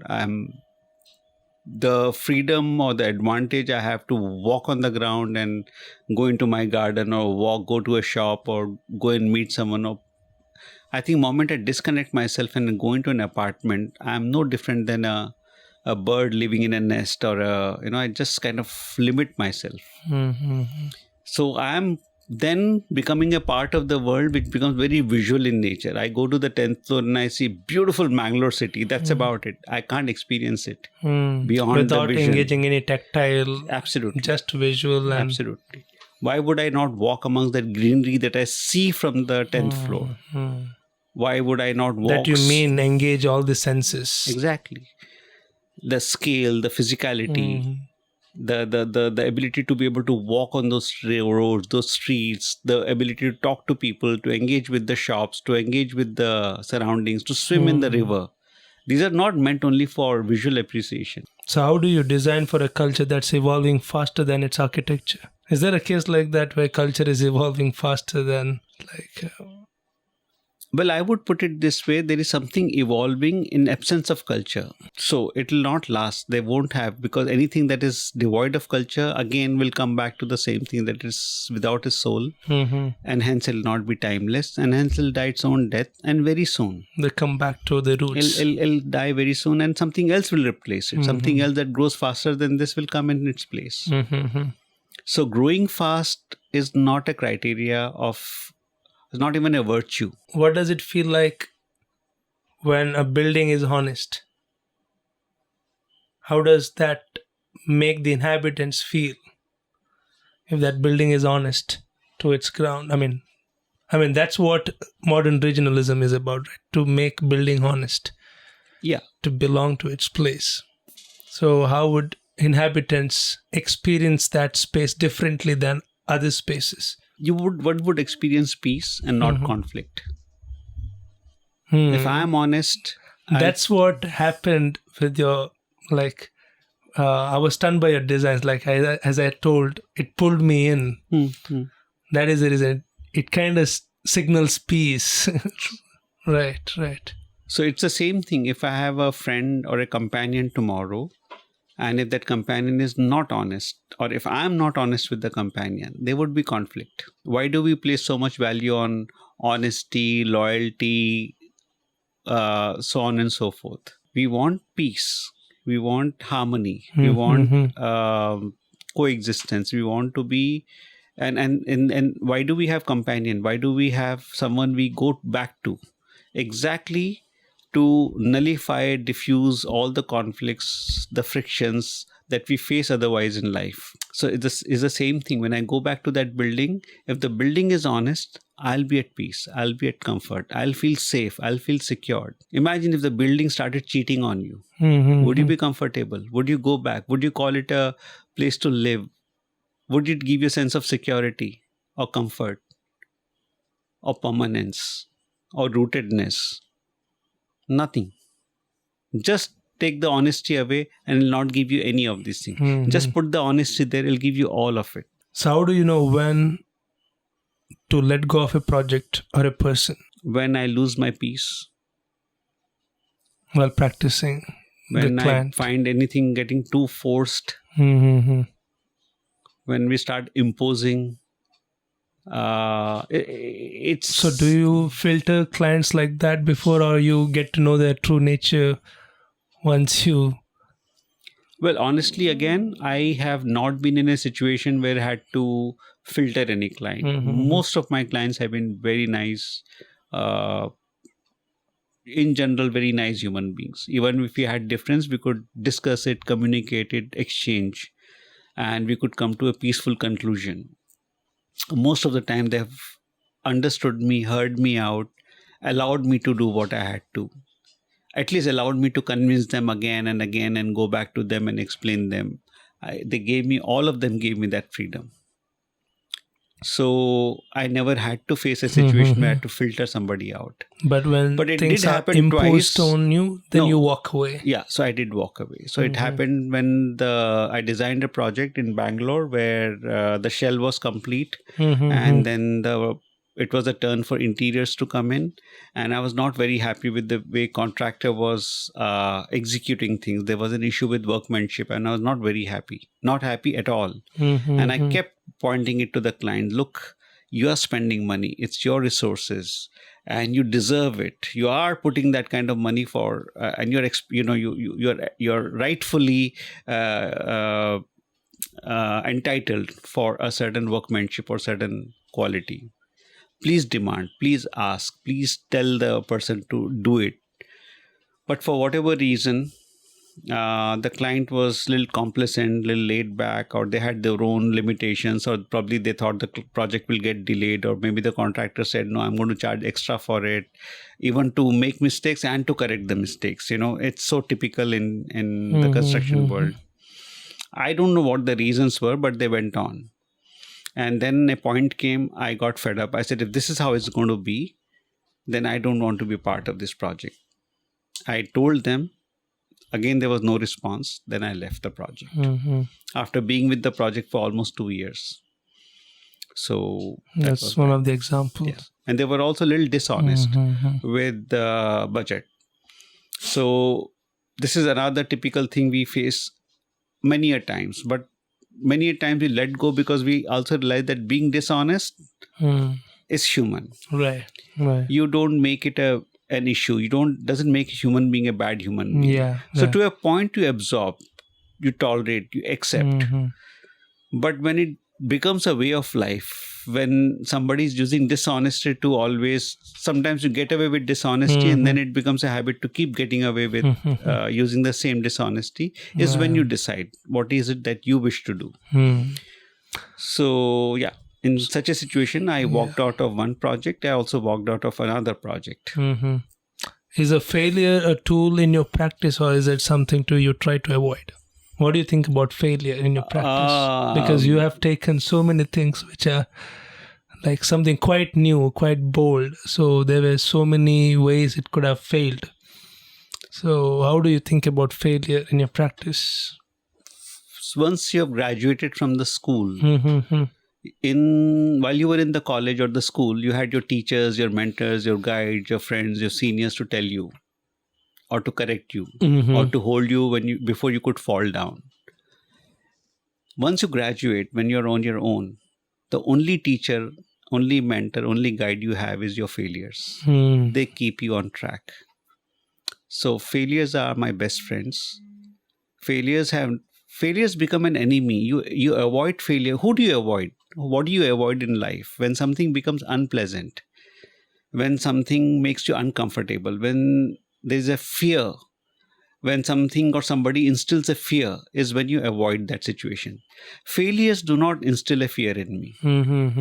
Failures have always been my friends. Failures have only taught me so much more. Failures have only told me to try even more ways of exploring things.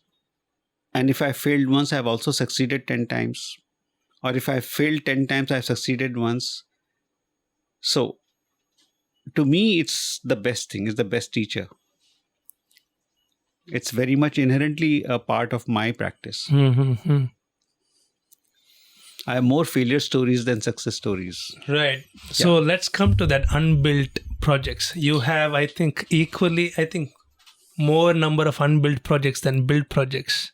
A lot of unbuilt projects, yes. Okay. So, and you don't differentiate between built project and unbuilt project. You consider them as equal. Yes. equal importance Absolutely. and significance. Yes. Why so? Why not so? See, if a client comes to me with a site and a program and certain requirements, what would I do? I would put my heart and soul and take it from conceptualization to design development, working drawings, specifications, bill of quantities, tender, physical models, study model. I'm engaging with a project which is in my head almost like a real project. I've conceived it in my head. In my head, it's a reality. On full honesty.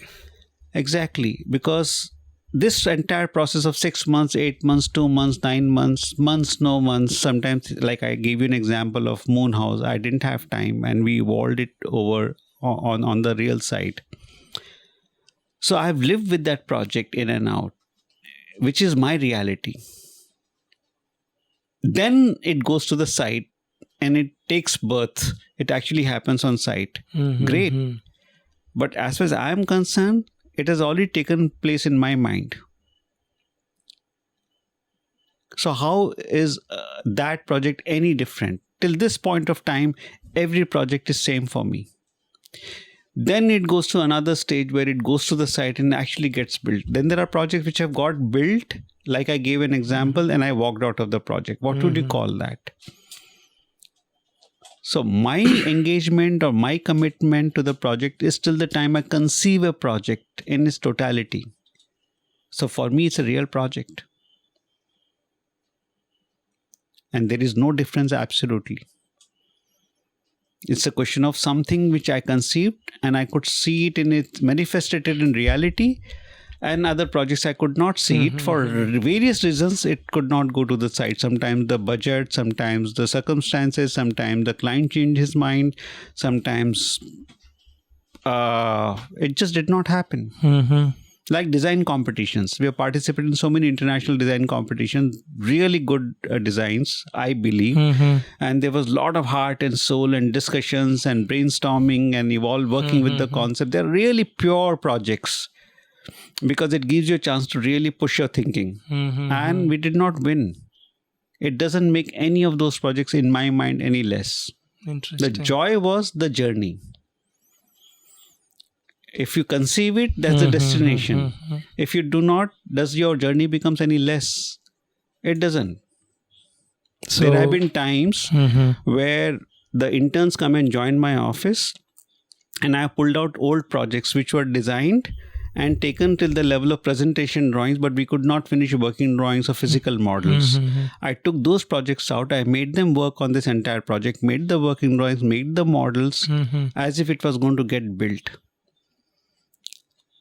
And not one, several of those projects. It was an opportunity for the interns. They don't know whether it's a real project or not. Anyways, who are they to decide? Anyways, who am I to decide whether something is real or not? That let the Almighty or destiny decide. Till this point of time, I have complete control. So I've always worked on unbuilt project as and when I had time, even later. With the same honesty as with the same thing. I have completed the projects in its totality. I'll give you another example. My first project, Mobius House. What if I told you I created the project with the sheer power of thinking? Because I saw this particular site. I knew the client. I knew the client because he was my ex-boss's client who he had done a particular project and I was the project architect for that particular site. When the project got completed and I moved on my own and I was working, and then this gentleman called me to carry out some renovations. I took permission from my ex-boss. I said, can I carry out the renovation? He said, by all means, go ahead, because it's too small a project for my boss. So I carried it out. Since then, I developed certain rapport with my this client. And I saw this site, which was a little coconut shed on the same property, which was there. I had all the time on the planet Earth. I did not have any project. And in my imagination, I was thinking, what if I got a project here to do? What would I do? And I started sketching. I started drawing. I went on drawing. I made some 30, 40 options. It was pure imagination. It was pure hypothetical project. And guess what? One monsoon, that shed fell down. And the client called me. And he said, Girish, this has fallen down, and you know how difficult it is to have a project on the CRZ zone. Once this shed goes down, then I'll not be able to build again. Can we do something? Can we come up with some project? Renovation or? It just said some project. He did not give me any program. He just gave me time. I have to finish this project within 4 to 5 months on site. I went and showed him those 30, 40 options. He said, let's work on it.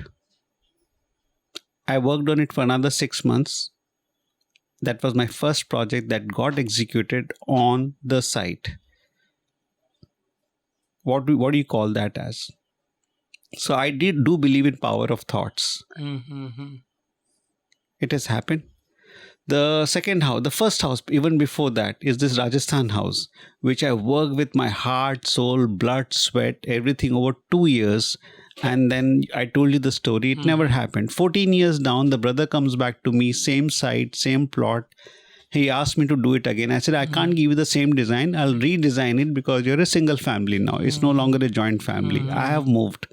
So I was telling you about the client is same. Not yet, because he's also changed. When he got married, he was young. Now he's married. He's got 3 kids, 14 years down, not a part of the joint family. He comes back to me. He's bought the land on his own. Everything has changed. So have I. And I said, I'll design a completely new house for you. I did it. It got built. So I do believe, why would I make any difference or distinction between one project and another? On my drawing board, they're all the same. If the clients build my project, they are lucky. If they don't build the project, it's their bad luck. Why should I blame myself? So you work with imperfect materials. Do you think architecture should be imperfect too? It's a very difficult question to answer, honestly. It's like wabi-sabi concept of imperfection. I would say, I'll put it this way. Let's accept imperfection as a part of human nature. Let's not hate imperfection. Let's not avoid imperfection. Let's not look down on imperfection. But having said that, let's not use imperfection as a justification for not pushing our limits, not aiming for perfection, not aiming for a bad quality, not justifying a bad workmanship. As long as you're not using imperfection with any vested mindset, it's fine. Acknowledge it and try to make it. And the whole point is perfection. The pursuit of perfection is also timeless. You can never achieve perfection. It's like horizon. You see horizon and they say in certain scale it's almost 55 kilometers away. What you see as horizon line. You go 55 kilometers, the horizon again is pushed to another 55 kilometers. So it's something which you keep walking towards. So you talk about Riyaaz often, practice for its own sake. What does that look like in your architectural life? Come again? I've seen you like write about Riyaaz, like practice for its own sake. Right.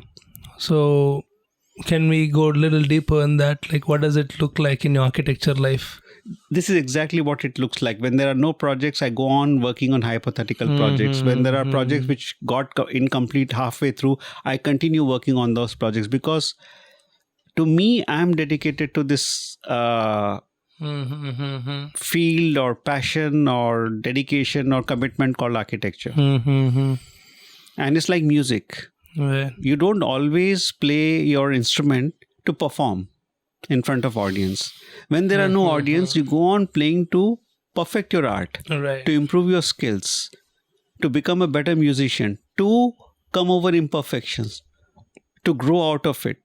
And same is with the architecture. You go on sketching and drawing and reading even if there and are imagining. No projects. And so even this conversation to me is an eye-opener.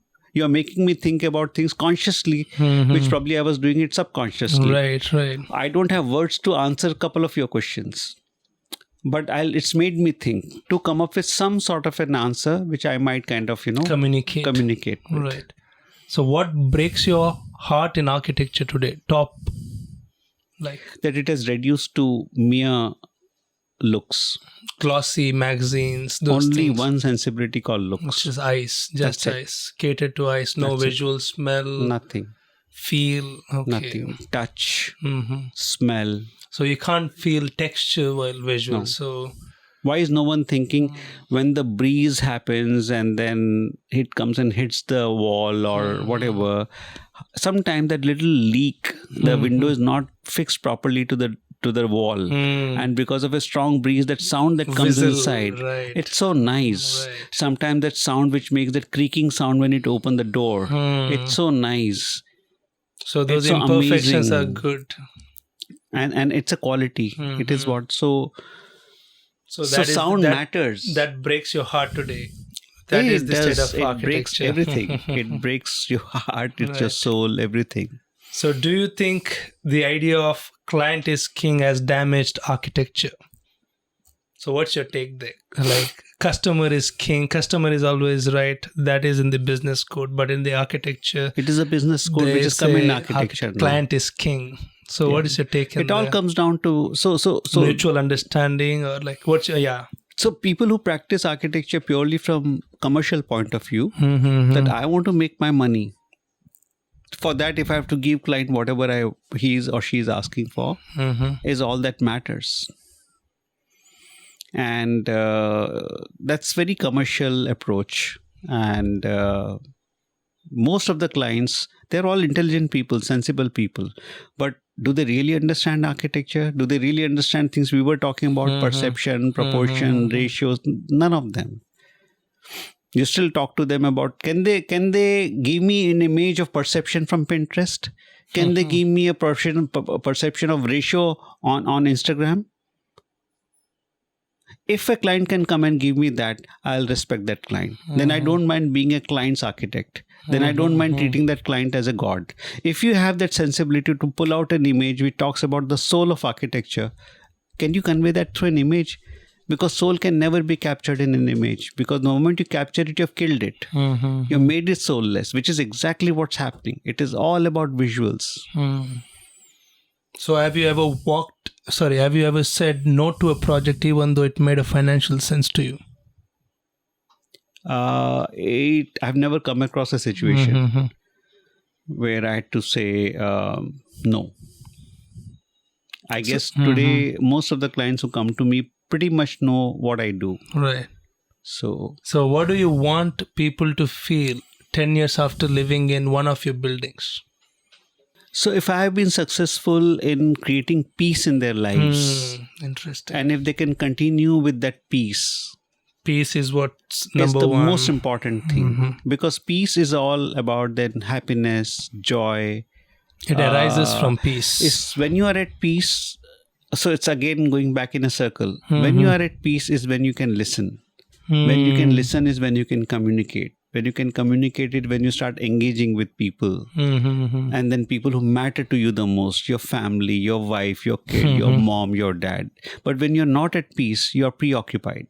You're in conflict, you're in friction. So if my architecture can create peace is my first aim. And if they can sustain that peace, then there is a timelessness. And if it does not happen after 10 years, leave my house. Go somewhere else which gives you peace. Architecture is means to an end. It's not an end in itself. I don't think client is a god, nor do I think architect is in a god, nor do I think his projects are temple or churches or mosque. Our attempt is to help you in achieving a better quality of life, better quality of existence, better quality of living. Not in terms of sofa, not in terms of refrigerator, but live in general. How come you see people with millionaires, billionaires committing suicide? Or not being happy, or splitting with their partners, or breaking away with their kids, or what exactly is going on? They had everything in life, right? What is it that they lack? And what is it that they can't buy? Is peace. Interesting take. So I this is never what I would heard say. an architect saying, let my space bring peace. Absolutely. Nice. So last two questions before Sure. we end. So what are you still trying to figure out in your practice or in your process? A lot I could not figure out because for unlike art painter who can take a canvas and start painting, we architects need a client. And through client, we come across a site and a project and a program and all of that. That helps me in evolving as a person, right? In absence of a client, that very petrol or a fuel that will make me go further, grow further, or travel goes away. So I do believe there is so much more to explore. There are so many different ways of looking at things. This entire idea of timelessness is something, there is no one definition to it. It can go on changing. The same way this idea of peace can be so contextual again. What is peaceful for you may not be peaceful for me. What is peaceful for me in one situation may not be peaceful for me in another situation. Sometimes I am at peace when I am not at peace. Moment I go into the peace, I feel I become laid back. I become lackadaisical. I become, laid back.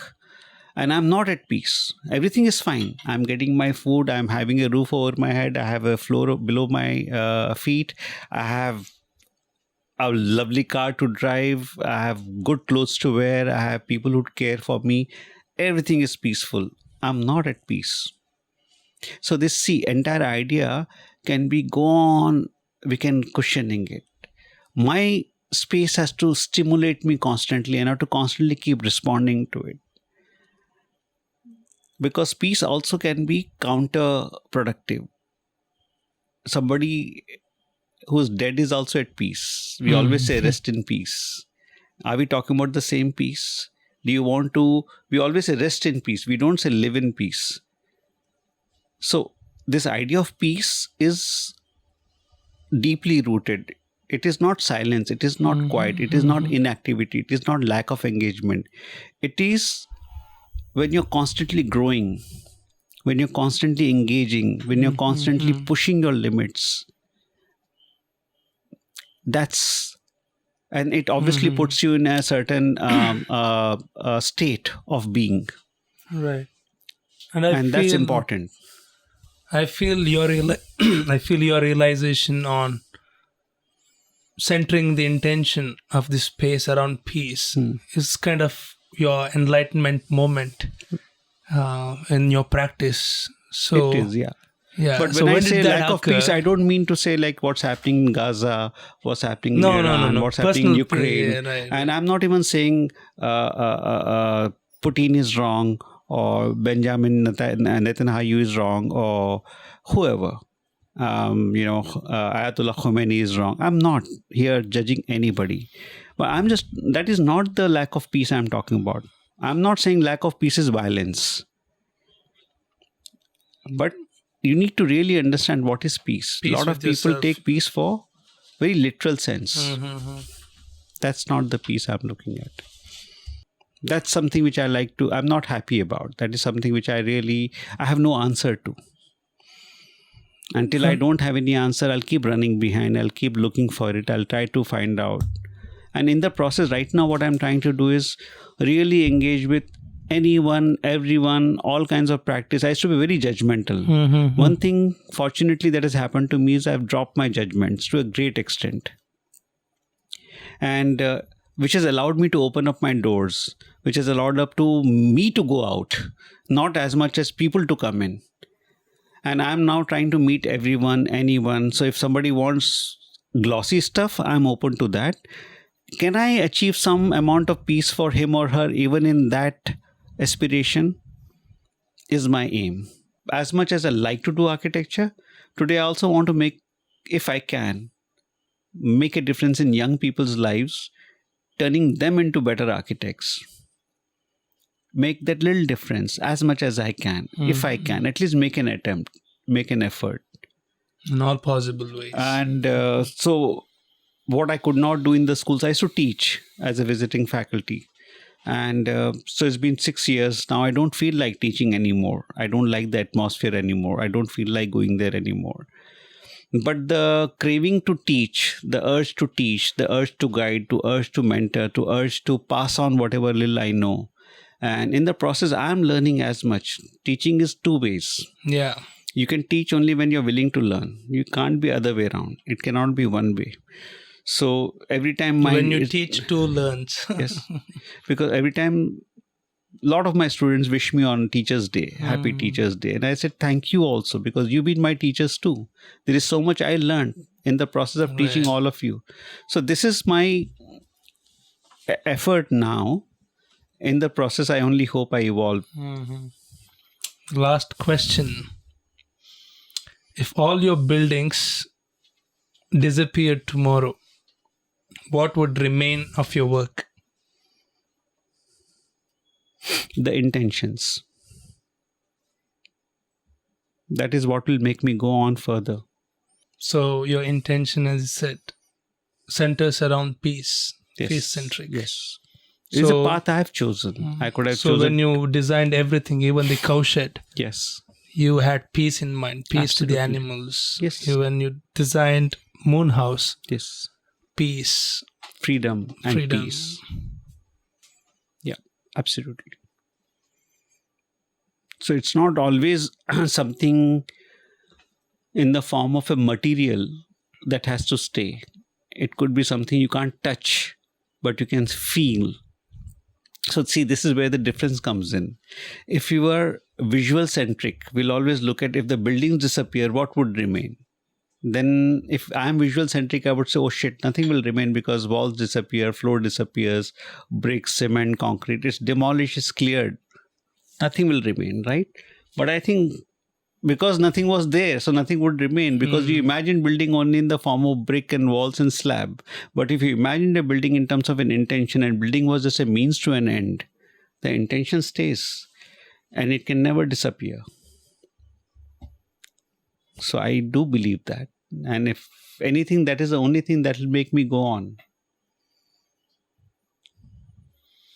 I don't know if that answers your question. It answers. Yeah. Thank you so much for your time. It was a pleasure. It was a long, Yes. nice talk. Nice. Ah.